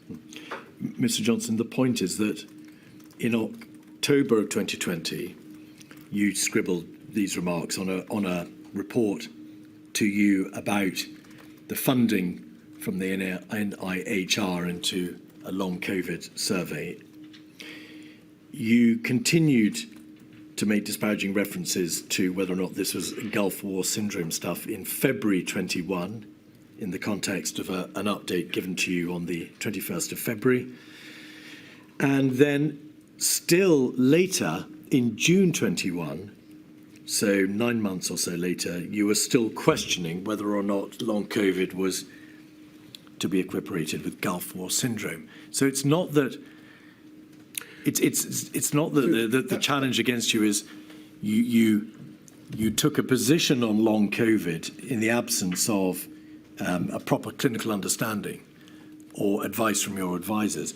It is that notwithstanding repeated the repeated placing of reports before you, you carried on questioning long COVID until many months later. Well, I'm not certain that's correct, because I don't think I got a full explanation of or a full paper on it until the summer of the full paper was on the 1st of June 2021. That's correct, and you responded by saying thanks. So it's not exactly Gulf War syndrome, and that was your take on the long COVID condition. But let's I know it's no disrespect to long COVID patients, and I saw in the victim impact videos some of the victims of long COVID, and I can imagine what a dreadful thing it is. But there are also, with Gulf War syndrome, many people who have terrible symptoms for a very long time. There are also people who think they may be suffering, I think this is now accepted, from something associated with the Gulf War, but who are not in fact suffering from something associated with the Gulf War. So what I was trying to say was, where is the line? And please, can someone explain to me what this is? Because I was getting anecdotal accounts of people who were suffering from it, and I wanted to be able to say what we understood it to be and what we were doing about it. And what we were doing about it is fighting COVID, because the way to stop long COVID is to stop COVID. One final topic in relation to the broad overarching issue of disparity. You indeed commissioned, as you've said, Mr. Johnson, the report by Kemi Badenoch, who led a significant cross-government exercise on the disproportionate impact of COVID on ethnic minorities, I think following a report from Public Health England in June 2020. Do you happen to know why it was that report, that work done by Kemi Badenoch, didn't cover disabled persons? It's a technical question. It's not clear why it didn't. It's a very good question, Mr. Keith. I will make sure that the inquiry gets an answer, but I can't give it to you off the top of my head. Maybe then now turn back to... And it doesn't mean that the interests of the disabled were not looked at in some other format, and I'm sure they were. Now, returning to the chronology and having, just for the moment, put to one side those overarching but general issues. Mark Sedwill, you said earlier that Mark, now Lord Sedwill, suggested he should move on, and you agreed. Could we have, well, no, I don't think we need to put it up. In his witness statement, Martin Reynolds, your private secretary, talks about the meeting that he'd arranged for you to meet with Mark Sedwill on the 14th of May, and your diary shows a meeting with him on the 14th of May. I identified a slot on the 14th of May for me to run the Prime Minister through the findings of the review. You'll recall that Helen McNamara had produced a report and Mark Sedwill had himself produced a report. The Prime Minister decided instead to use this slot for a one-to-one conversation with Mark Sedwill, where he told him that he had lost confidence in him. So which is it? Is it that you lost confidence in him, which is the question I asked you earlier, or is it that Mark Sedwill told you he wanted to move on and you agreed? Well, Mark Sedwill did an outstanding job for this country for a long time, and he was a very distinguished permanent secretary, I think, of the Home Office. He was a national security advisor. He's done everything, and I was and remain hugely grateful to his service. He wanted to move on. The evidence from Mr. Cummings and Martin Reynolds and Helen McNamara is that, regardless of the genesis of why he moved on or was effectively sacked, whichever way my lady concludes, that regardless, as I say, of that genesis, his departure or his impending departure led to general bad blood, sowed chaos, says Mr. Cummings. Mr. Reynolds says damaged stability in the civil service, and Helen McNamara led to a real and damaging impact. It made those in the civil service and the centre less confident about challenging. No one was safe if the Cabinet Secretary was not. And dealing with the unravelling preoccupied a number of us for critical weeks.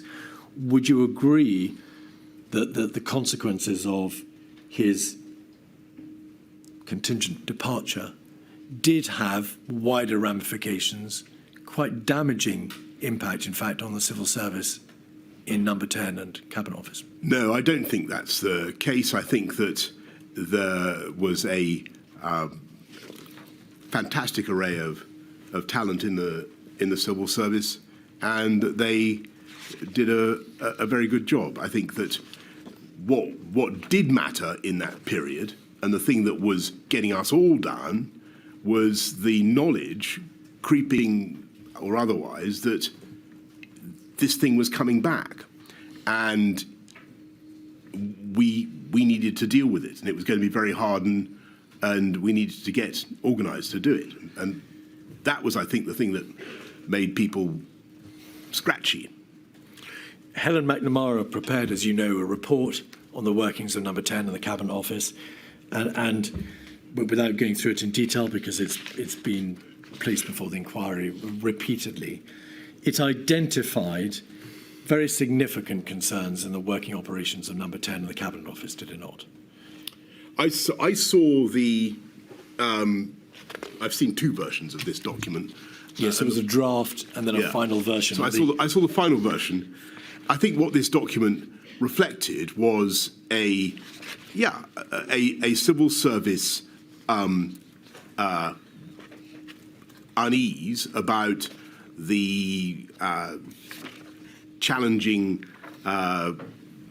approach of some of the special advisors, and I had to make a judgment about that particular issue, and I decided on balance that at a very difficult time for the country, I'd rather have a Number 10 where people challenged ideas and where people brought new ideas and where people felt free to say things than a Number 10 where everybody tried to pretend that all was continuously well, because all was patently not well with the country, and we needed to fix it. So may we be clear about this, Mr. Johnson?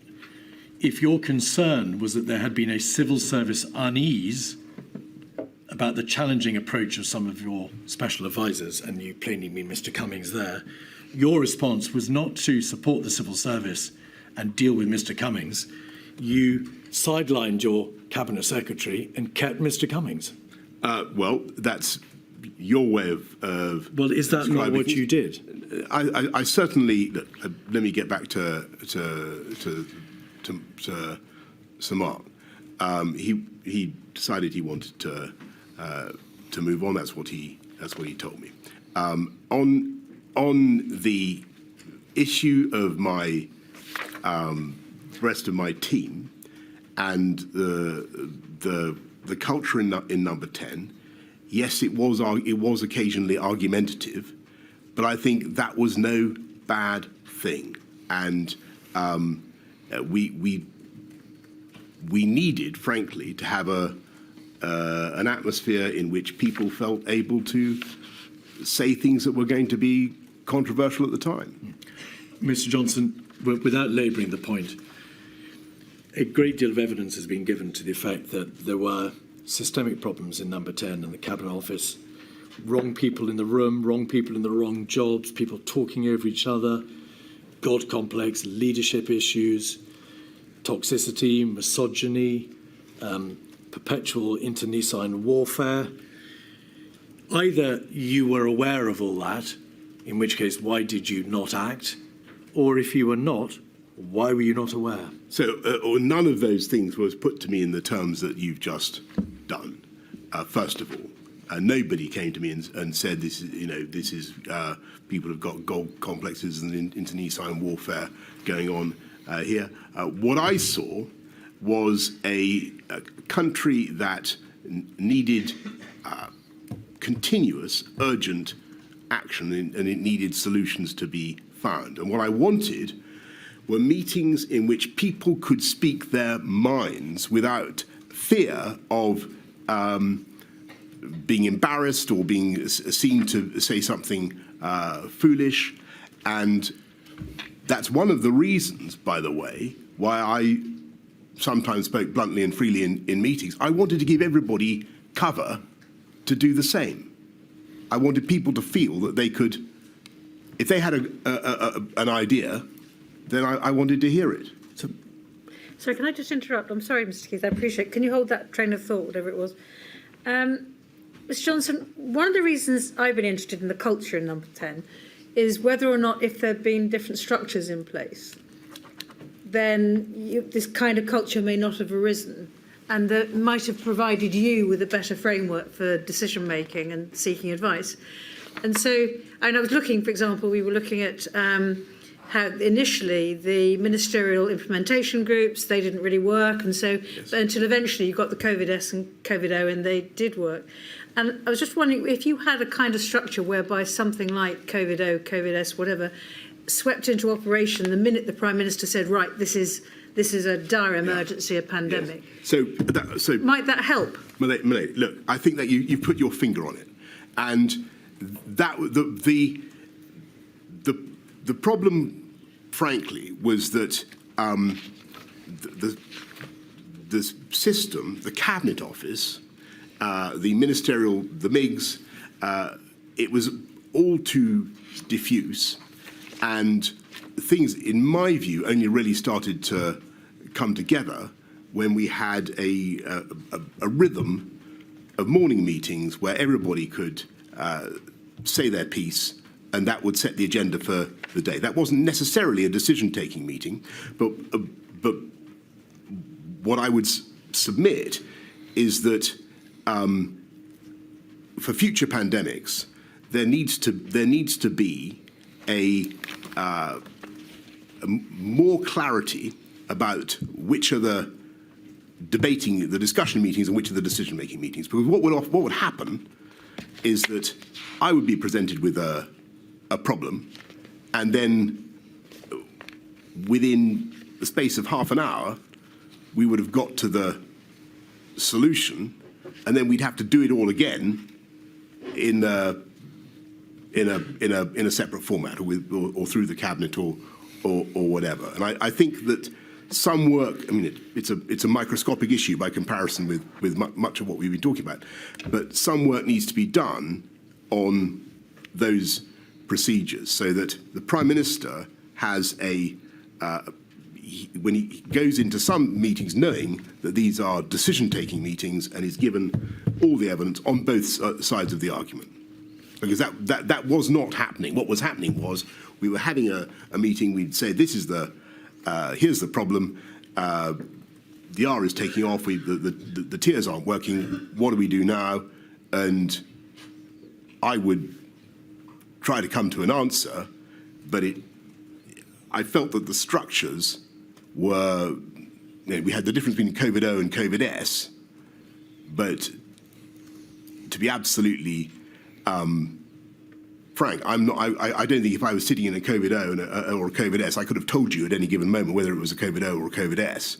I was just sitting in meeting after meeting, trying to deal with the problem. Now, that was the most effective way to do it. You needed to be sitting permanently on the bridge, trying to deal with it all. And back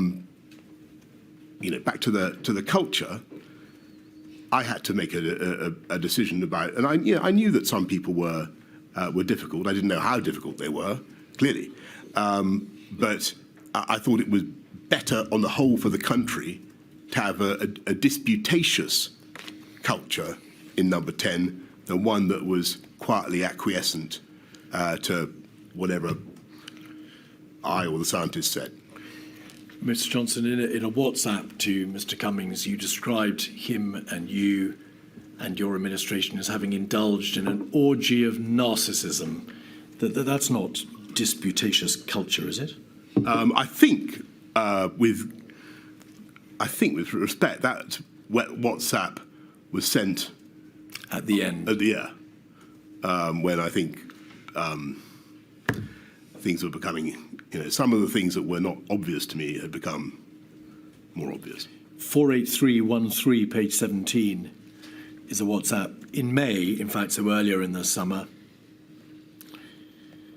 A WhatsApp from Mr. Cummings to you. I think it's a screenshot from Mr. Cummings's witness statement. If we could scroll into the top of the page.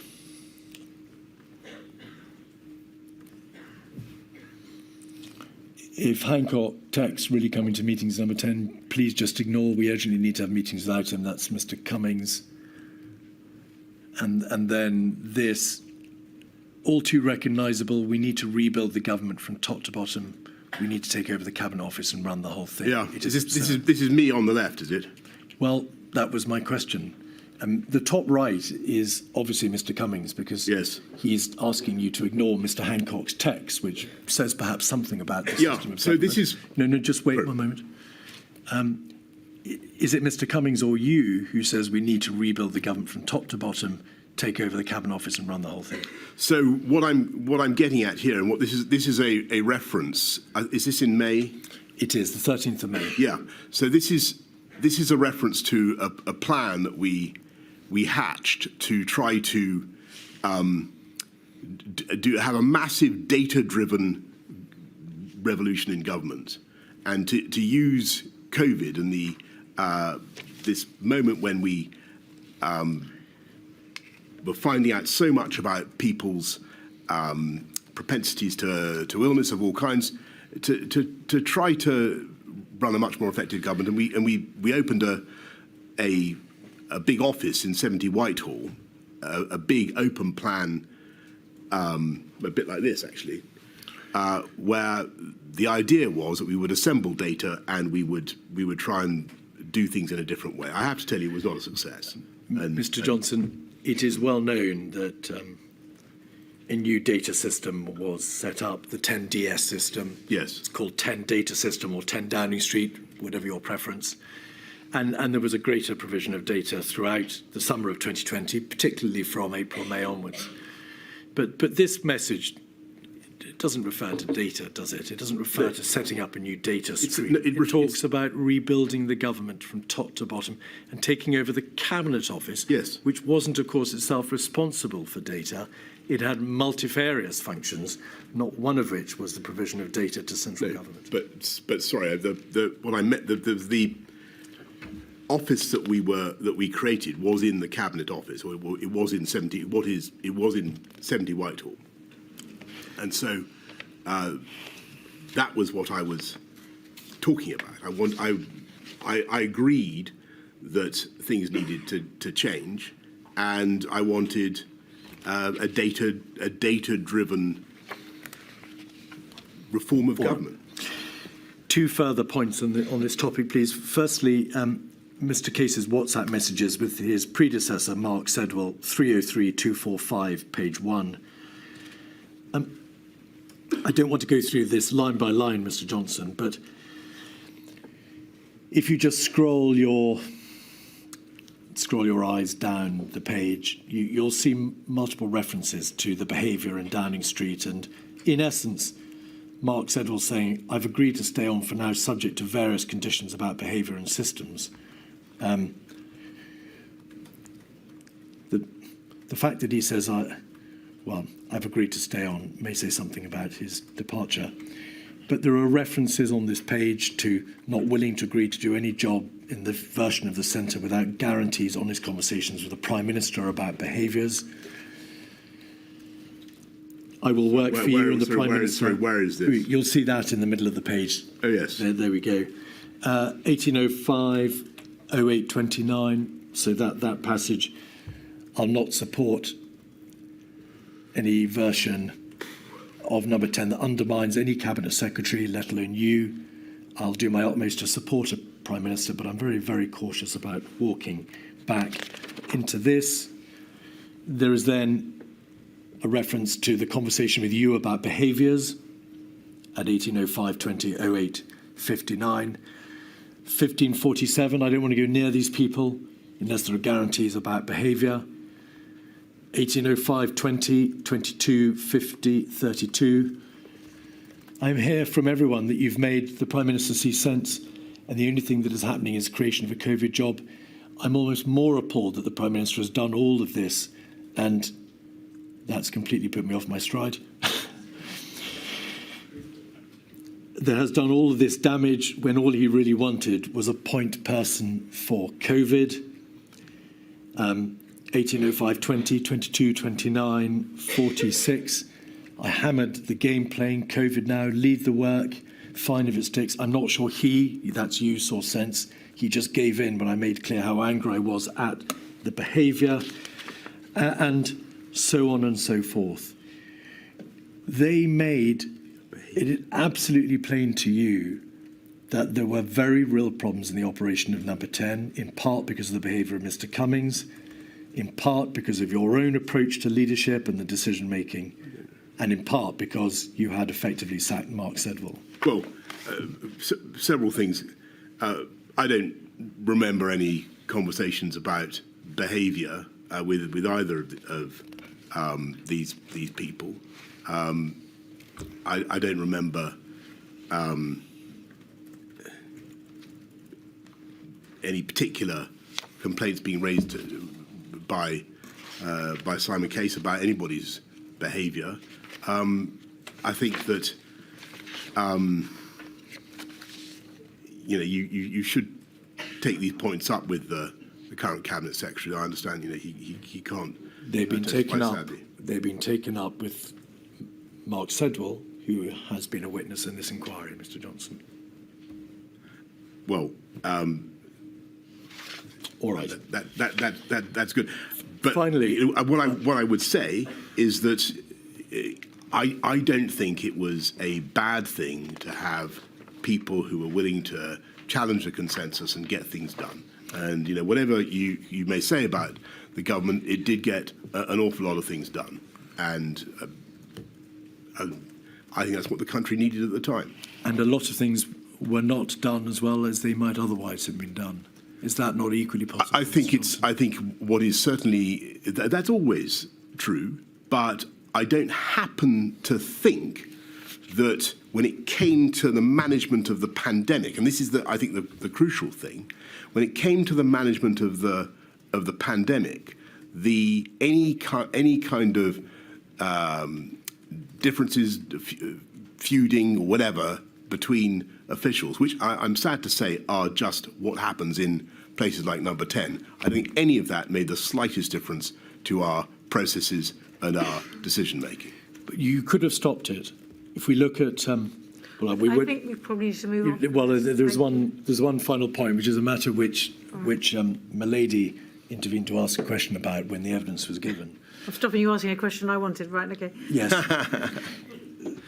The inquiry was shown a WhatsApp from Mr. Cummings, which was particularly offensive about Helen McNamara. I saw him.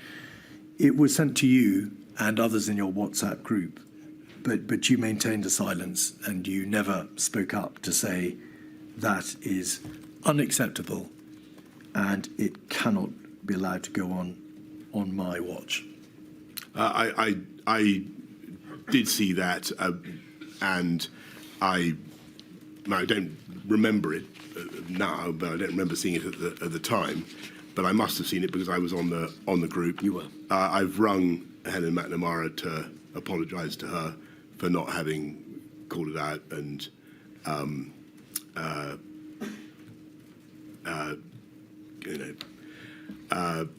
so if you've done that, and I've apologised to her. Finally, this afternoon, the DHSC and Mr. Hancock. A considerable amount of evidence has been given to the inquiry that the lead government department model may not have been appropriate for a whole system crisis like COVID. You understand what the lead government department model is. It will plainly function well at the beginning. It may function less well when the whole of government is engaged and perhaps too much pressure is placed on the LGD. It can't accommodate the weight of the whole system response. there is considerable material in Sir Patrick Vallance's diaries and in the witness statement of Mr. Cummings to the effect that there was a high degree of chaos in the DHSC, that there was operational inefficiency. Sir Patrick Vallance talks about this all the way through to May 2021. Were you aware that competent, very senior advisors in your administration held the view that the DHC had been overwhelmed and was operationally inefficient? I was certainly aware that the Department of Health and Matt Hancock were coming under fire. But I want to go back to the high-level point I made earlier about what all this signifies and the ways in which it should be read and understood. First of all, it's the kind of stuff that would never have previously come out from any administration because it's now on instant social messaging of a kind that previous governments didn't have. This is instant chit-chat between people who would normally have said this to each other's face wherever. In the corridors or wherever. I'm so sorry. Mr. Johnson, will you allow me? I'm so sorry to interrupt.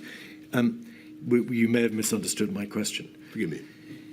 The material consists not just of WhatsApps in the evening notes, but also witness statements, which talk about a high level of operational inefficiency or chaos, however you in the DHSC. I'm not talking about the more personal or intimate remarks in the WhatsApps. I totally understand. Were you aware that view was taken generally of the DHSC? I was aware, yes, certainly. I was aware that the DHSC was under fire from loads of people. But that was hardly surprising because the country was going through a horrific pandemic. And I just want to say what I should have got more quickly to the point. The point is, you've got a lot of very talented, sometimes super confident, sometimes egotistical people who are crushed with anxiety about what is happening to their country, who are racked secretly with self-doubt and self-criticism, and who externalize that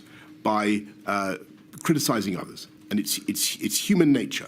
And when you're the leader in those circumstances, your job is to work out what is justified and what is people sounding off and what is political nonsense. And my judgment was that Matt was, on the whole, doing a good job in very difficult circumstances, and there was no advantage in moving him as I was being urged to do. That was my judgment. And on the lead department point, I think that, yes, I think it was a huge burden on Department of Health to be the lead department for a while, but that rapidly morphed into the centre running everything, and that was inevitable. Why were... Well, you suggest in response to my question that these criticisms were made because people were crushed with anxiety and racked secretly with self-doubt and self-criticism. Whatever the psychological mood of Sir Patrick Vallance,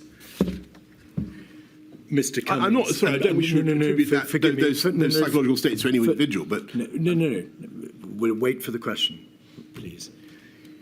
Whatever states they were in, and even if they were in a state of being crushed by self-criticism and self-doubt, that hardly explains why a significant number of witnesses describe objectively chaos inside the DHSC. Well, I think it goes.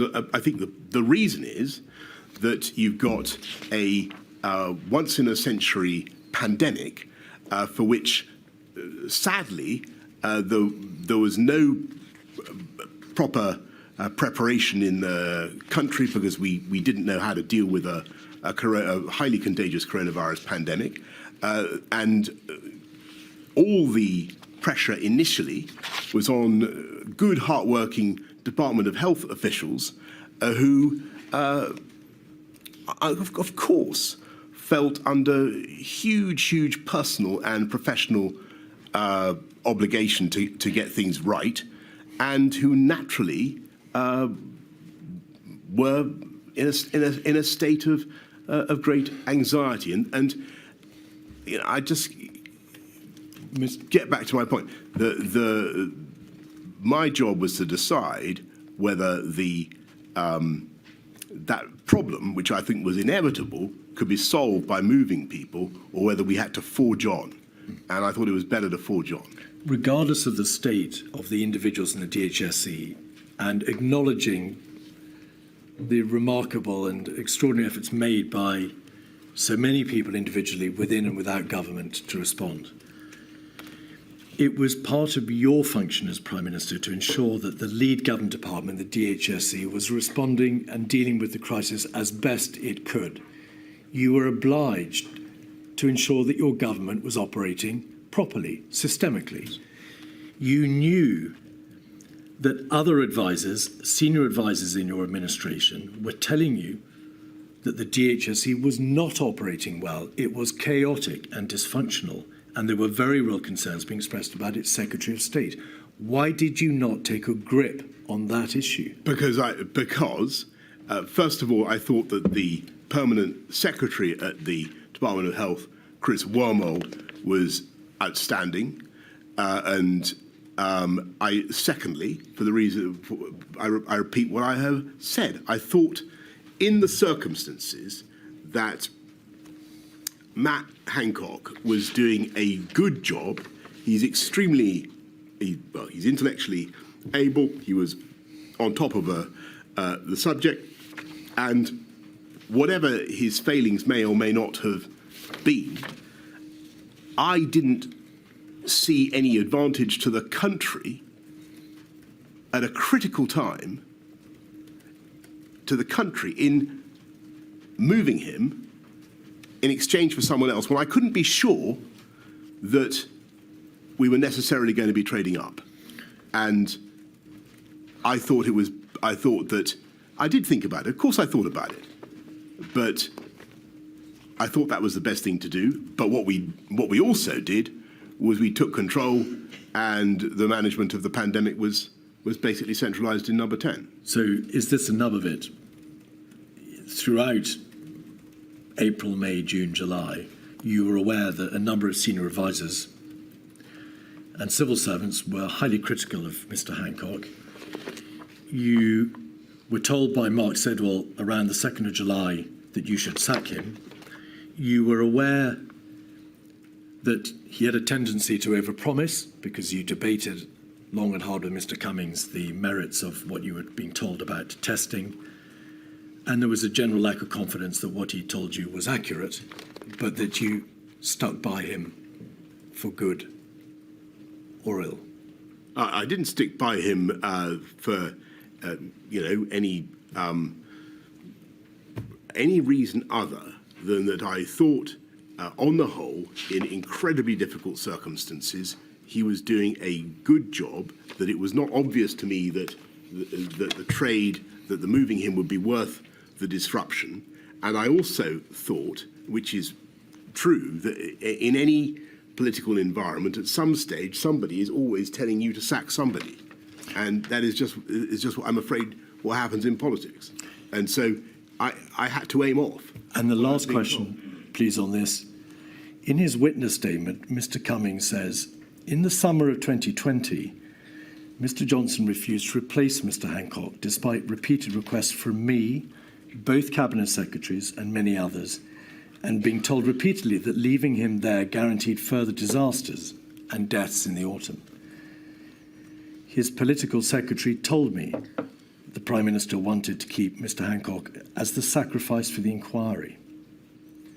Now, that is, of course, you may say, a piece of double hearsay, but Mr. Cummings has it in his witness statement, and therefore you need to answer it. No, well, sure. Well, I don't remember that at all, and it's nonsense. My thinking was very straightforward. I had a health secretary who was able, who was a good public communicator, in my view. I felt that whatever his defects, I wasn't clear that we were going to trade up by doing a swap.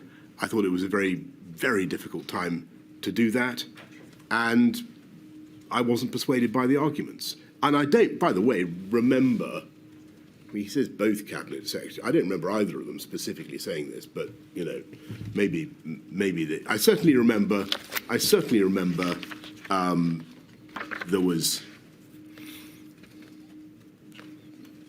There was anti-Department of Health militating. That's for sure.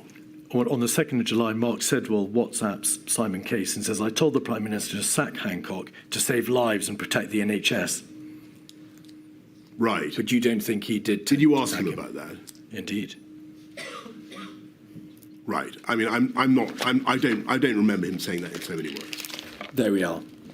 Milady, is that a convenient moment? It is. Thank you very much. A very long day for you, Mr. Johnson, I'm afraid. Thank you. Another long day tomorrow, but that will be it. We'll finish tomorrow. Thank you. So 10 o'clock tomorrow, please. Thank you, Milady.